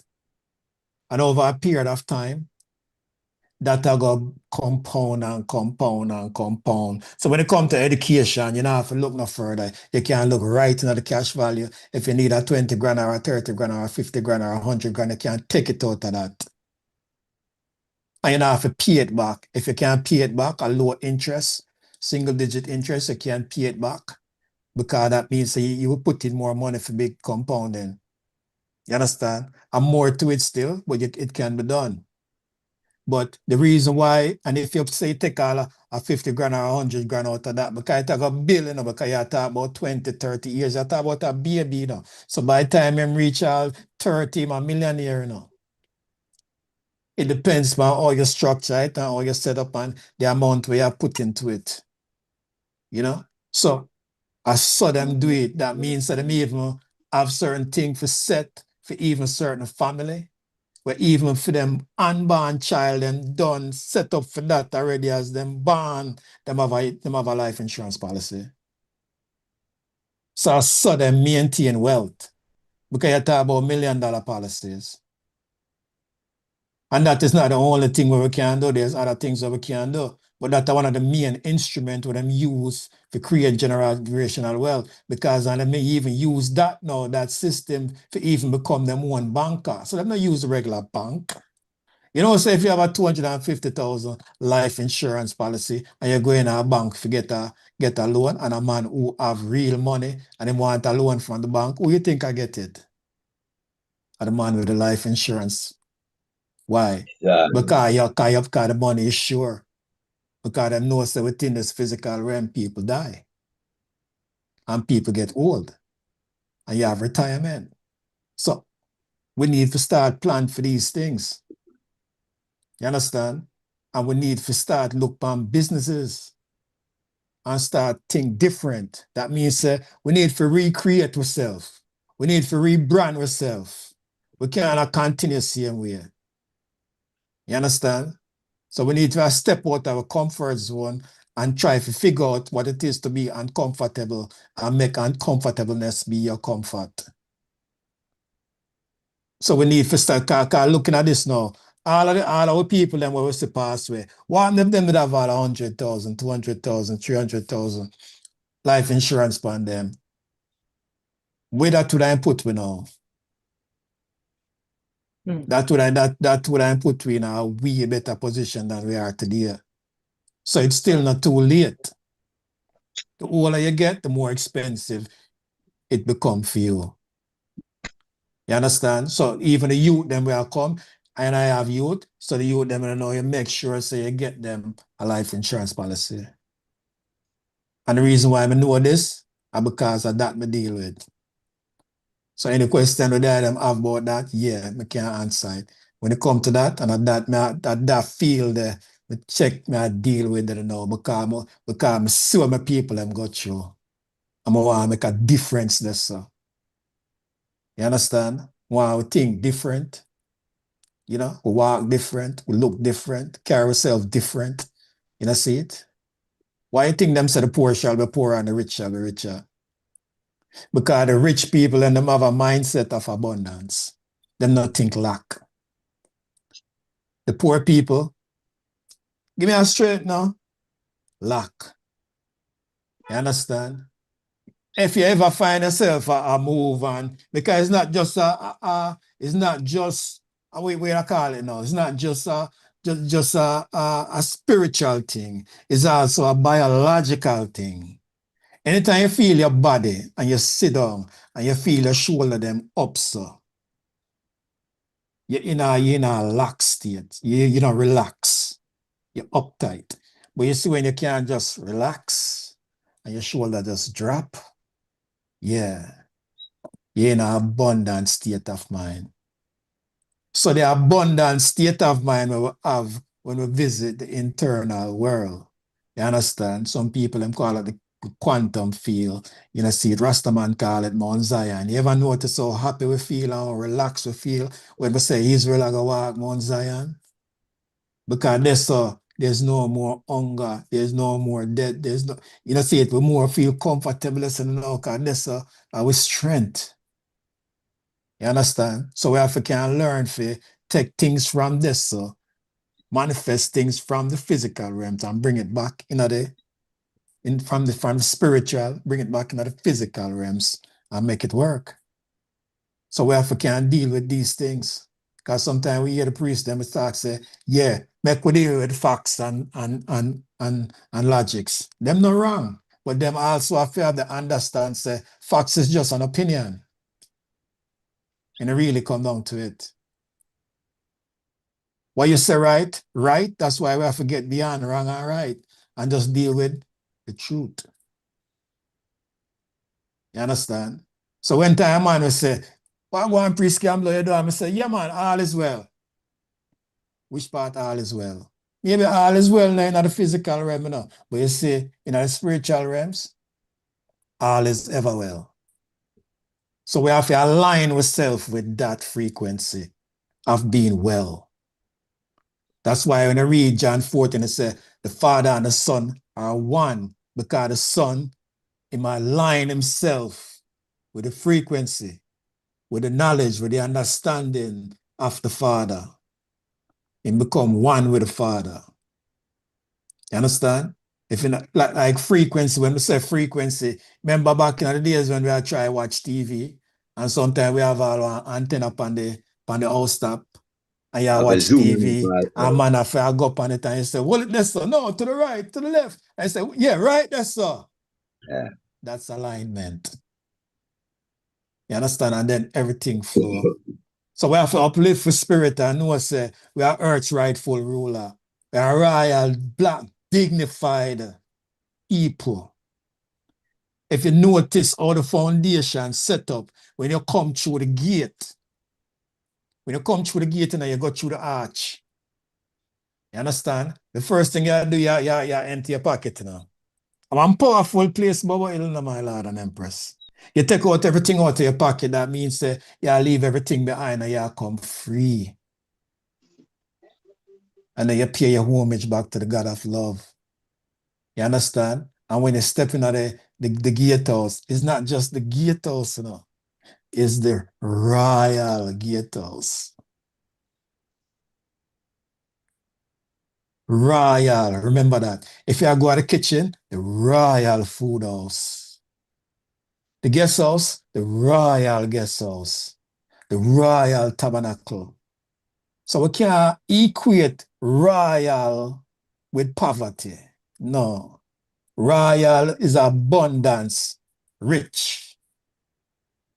You understand? So that's how we have to see ourselves. If we say we are queen, we move like a queen. If we say we are king, move like a king. You ever see a king in a years yet? Like him a run? No, he move gracefully, man. Cause why? Him knows him have everything. It may not fully manifest within this realm, but it can. You understand? So the people among I and I, you understand? Like even, the honorable priest them, where you hear speak certain way. Yeah, them have to also speak with an understanding, say,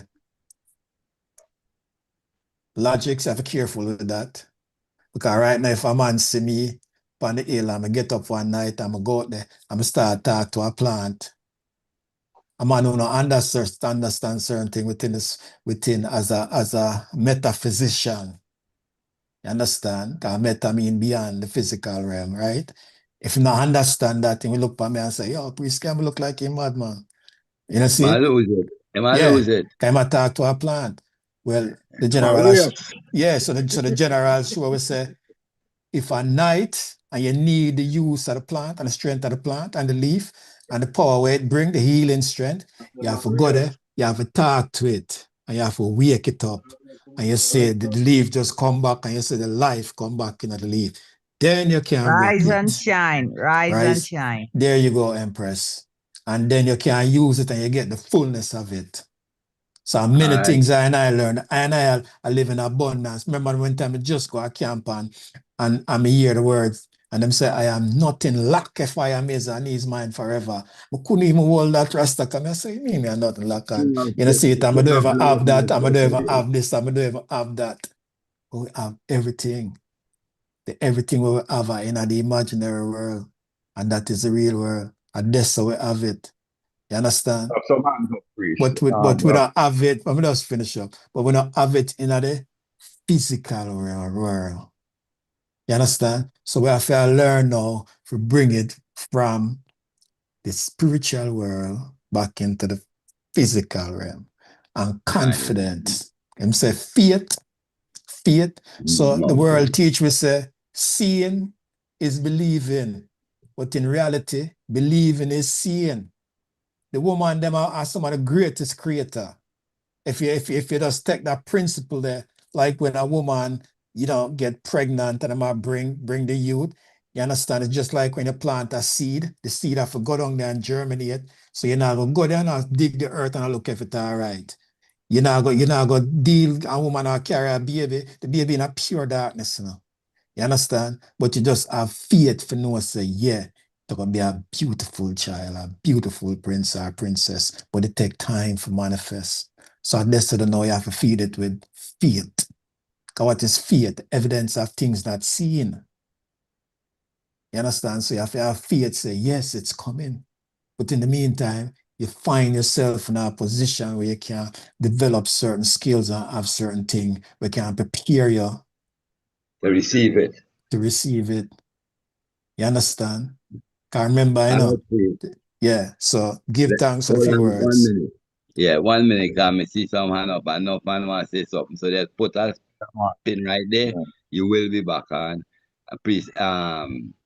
Priest Brown spoke already, but so we got ask Priest Germain and then Priest Brown. Priest Germain, if the floor is yours, my lord.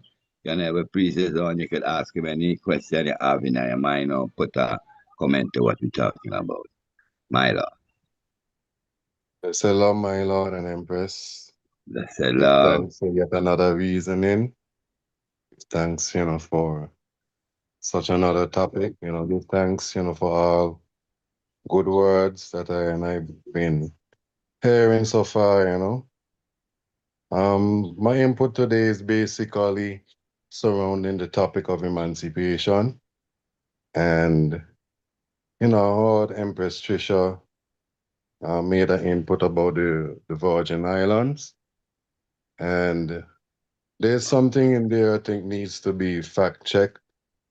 Not saying that or take on the the events that happened is incorrect, but basically what I'm reading here right now, it says it in 1848 Senko Emancipation Revolt is one of the most remarkable and strategic executed uprising in history. Rather than relying on bloodshed or uncoordinated rioting, the enslaved people of the Danish West Indies orchestrated a massive, disciplined, non-violent show of force that paralyzed the colonial government and achieved total freedom in less than 24 hours. Wow. Here is how the revolt unfolded step by step. It's kind of long and lengthy, so I wouldn't really read most of it. You know what I mean? Because like I say, it's long and lengthy.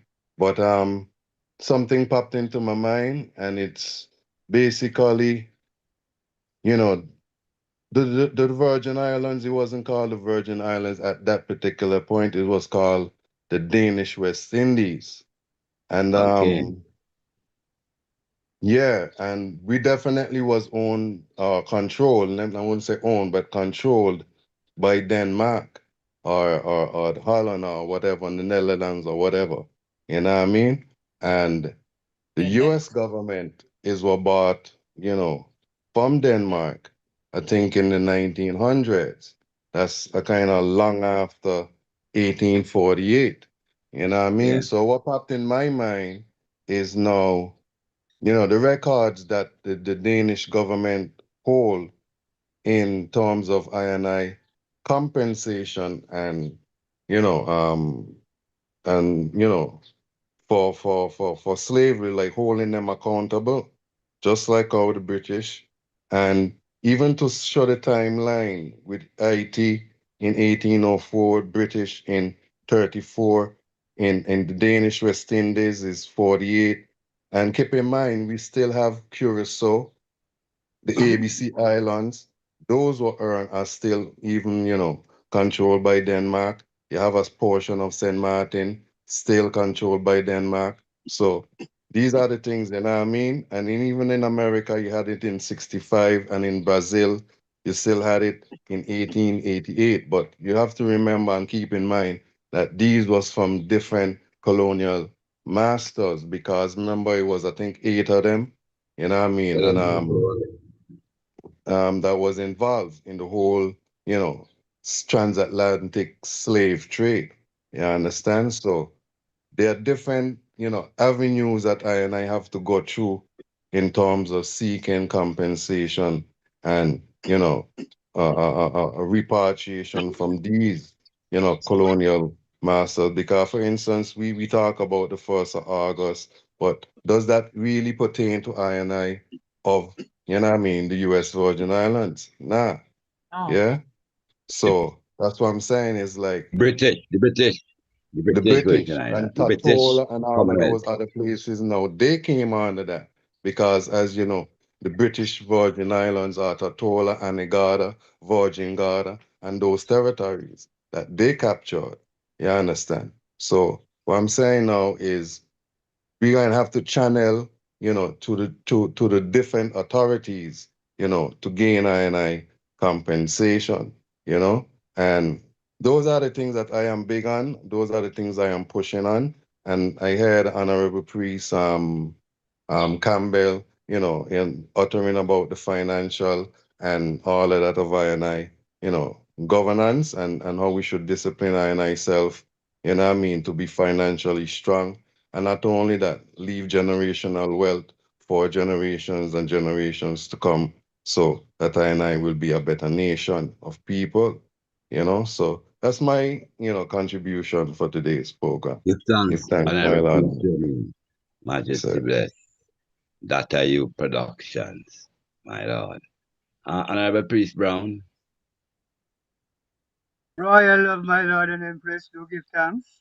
my First, lord. like greatly welcome Honorable Priest Campbell, hearing his voice, and a beautiful and most excellent account, my Lord. Give thanks, opening up enough knowledge and expanding grounds for economic advancement, even the method you mentioned there of utilizing the possibilities of the system which we are in for security, I greatly admire, my lord.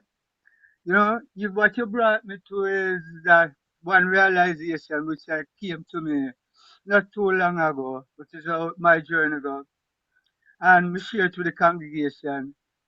We cannot only be initiators. Whatever we initiate, we have to bring to life and bring and create substance out of it, and that which is fulfill the part where I say we are prepared for security for self and generation for come. Because earlier in I man tried, yeah, that I say him send me forward a Clarion to share all the way him teach me with them people, because I St. Elizabeth him start him journey upon. And I have fulfilled that, but not personally getting involved with the hands in hands development, like last time I'm afraid the office work, you know. So that is wherein Mrs. That and it stagnate, and I know that is a it create an impediment for I man personally when it comes towards development. So that is a serious point where we really have to deal with. Whenever I think we initiate, we have to really take up all of the administration and make it be fruitful, successful, and effective. My Lord and Empress, give thanks. Heart and love to Honorable one Peace another. Brown, give thanks, my Lord. Peace can be remember that, man. Yes, my lord, I mean, man, give thanks to our priest, bro, you know. Original Peace Brown. Yeah, Priest, man, give thanks, man, priest Elvis Brown. Honorable Cause me him say a thing Samuel. one time, you know, and him Yeah. say, Jah ask him the question. That's why when I hear certain thing from the general, I can't go on like say I just we alone hear it, you know. Cause the See. general release it to many, I find I see him here. You understand? And them say a thing, and it makes so much sense. So even if I even look into that even now, I'm hear him utter a sound and him say, Jared ask the question, say, what is your betterment? And every man is like a guess game, I go on and just say, the earth, your betterment. It feed you, it close you, and it take you in. You know? What So was the question, Priest? What the question? tell them priest Elvis Brown, tell them my lord. My Lord, so that I educate me in them time there, you know. Him just give us something and lyrics out. So that I ask, you know, say, what is man better? Because the rites of passage, something that happened and the rites of passage came up. And to open up now, when we do a controversy over it, so that I say, what is man better? It's a You know, betterment. no, what is man better? Because Okay, better, you know, okay, okay. when you look on the word, they have to go in and say a more African interpretation. The better is something in that our two country people talk. It is what make you, what provide for you, and what keep you, what maintain you, and it is the earth. You know, Rastafari. so that's why I never find the man and from early days, me did see these things to all my spirit did open up. Seeing the failure to recognize the empress them and strengthen them within that priest, take up the priestess role. And now I only know where the knowledge and history are revealed, and we are here about warrior priestess. And you know, give thanks for the late recognition. But from long time, Mr. Say, them thing there was necessary and important for I and I go through. My Lord and Empress, give thanks. Blessed love, Jah Brown. Jah Samuel, you have a question for the Honorable Priest or you have a comment? Yes, Yes, I sir. was so sharing blessed love first and more foremost to the Royal Congregation and the Council of Elders. Give thanks for being here. Yes, Prince Campbell, give thanks to thy voice, manners, and honors. Yes, God. I was addressing one thing was the emancipation was a proclamation of emancipation, first of all, I want to know. Because at the time when the fire did a burn from the west end to the east end, and the army was overthrown. by Bordeaux, and the trustees, the governor at the time got a heart attack. That's what we give the emancipation in 24 hours time. He did had a heart attack at the time when he see all the plantation burning down under his. You see? And that's how we get the that's how we get the emancipation at the time. But then after they bring in, like what Priest Savannah said, when the Council of Britain them did a gather with the men them, it was Mark Bryan who came in to say that they're gonna partition the people them to give them 40 acres of a mule. You see, that's what happened at them time, and that's how they came in with the scheme, and they throw us right back into slavery with that scheme, right? This is so good.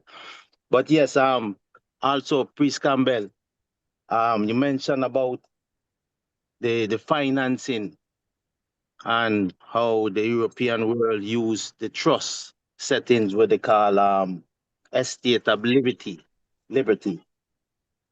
You know, give thanks for the metaphysics teachings. You know, that bring such clearance within the physical and spiritual. I was going to ask upon that question, is it the trust that these same people use, what they use as for the beneficiaries of their loved ones, as the insurance which is handed down as the people credit? Okay, Please, so Campbell. yeah, so the trust is like, say for example, you have a child and you the parent now, and because you have a couple $1 million life insurance policy, and say, when you pass away, that I go to the beneficiaries. So it'll go to your children then. But your children them need guidance. Because if you're not careful with them, then we just squander the money. Like some other, like you have some American, millionaire and billionaires where them just leave it and, them have the money and then just squander the money until them find themselves right back, in a poverty. So true, them no want that, and know them left certain instructions of how the money is to be allocated and for what reason, like education, you understand, and so forth and so forth. You leave that. So when time you gone now, that is still being implemented because you want to maintain that. You understand? Because you don't want, you look upon perpetuity, you look upon longevity. I mean, say, you create something even greater than you, where your generation after generation can come and benefit off of that. You understand? And bring yourself out of poverty. Give it the ability where we can get things done. And kind of come out of the waiting room, because a long time we're in the waiting room. So we need to step out of the waiting room and get to action. And the time is now. So even, or you say, because you can't even have your family, you can't have set up, you can't use a trust to even set up a family constitution. So many things, or you can't use it, and dictate when you're even not here. It's like our Prince Manuel, him set a constitution. It's different, but it's an EADIC constitution. Because many different constitution you have. And not just like government constitution. You have many different constitution. So even though I'm not there, I'm still a dictate certain things through the constitution. So I said each family can have their own constitution. Or you can just have it certain way, or you expect the funds to be administered. So you have people in place who have to carry out that. I don't know if that answers your question like that.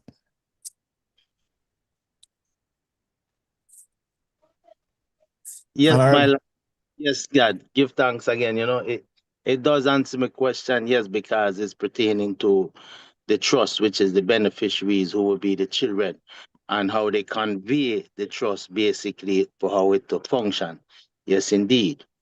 As I was stating too, that is how they actually run the corpus, which is a call of the government because of the people credit, which is the fiat currency to this day. And that's how they use it. So I was asking about that of the estate of liberty, which is they have it as under we the people who is a grantor and the settlers. We are the original settlers of the land, basically. And that's how they use the scheme to do of the cooperation and the beneficiaries are for we people because they have a living and they have the dead My within Lord. time law and how them run it. You know, like way because we there pan sea and the And maritime. yeah, Yeah, exactly, priest. But just not, and also keep in mind, one of the main things why people do that is for avoid paying taxes. You understand? So when you set yourself that way there, you're not paying a tax.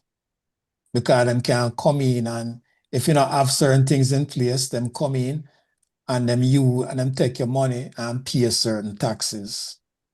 You right. understand? Because the money where you receive from that is tax-free. And the money where you can take out of that while you're still living is tax-free. Yes, sir. And you don't have to pay it back. Why? Because you have a death benefit. So if you don't pay it back, then we just take the money where you take out of the policy from the death benefit when you're not here anymore. Yes, But the sir. money where you leave, you make sure so that money there, you put it in place and you set it to structure it a certain way where you do not pay taxes. So you can become your own bank. Honorable Pete, is that for the both world, East and West? Well, I yes, so with there. Some of them know the laws where I don't know how the law work towards that in Jamaica and Africa. But I know say yes, so I say it work. But I know say even in Jamaica, when you have that and you have certain thing in place, yeah, the beneficiary are gonna get the money still. But there must be some way where you can set it wherein, the creditors, them and all these people will come take your money. Now, if it go through the court, you have to be careful with that too. Because you bypass the court one time, you set certain things in place. You just go to the beneficiary. Or if you have anything you need for take care, you take care of that. And the money is yours. Honorable Priest Earl, give thanks for coming. Stay blessed. And true, God my bless up Lord. the congregation. Eh? Bless. Yeah, if Priest Earl want to come, let him come. But I was calling for the chair for a minute. But Go let ahead. Priest Earl come. If Priest Earl want to say something, let him pray up. Yeah, they're saying to him come on late. And I will give him a chance to hear up the Honorable Priest Campbell for a long while. Good the honor hear voice. Priest Earl, you can unmute your mic.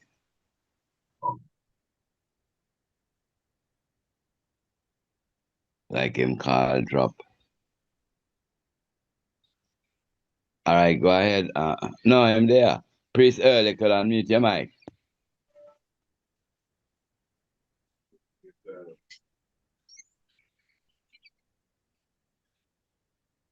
All right. Go ahead, Priest Rasavana. Yeah, just wanted to touch on some things that Honorable Priest Jermaine was alluding to. And how do we approach the different regional, process of reparation, to the different islands fall under different colonial rule. Right now, one of the things that I see that we are not up on, because I guess we still foster certain concepts that we have held from way back when. But the process of reparations, or what they call today restorative justice has been taken up by Africa. And Africa has now united with the West, the diaspora, coming to CARICOM. So it's a partnership between the continent of Africa and CARICOM.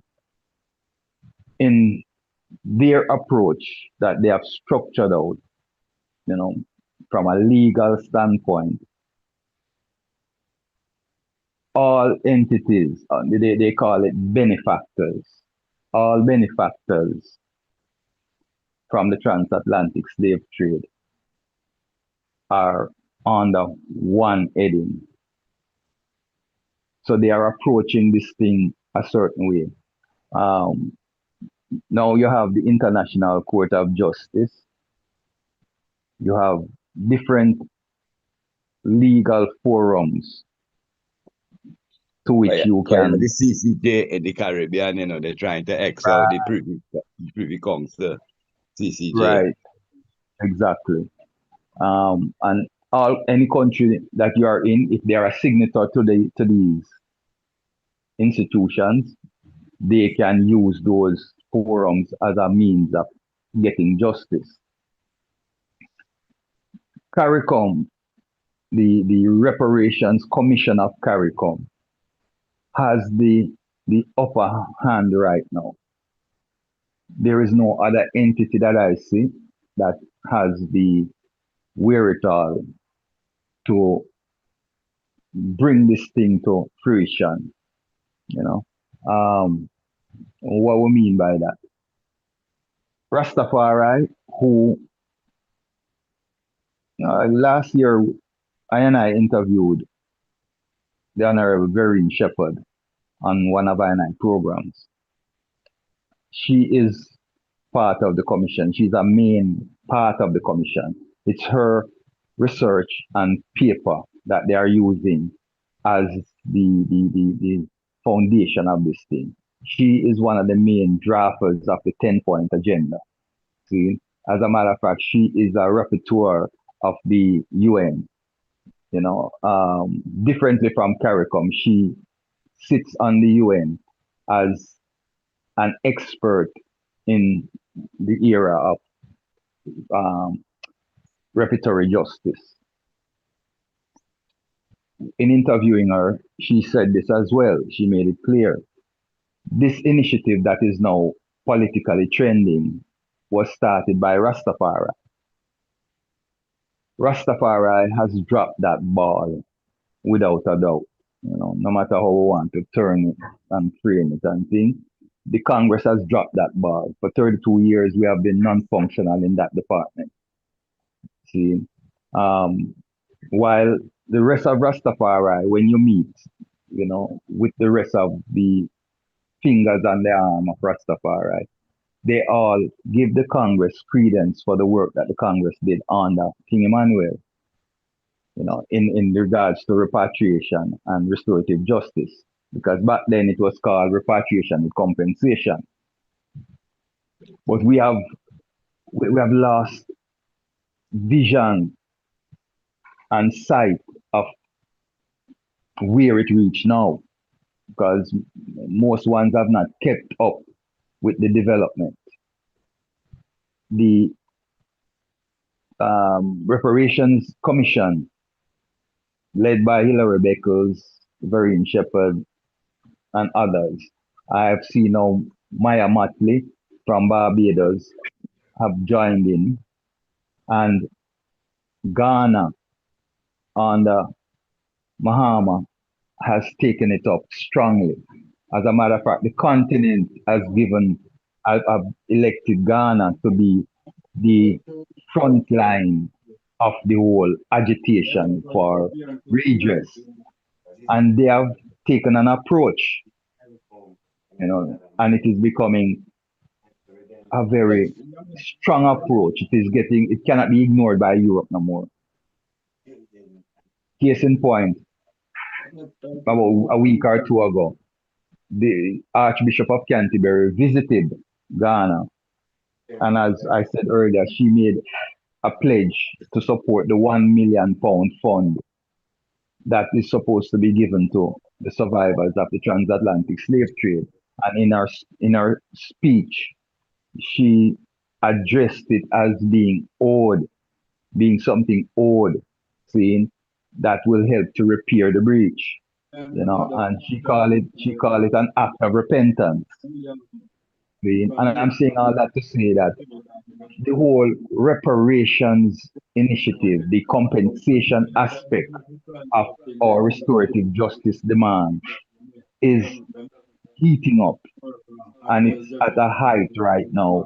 It's politically trending. It is being discussed in all government halls of decision making, and monies are starting to be quantified. See, the University of Glasgow have already given 20 million. See, that CARICOM received. Hilary Beckles was the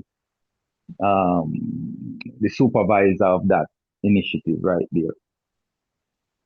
But the approach of CARICOM, Priest Jermaine, is to attack the whole thing as one approach, as one process, and not separating it off to say, well, the British or the Dutch or the whatever, but one approach, one initiative to say all benefactors seen are being called to the table of negotiation to see how best redress can be forthcoming. See? Now, the concept of this, where we are still, most average persons still thinking of a dollar figure. And I don't know if any of the item have seen the documentary, The Empire Pays Back, by a virgin named Beckford. He did it in the UK. And that documentary, he had assembled some economists, about 3 or 4 economists, and asked them to crunch the figures, looking at all the different components that would be factored into a monetary figure, and they came up with $777 trillion. Now, if we are looking at things again, factual and realistic, which European country going broke themselves and plunge their people into suffering to pay the Negroes for past indiscretion? That now gonna happen. So they are taking a more realistic approach to this thing in identifying several ways in which compensation can be granted. Debt relief, infrastructure development, Health. Yes, health benefits. Yes. Yeah. School, scholarships for ones to attend, school, for higher education, college, and so forth. There's different ways in which they are looking at it, which is more doable than expecting, ones to take a suicidal act just to redress something. See? So that is where now I and I need to be paying attention and getting our 2 cents into the conversation, because prior to Ambassador Dudley Thompson's passing, we met at different things. We had forged a little relationship and so forth. But one of his statements to I and I is that the only missing link at the table is Rastafari. For what the work that Rastafari did in the past, bringing this whole thing to the forefront, and for the stand that we continue to take, we are the only missing link. But as we realize and we observe, Rastafari, especially in the hub, which is Jamaica, where the world is looking to, because the world is looking to Jamaica. Ghana president just inducted the Prime Minister of Jamaica to be on part of that commission, which is something that I personally is not a fan of, and I am putting my word sound in with the commission itself and making that known that I and I speaking both as an individual and a representative of Rastafari don't support that because the Prime Minister of Jamaica doesn't have a good reputation seen when it comes to certain things, and people like that cannot be the ones who are going to receive, say tomorrow an agreement is achieved, for them to be receiving the funds and to be managing the whole project, how this thing is going to work. Now go trickle down to poor people. That My trickle lord. down thing where them always tell to us and tell us about the trickle down effect. That is not going to happen. They are going to use it, they're going to find ways of ciphering it off and using it in the way that they choose. See? But that's the approach. That is the approach right now, that these entities have become the voice of restorative justice on behalf of our plight, majesty. Pretty, And my so lord. please join in. Yes, my lord. I want to quickly respond to a few things in the honorable priest say and give thanks for the clarity on what I said because about 2 strongs ago myself and Ras Aya from the Nyabingi and Ras Iroy, who is also he's the chairman of the CRO, which is the Caribbean Rastafari Organization, and also the chairman of the ORU here in St. Kitts. And we had a sit down with the Prime Minister here, which is on the Honorable Dr. Terence Jew. And some of those things that I mentioned came up in our sit down, in our reasoning. And he shed light on the fact that, CARICOM in itself, moving in such a direction like the I stated, but one thing that I stated, and that is what I really wanted to come in on also, is that that mission that went to with Sir Hilary Bickles, we was asking, as Rasta is saying, with to that question, like why, wasn't any Rastafari asked him to be represented on that panel that went forward, and I don't think we got a direct answer from him in terms of that. You understand? But he himself just stated that CARICOM in itself, and as you know, I think at one point, if he not still is the chairman of CARICOM. And like I stated, he mentioned that Africa itself right now is, moving, and he knows that it's moving to be the next world superpower, and there's where they're really looking towards and turning their eyes. You understand me? So, like I said, I, was on point with enough of the things that the I stating, and that question about Rastafari representation definitely did came up in I dialogue with him, Yes, my lord. Yeah, and one more thing, in terms of the the Danish West Indian Company, they chartered a cooperated enterprise established by the Danish crown in the 17th century. It was a Denmark primary vehicle for imperial expansion, colonial governance, and the transatlantic commerce. So, like you say, all of that wrapped up into one package because, the Danish West Indian Guinea company is what actually financed and what actually insured all of that, folly that went on in the USVI also. My Lord and Empress, give thanks. Natural truth, my lord. Just one thing before I turn it back to the chair. Yeah, the word that they used to, it kind of rubbed me wrong in establishing the different committees under the commission being led by Ghana. They use the word, they say an elite committee. You see, every time I hear that word elite used, it's a red flag for me, because that means they are making sure by using that word that you don't mix it up with the grassroots. You see? And you see, Right. I and I, stand with King Emmanuel, who say him come for the poor and the have not, and the disenfranchised and the voiceless. See, there has to be someone at that table that represents that voice because the elites have a mindset, the elites have a process of thought, see, that doesn't coincide with the grassroots. And but by having the grassroots at the table with the elites, it will bring that balance because we are able to point out to those elites things, areas that they are not factoring in, that needs to be factored in.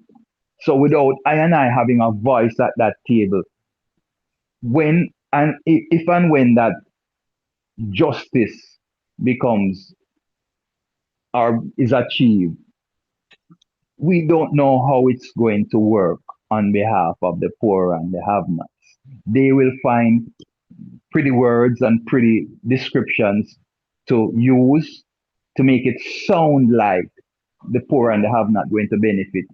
But in the long run, we don't. Because after that, okay, for instance, that $20 million that the Glasgow University gave as a part of reparations, because if you go and look it up, the university administration directly said it's for reparations for their part in the whole slave initiative. We that has not been broadcast widely for once to know, and there is no committee that sat down and determined how that funds should have been used. See, according to what I've heard from members of the reparations commission here in Jamaica, committee here in Jamaica, um, because we have two Rastafari on the committee here in Jamaica. Ras Jalani from the University of the West Indies and Professor Mikey. And as they are, know, Professor Mikey works with Iman as partners in certain things. So I heard from them what Hilary Beckles told the committee there, how he was using it. He himself determined how it was to be used. And that is not how this thing for go. Any money that is coming as reparations for slavery should be pooled into one pot and determined by an independent committee. When I say independent, independent from governments, from neo-colonial governments, because, and we have to make our voices heard for this to be known. We see these governments in the Caribbean as neo-colonial governments. They are carrying on what they inherited. They have not changed. Give thanks, I can say Barbados have made a definitive change by severing all ties and becoming a republic and are defining their own development. But that is one country, see, and they're still not perfect in all things because, speaking to Rasses and Rasses over there in the last year, they are disgruntled too about certain approach. So all across the board, these neo-colonial governments cannot be the one to be leading this initiative because they are not defending those at the bottom of the totem pole. See, they are defending academia and the elites among the black population. See, and that demographics is not the majority. The majority of survivors of the transatlantic slave trade are working class people, are those that are living from hand to mouth, seeing that are one paycheck away from being under abject suffering. So they cannot be the voice. But again, like I just said to the RMO in the week, we are the cause of that. because we have been MIA for the last umpteen years. Rastafari have become more entertainers and ganja advocates than agitation for restorative justice. See, and I will leave it here. Blessed. Yes, No give thanks. interruptions, please, here, my lord. Give thanks. My lord, I may laugh, but may I say, give thanks to get a taste of the bitter cup when may I sit through these years, my lord. I hear you, Honorable. Family, Mama Lily said that her battery died, and she wants to bless up the platform, and said she loved the reasoning. She would have wanted to make an input, but her battery died. So, she said just pass on that word Well, sound to the platform. the floor is open, my Lord and Empress. No reason go up, and I will priest Campbell come and give us an airful. We hope we can, through we are 2 airs, I hope we can come back the next time to pull up the next airs. Yeah, But man, in the but meantime, give thanks, praise, and give yeah, thanks to the reasoning upon the emancipation, priest Dougie reasoning, give thanks. yes, I. Yeah, man, because you still have to keep the fire burning, Burning. You Yeah, understand? man. You still have to keep the tension upon them same way. You see it. You understand? But Yes, at the man. same time, we have to start put plans in place to help ourselves. Strategic Because, thinking. because we have to remember Messiah Garvey, see it, emancipate yourself, from mental slavery. That means it may sound away and look away, but them really do a thing for I and I as a people, It The is an way the way how we yes, think, and the way how we do things, because we have to can even study more Marcus Garvey and look when built in the United States. You understand? So at them we have to try adapt certain things of when it comes to business, we really have to step up there, so my see it? Lord. So that we that know we can't take ourselves out of poverty. But before we can take ourselves out of poverty, we have to take our mindset out of poverty, Most natural. and think a different way, And at the same time, with the Honorable Priest Dougie speak on, we give thanks for that because that is natural. Certain things just fall off. But we still can't just leave it up to them still because we have to pressure them from both angles, We But there said it. one of the main thing, my lord, we need to step up on development of ourselves, to put ourselves in a position of power. You understand? Where we cannot be denied. Because if we don't put ourselves in a place of power, why should them even want to hear us? I remember the case where Prince Manuel bring against the Jamaica government. When it comes to like repatriation and back to Africa, what them do? Them say I should bring that case there during slavery days. And them kick it out and say it vexatious and frivolous. And they sort of know you did have this daughter, Barbara Blake Anna, where she pick it up and say it's not really far-fetched because you can bring it to the International Court of Justice, and we did that. But as much as all we say we are a government, we are not recognized on the international, community as that, forum as that. Them still see us as an organization because we don't meet the criteria of a government. Because government, the criteria is you have a certain amount of land, you have an army, you have a navy and so forth, and we don't meet them thing there.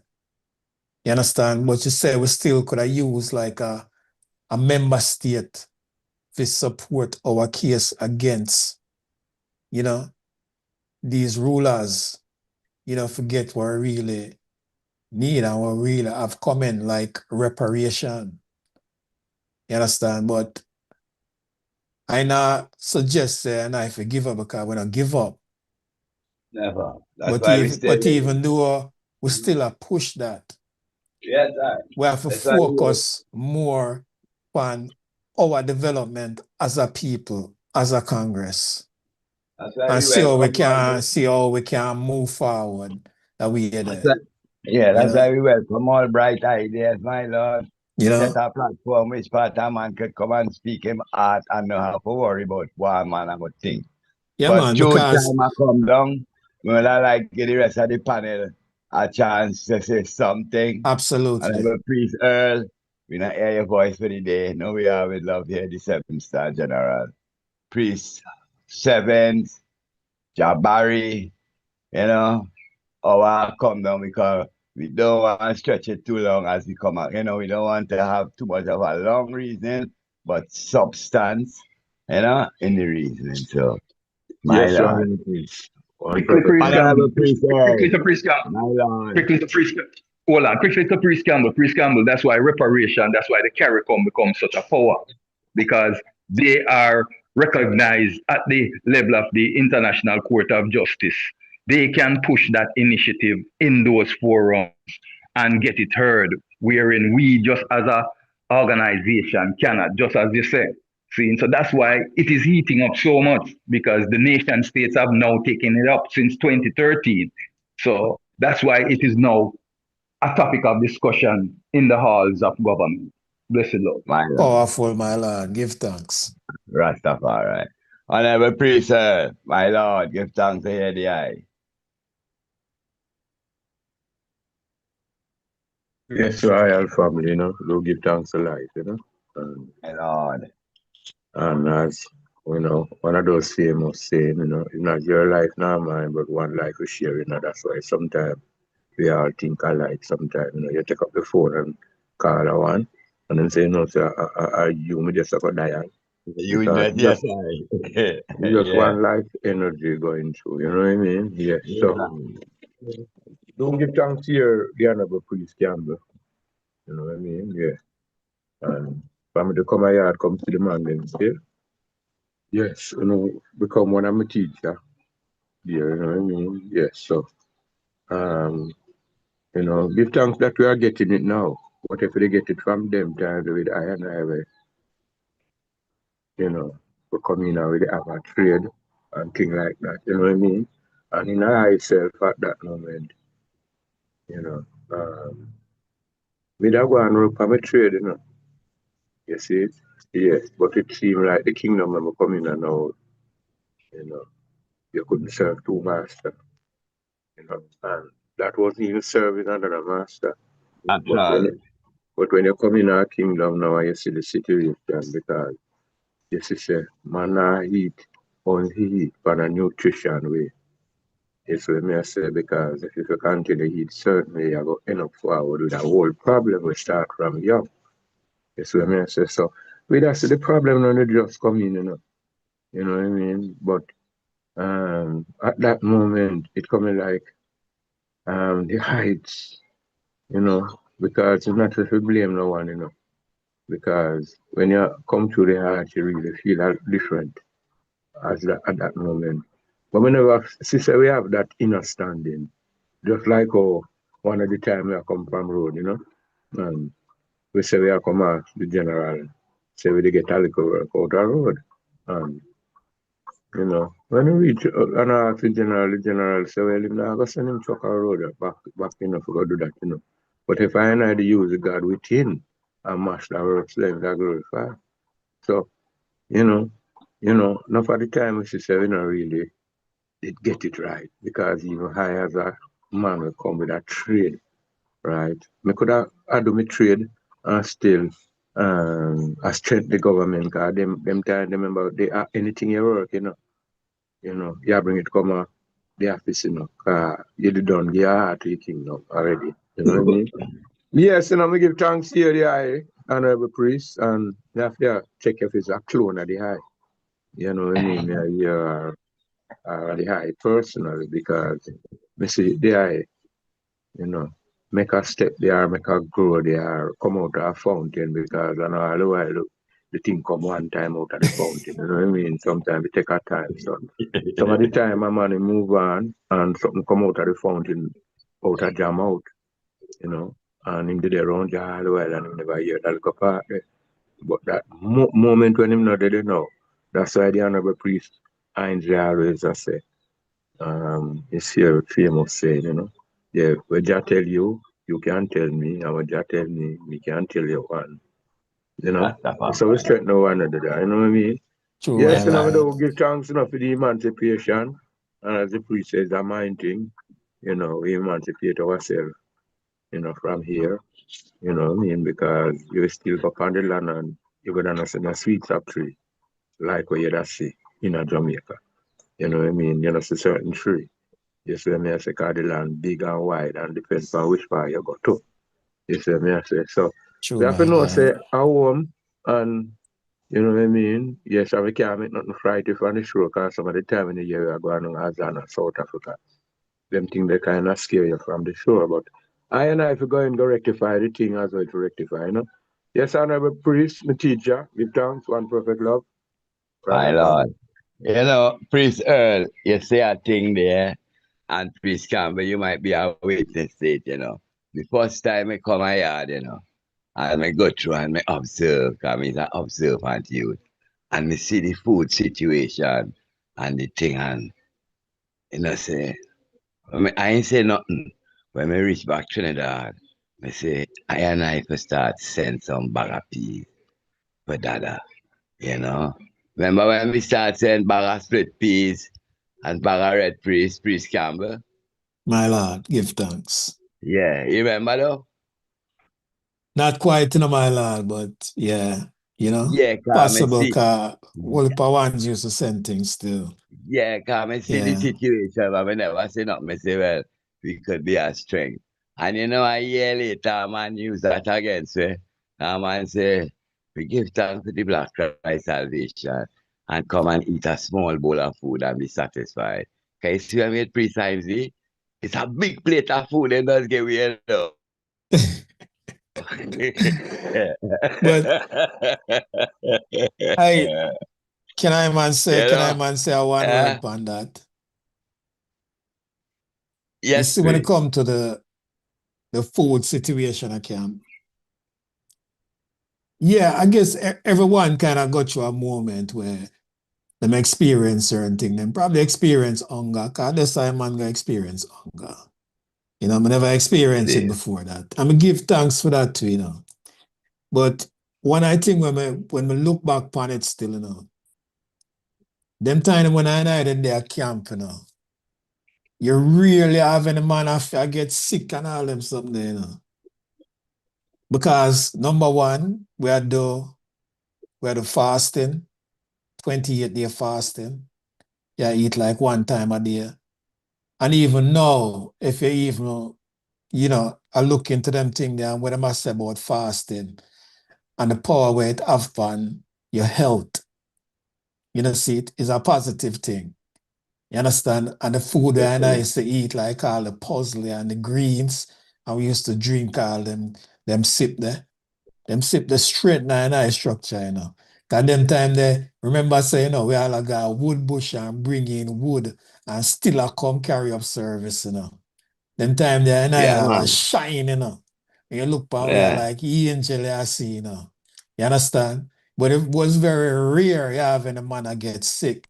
But certain things, say people are introduce intermittent fasting in them diet now. Yeah, fasting is a good thing, my lad. You understand? So It's a long definitely time, a Jah good did bring thing. me to them understanding there. Yeah. I'm on Yeah. still now said the food situation. Yeah. But, and even No, certain yeah. things, one day them understand certain things, Jah is not a rigid man, Because I said that them did it already, and them that got through certain things. And when them got through certain things and fasting are gone, even during Lent, and then for eat certain food, Jah will allow them to eat certain food, Because Jah is a man of understanding. But sometimes when I hear the laws, them, and I think say it just rigid and it written in a stone. No, I know so the general day would think him use a thing called understanding. Yeah, we know this. And Definitely. even the Sabbath, I say you have delegation come, and Jah even send me out a road even on the Sabbath to deal with these people. Rastafari. You understand? Even the sister them, we go through them mention the 21 day. I see a priest one time said to the general, he must show you this, say, one at a time when him move him sister from half of the hill, him that time empress, and him carry half of the hill and him go to John and say, my lord, I know the 21 day I go work, my lord. And just tell him, say, my lord, let's use the understanding. Gracias. So sometimes these things, they're not written in stone, my lord. You understand? Natural. I just we for use with understanding. Natural. As a God of love, my lord. My Lord. Bless. Empress Deborah, me say up up your hand. We almost are come down, but definitely have to give you a little space to black your truth. Rastafari. Unmute your mic, Empress Deborah. Bless. Empress Deborah. I guess she's not close to she mic. Well, we look like we want to come down, my Lord and Empress. So any short, One honorable question. truth. Yes, Blessed. my Lord. Oh, Oh, let the come Empress on. go on, my Lord. Go on. Yeah, blessed All right, love. Empress Deborah. Blessed Yeah, love. blessed love, my Lord. Pardon me for the slow response. Trying to unmute the mic, but something came up on the screen. Yes. So yes, Holy Emmanuel, I, Selassie, I, Rastafari. Rastafari. Honor and respect to all family members.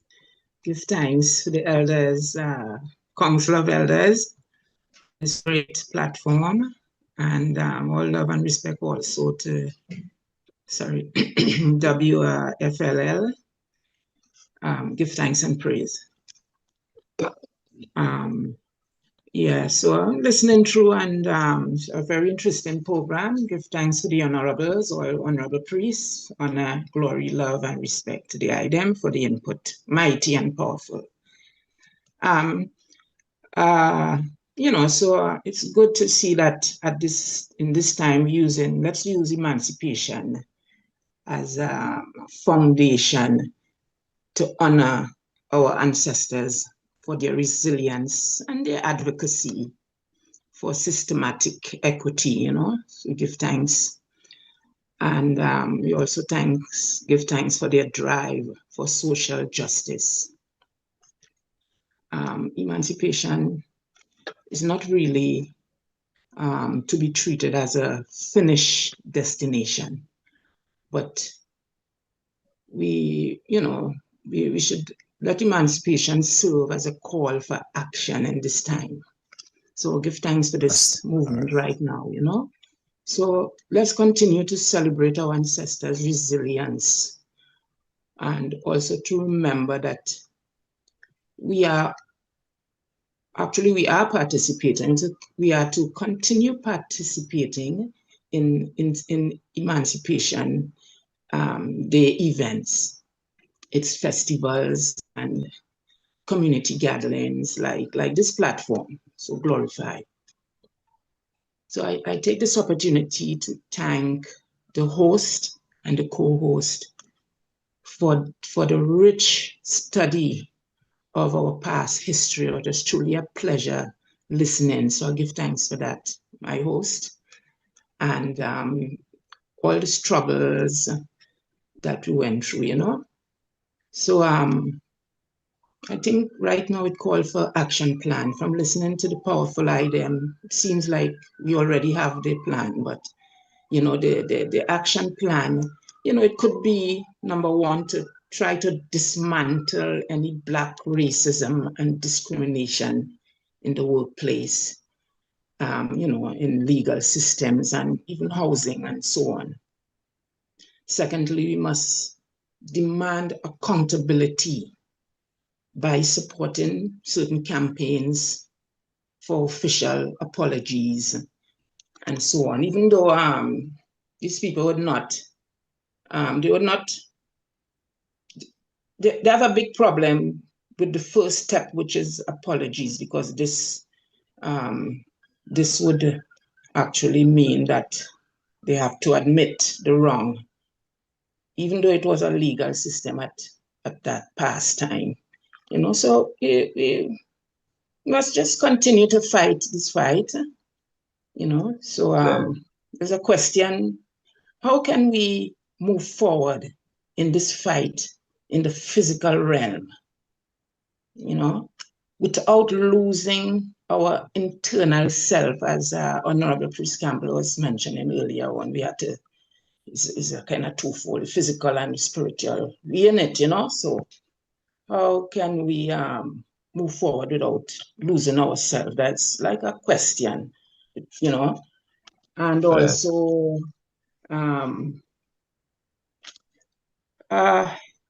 international, this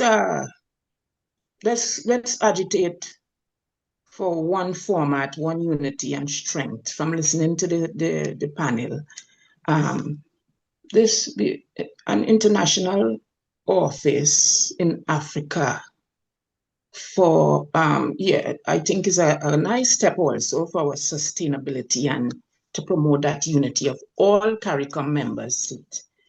It's really needed. So once on the continent, wherever it is, we need just one voice.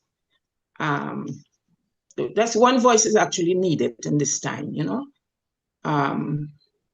I've seen where individuals take up certain things, individual country. I don't want to call names, but certain JA government members coming from Africa, I've seen it, and I've seen once and once pick up this thing, and they said that they were representing the Jamaican community in Africa. And coming from there and the experience, when I look at it, nobody had known, even though the community is diasporic, they took it up in a way where they link with the Jamaican government and they get certain things, paperwork, and it was not included other small islands. So this is a form of separateness again, if you know what I mean, So once and once, some is just running down the dunny. And as the man said, the priest said, the dunny will eventually done and go in a hole, So who is really going to agitate for us as a whole? That's another question, And how should we approach this with one voice? It's really ticklish, So remember, it's CARICOM who encourage this country by country way of dealings, as Honorable Priest Savannah was saying. They deal with a country by country dealings. Whilst I was there, they asked individual countries to do things individually and so on and so on. They said that each country government deals with their own country. So this to me is a lack of unity also. It's a weak point, it's a weak link, right? Because the CARICOM nation is,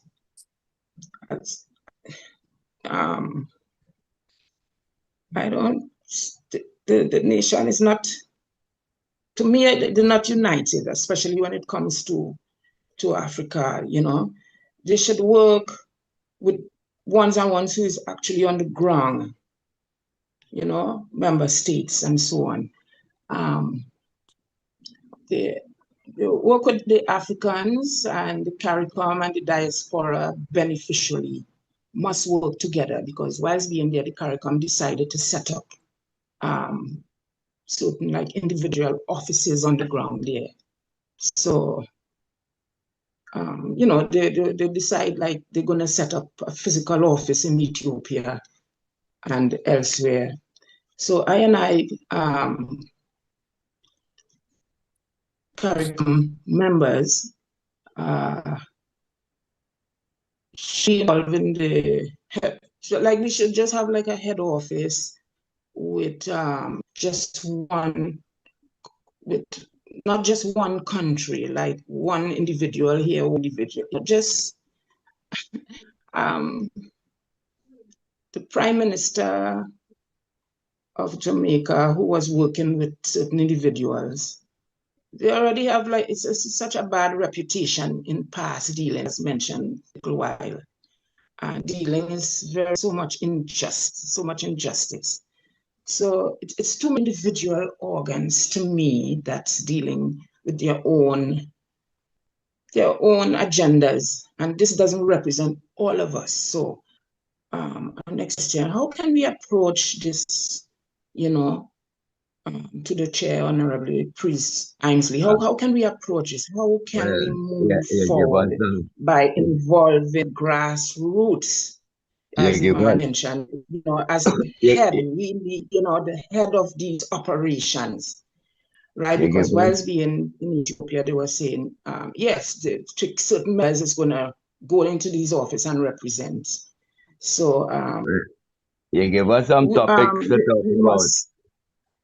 Sorry? You give us some topics. I don't know what the rest of the panel, because the vision where you're painting there kind of disturbing in a way. So are we not going to assimilate into Africa, or will we always be Caribbean people? So it's the recognition. I'm coming down now, eh? Yeah, because the time. Yeah. Right. So the recognition, as the man mentioned, the priest is the CARICOM already have a little strength, but they must be checked. We can't just leave there, because when I look at the Caribbean, they can hardly manage it. They had to be in check. African heads together with the UN or whatever up there, and those on the ground as officers. So how can I address this, and I know as gods and goddesses, if you ask me, we have the know-how. We have the know-how. So give time these words, my Lord and Empress. Rastafari, give thanks for your perspective. Powerful words, Empress. Yes. Yes, read some Christian,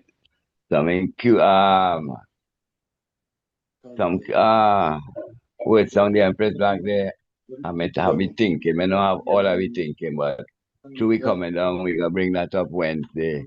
Them topics were here in my ears.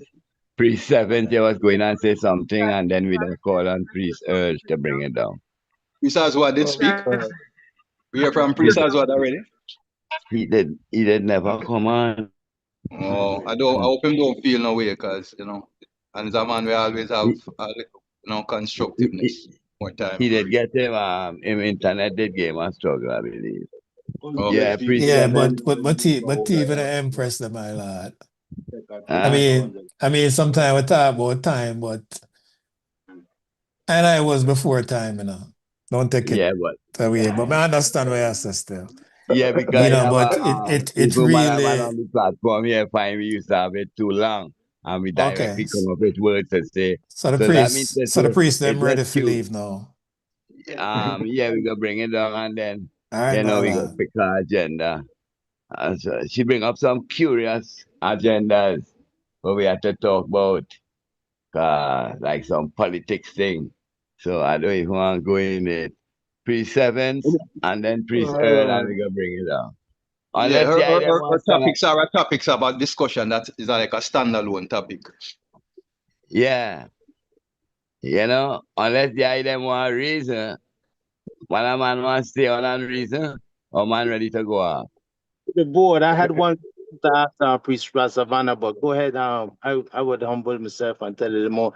I don't be in the reasonment on Wednesdays, so I would just like to ask the question Priest Savannah mentioned, which was a perfect question. He mentioned about they're talking about elites, the little word sound, Yeah. So we need to have a consent for repatriation and send it to CARICOM and the AU. Yeah. It's called a position paper, Honorable Priest. Yeah. Yeah, we need a position paper. The Congress need a position paper on it. Yeah, because the CARICOM, then they start with the offer them own initiative with the repatriation person, you know. It have Well, a group them of bill some off for down in our thing. Trinidad here. Them bill off for our thing, but we don't have no more input. So we need to to develop a position paper, sitting with all the bright minds and even the legal people that's among us, getting all the legal terminology into the document, and then sending that document to them. It can't be like how we usually do it. We have to step up to how the language is. And We can't be even preachy. Campbell say we have to strategize it. Now there's no Yeah, we white can't be right. preachy. We have to put in well, let me use a better word because Priest Campbell kind of lick that word there, but we have to put in statistics and data in our document, that speaks to what our father did in the past, how Rastafari have seen it and coined it, and the present and futuristic view that I and I as Rastafari see. Yeah, But man. we need signature, of the people them, upon repatriation, That means we alone, we are the people them signature behind we, Natural.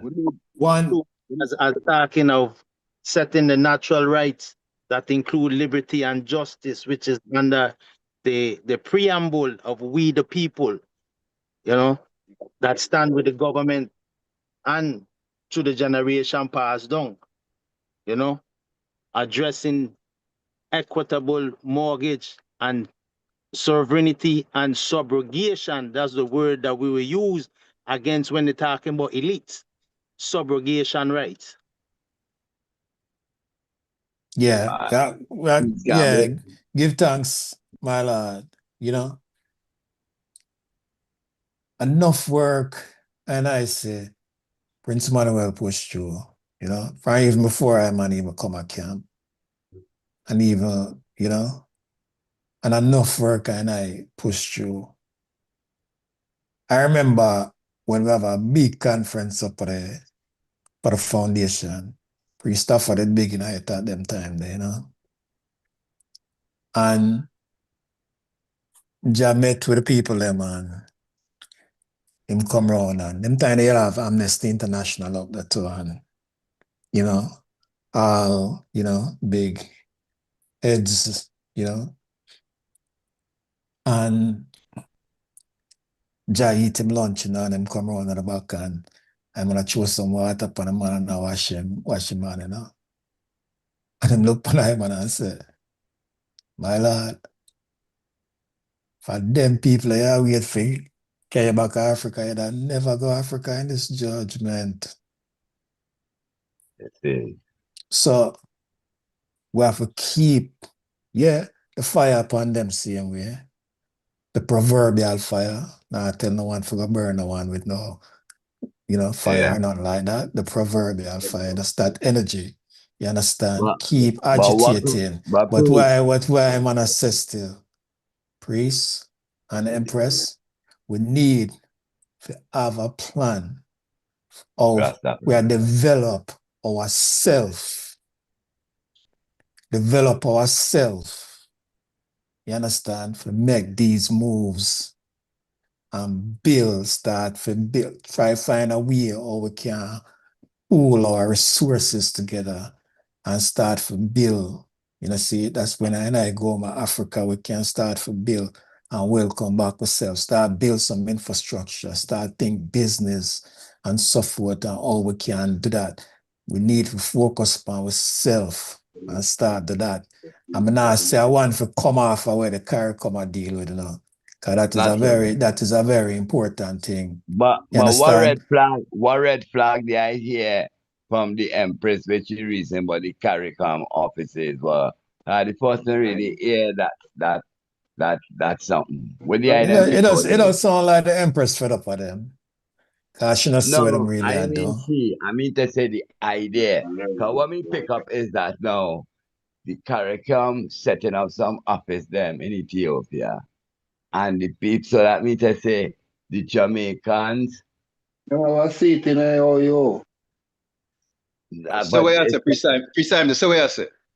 It come like it's to say, we who over there who from Jamaica, the Jamaican government hiring people, Rastaman over there to represent the Jamaican interest and the Ethiopia. So it come like if we're not really assimilated into the African, we will always be Jamaicans or Trinidadians or these people. I don't know, I get it wrong, my lord? I pray That this is an will opinion. my lord. Well, that My is an lord. opinion. That is not the factual approach. That is an Right. opinion. Because when if you listen to the conferences, the Africans are talking about diaspora. They don't talk Right. about Jamaica, Trinidad, Barbados. They talk about their diaspora, and they are claiming the diaspora as the sixth region of the continent. Right. So we build upon That gives that. up. What did I say? No, But so that we said we continue build upon that, Priest Dougie, because that powerful. exactly, Priest Campbell. Exactly. See, we have to hold them to that. See, Exactly. we had a conference. They had a conference last year, which I and I did inform the council about and wanted the council to partake in. I and I did submit a position paper from the civil society aspect of it. See, which is what we have to do. Hold them accountable, make them acknowledge because them claiming it. Because you know what they're seeking from the diaspora is investment and bright minds and all of that. But what we, the diaspora, want from them is to be totally legitimized as the sixth region and not just tokenly acknowledged. You understand? We want that means right now we don't have a seat at the table at the AU, you know. Because when we dealt with them last year, what them tell we is that at the end of this year, they will have the protocols to make that possible. Since this year and the whole reparations issue has become a topical point, I don't hear one word about that. One word about creating those seats at the AU where the diaspora can interact in the general assembly reasoning and have voting power as well as for being the sixth region. So we have to build on that, as I say, and hold them to that reality. See, that's how now we become pertinent in the whole initiative. Because I agree with the High Priest Campbell, and I will end there. I agree with you in saying we need to develop our own plan together on how we are going to develop ourselves, because that is what Africa is looking for. I and I coming in and investing and building and doing certain things. That will take us sitting together, which we are not doing. You understand? You don't have to be the Council of Elders platform. It don't have to be, but we need to have a platform where I and I, bright ones like the Iron, others, the attorney, Empress Marina, and others who are bright minds can come to the table and put our ideas and our experience and all those things on the table and come up with a approach, a plan, and enact it, follow it through, and bring it to fruition. That's the only way we are going to fulfill that. And then on the other level of representation, we need to maneuver ourselves and get to the table at the African Union level.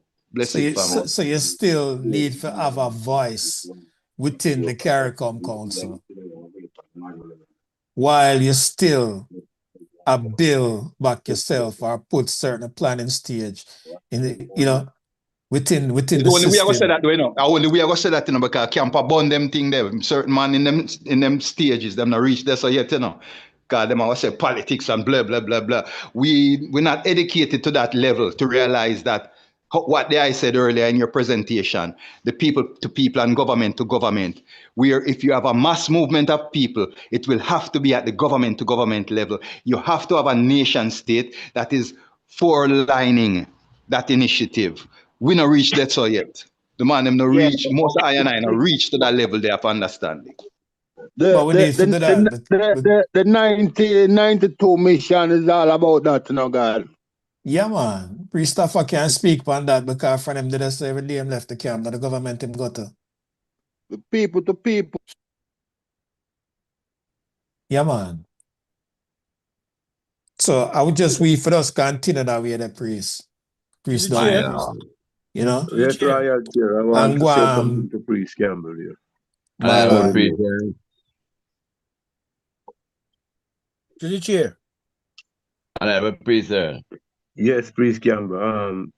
You share when him take over as representative of the United Nations, him get some paper pertaining to King Emmanuel from the United Nations, and him give it to Oswald Harding.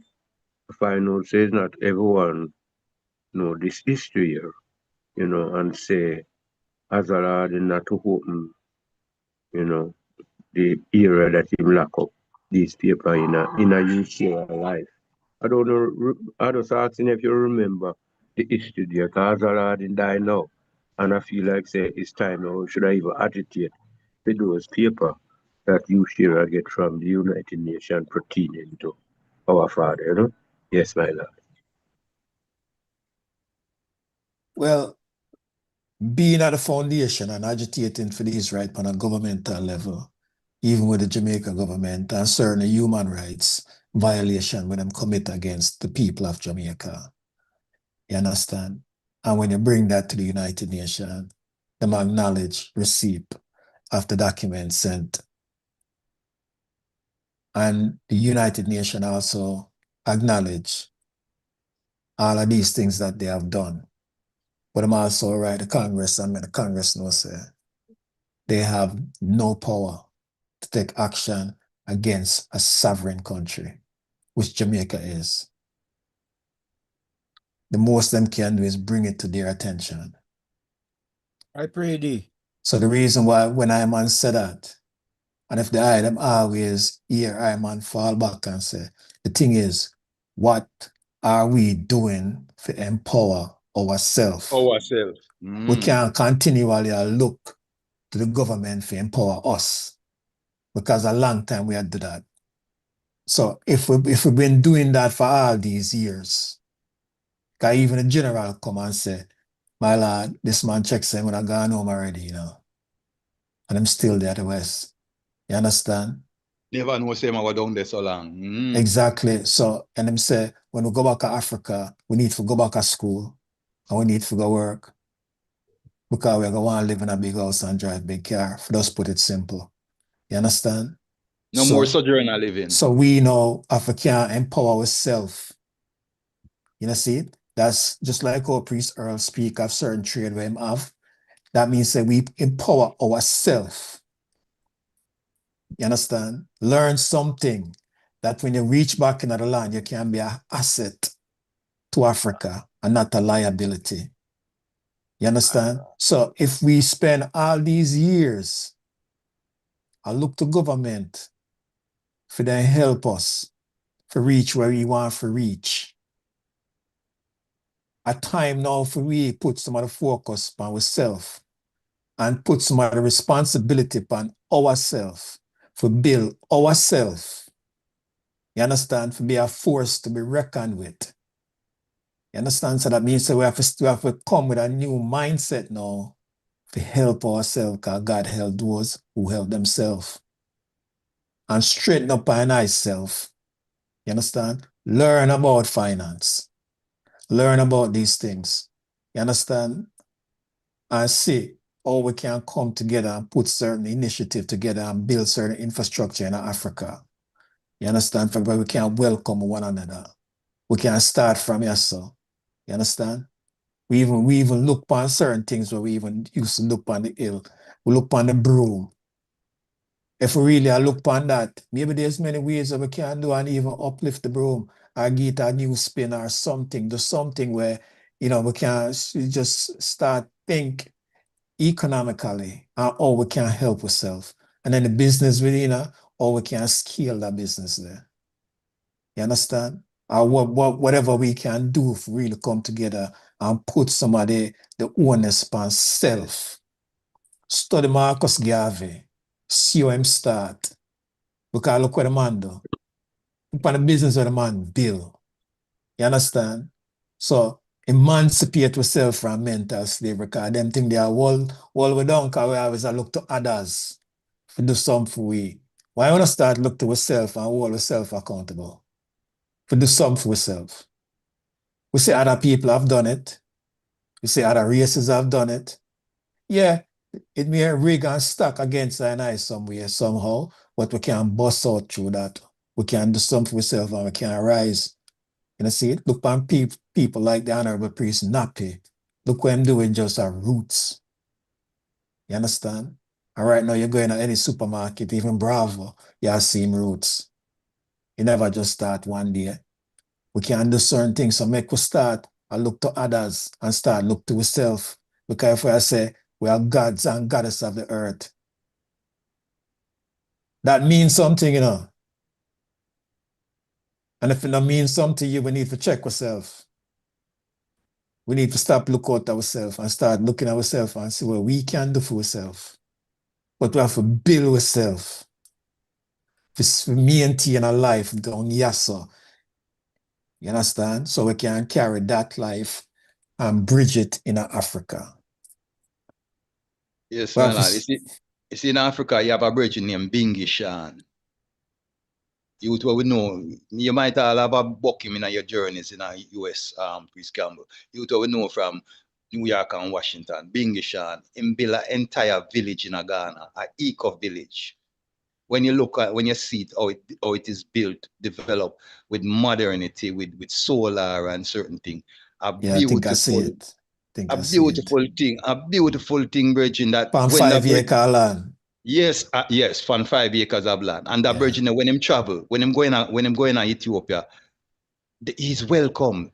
Government welcome him. Him can go sit, him can come, him go sit in an open reason at the AU and them places there because them recognize that he's a developer. He's bringing something to Africa. He has made himself pertinent. See? That's what I'm talking about. Why should they recognize us? What are we doing other than talk? Make we do something. We stand Reality. out. Yeah, man, reality song. They show us that we are do something of substance.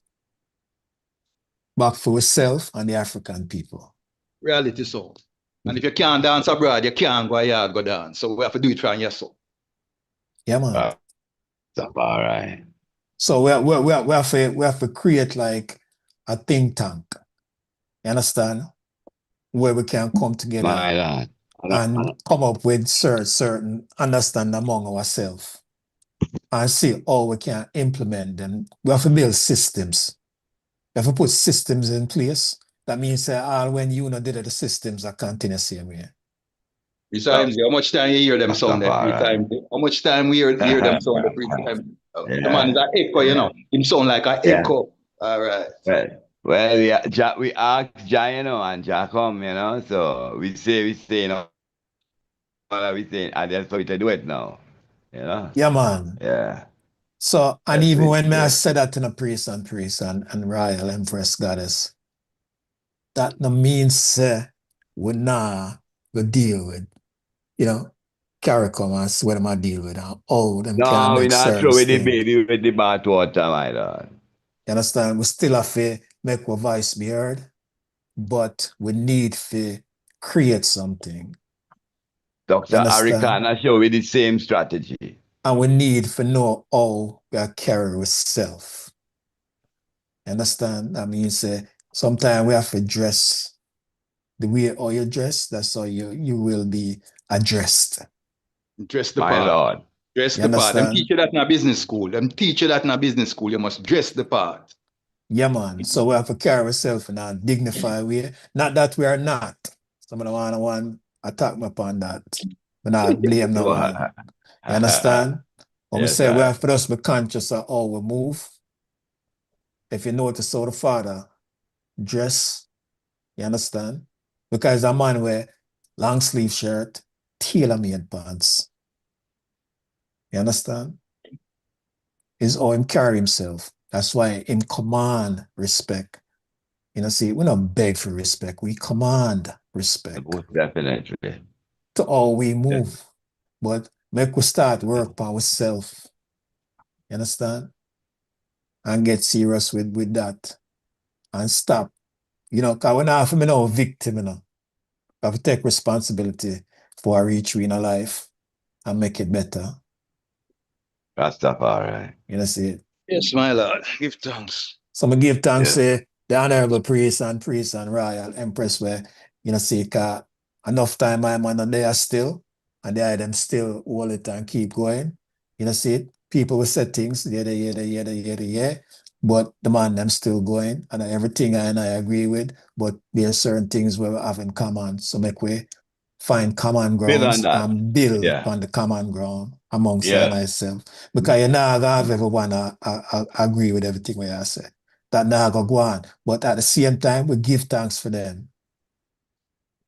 Because out of chaos come order. And the common cause.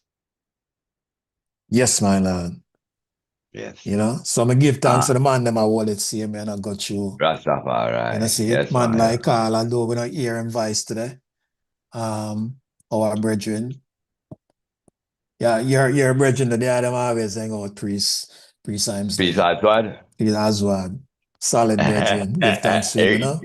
If internet game struggle, yeah. Yeah, man, give Yeah. thanks to Priest Rasavana, and, you know, give thanks to everyone who up on the line this day. Give thanks to all of the Royal Empress them. Give thanks for the mighty input of the Honorable Empress, the Royal Goddess among us, you know. Rastafari. Empress Priest Trisha. Campbell. Yes. Priest Adigal now to England, I yell you forward, my Lord. Glorify God. Give thanks to that, you know. You still a Yes, man, my Lord. You know, I man, give thanks to the man, my Lord. We give thanks to the Rasta because I see certain things go on and you know see it, and we have to make a decision when it come to when the general, you know, lay down in the temple. You know, see it? When him lay down, it's like a robe and him just lay it down. You understand? And it's the priest Adigan and couple of the brethren where him and them trod, and you see the sending off at that time. And when you hear the sound and you hear the brethren them in the background and them a chant psalms and you know see, but all them a chant it in my Lord and Empress, them a chant it in a Amharic. You understand? So it carry a sense of divinity, a divine sending off. It just make the moments more glorious. Yes, and it was so powerful. That's what is certain manifestation wherein, and even unto this day, we can still talk about it. The whirlwind where it rise up and just woof. You understand? We'll never stop talking about these things. But Priest Adigan, give thanks to the my Lord. You understand? And the brethren, them, you know. Because they them play a solid role that they there. You know, see, it's and I give thanks. Let's look. Give thanks. Priest Campbell. My Lord. Remember, tread judgment aya. Yeah, man. Yeah, man. Give thanks to the man that, you know, can teach her enough things, you know. But one thing where I'm leave I with, you know, I'm going to leave it with the congregation. Like, we have a conversation after carry up a flag raising ceremony. And, you know, I talk on the altar already. The man said. And so when I go up there for the closing name, and I'm look on him and him say, the man said, so when you are saying this judgment? And then when him said that to me, it's like my heart I say a million words, but my mouth I say nothing. Yes, I'm just quiet. Because respect is due. You understand? Yes, and then Jack continue and him say, my Lord, every man, you know, a God for themselves. Sometimes I say that part there, or I say to them this day, every man and woman a God for themselves. So what the gods them all do now? Okay. If we build ourselves, because we have the power. And just we acknowledge ourselves. You understand? Give thanks for the man who come for sure way of that and for get a knife remember who we truly are. Gods and goddess. You know, see it? My So, Lord. and I give thanks. So we are saying now, and the party where the man in my trad, we give thanks for that. So make we continue press on the international scene because we can't make our voice have to be heard out there. So, but internally, we need to go about 95% we have to put in our work to build ourselves and strengthen ourselves. 5% make it go out there. So, you understand? So I'll let you one more thing. It is better to be a warrior in a garden than to be a gardener in a war. In a war. My Lord. My Lord and Empress, give thanks. Honorable Priest Campbell, royalty, my Lord. Honorable Priest Earl, our 7-star general. He can give me a word and close it off for me, my Lord.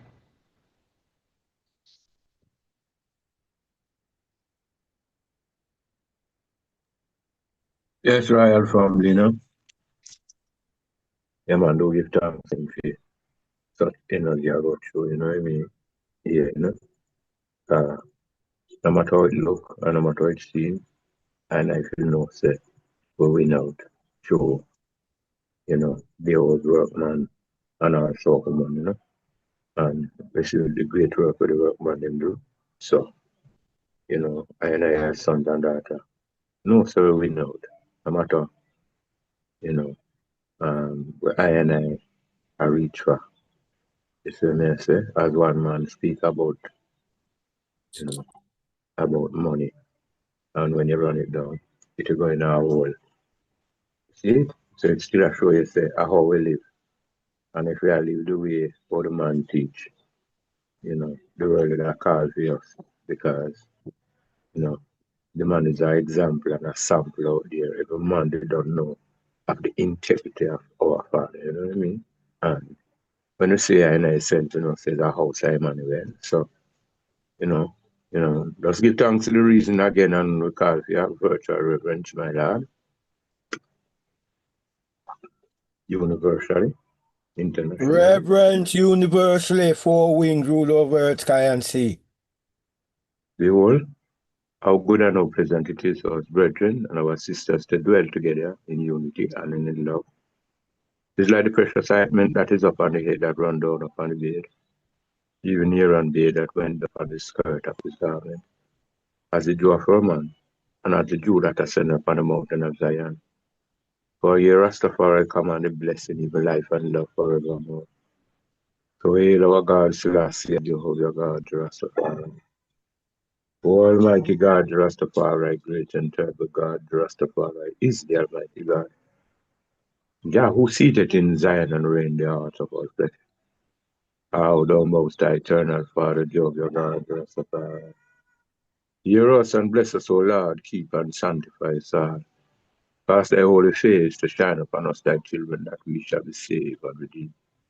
How thou most high God, yeah. Rastafari.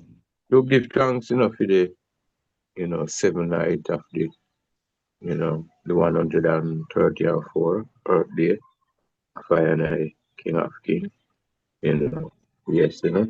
And give thanks also, you know, for, you know, the true emancipation, which is the 1st of August, 38, you know. Because 1834, when they speak about it, them say the free paper did burn, you know. Yes, you know. So, the man say, you know, them really build a park in Jamaica, but we know say the emancipation have to come through, you know, whether by, you know, our father's word, you know, earthquake, lightning, or thunder. One perfect love, royal family. Bless it. My Lord, Majesty bless. We are free. We're free, man. We just have to know so we're free. Yes, my Lord. Act like we're free.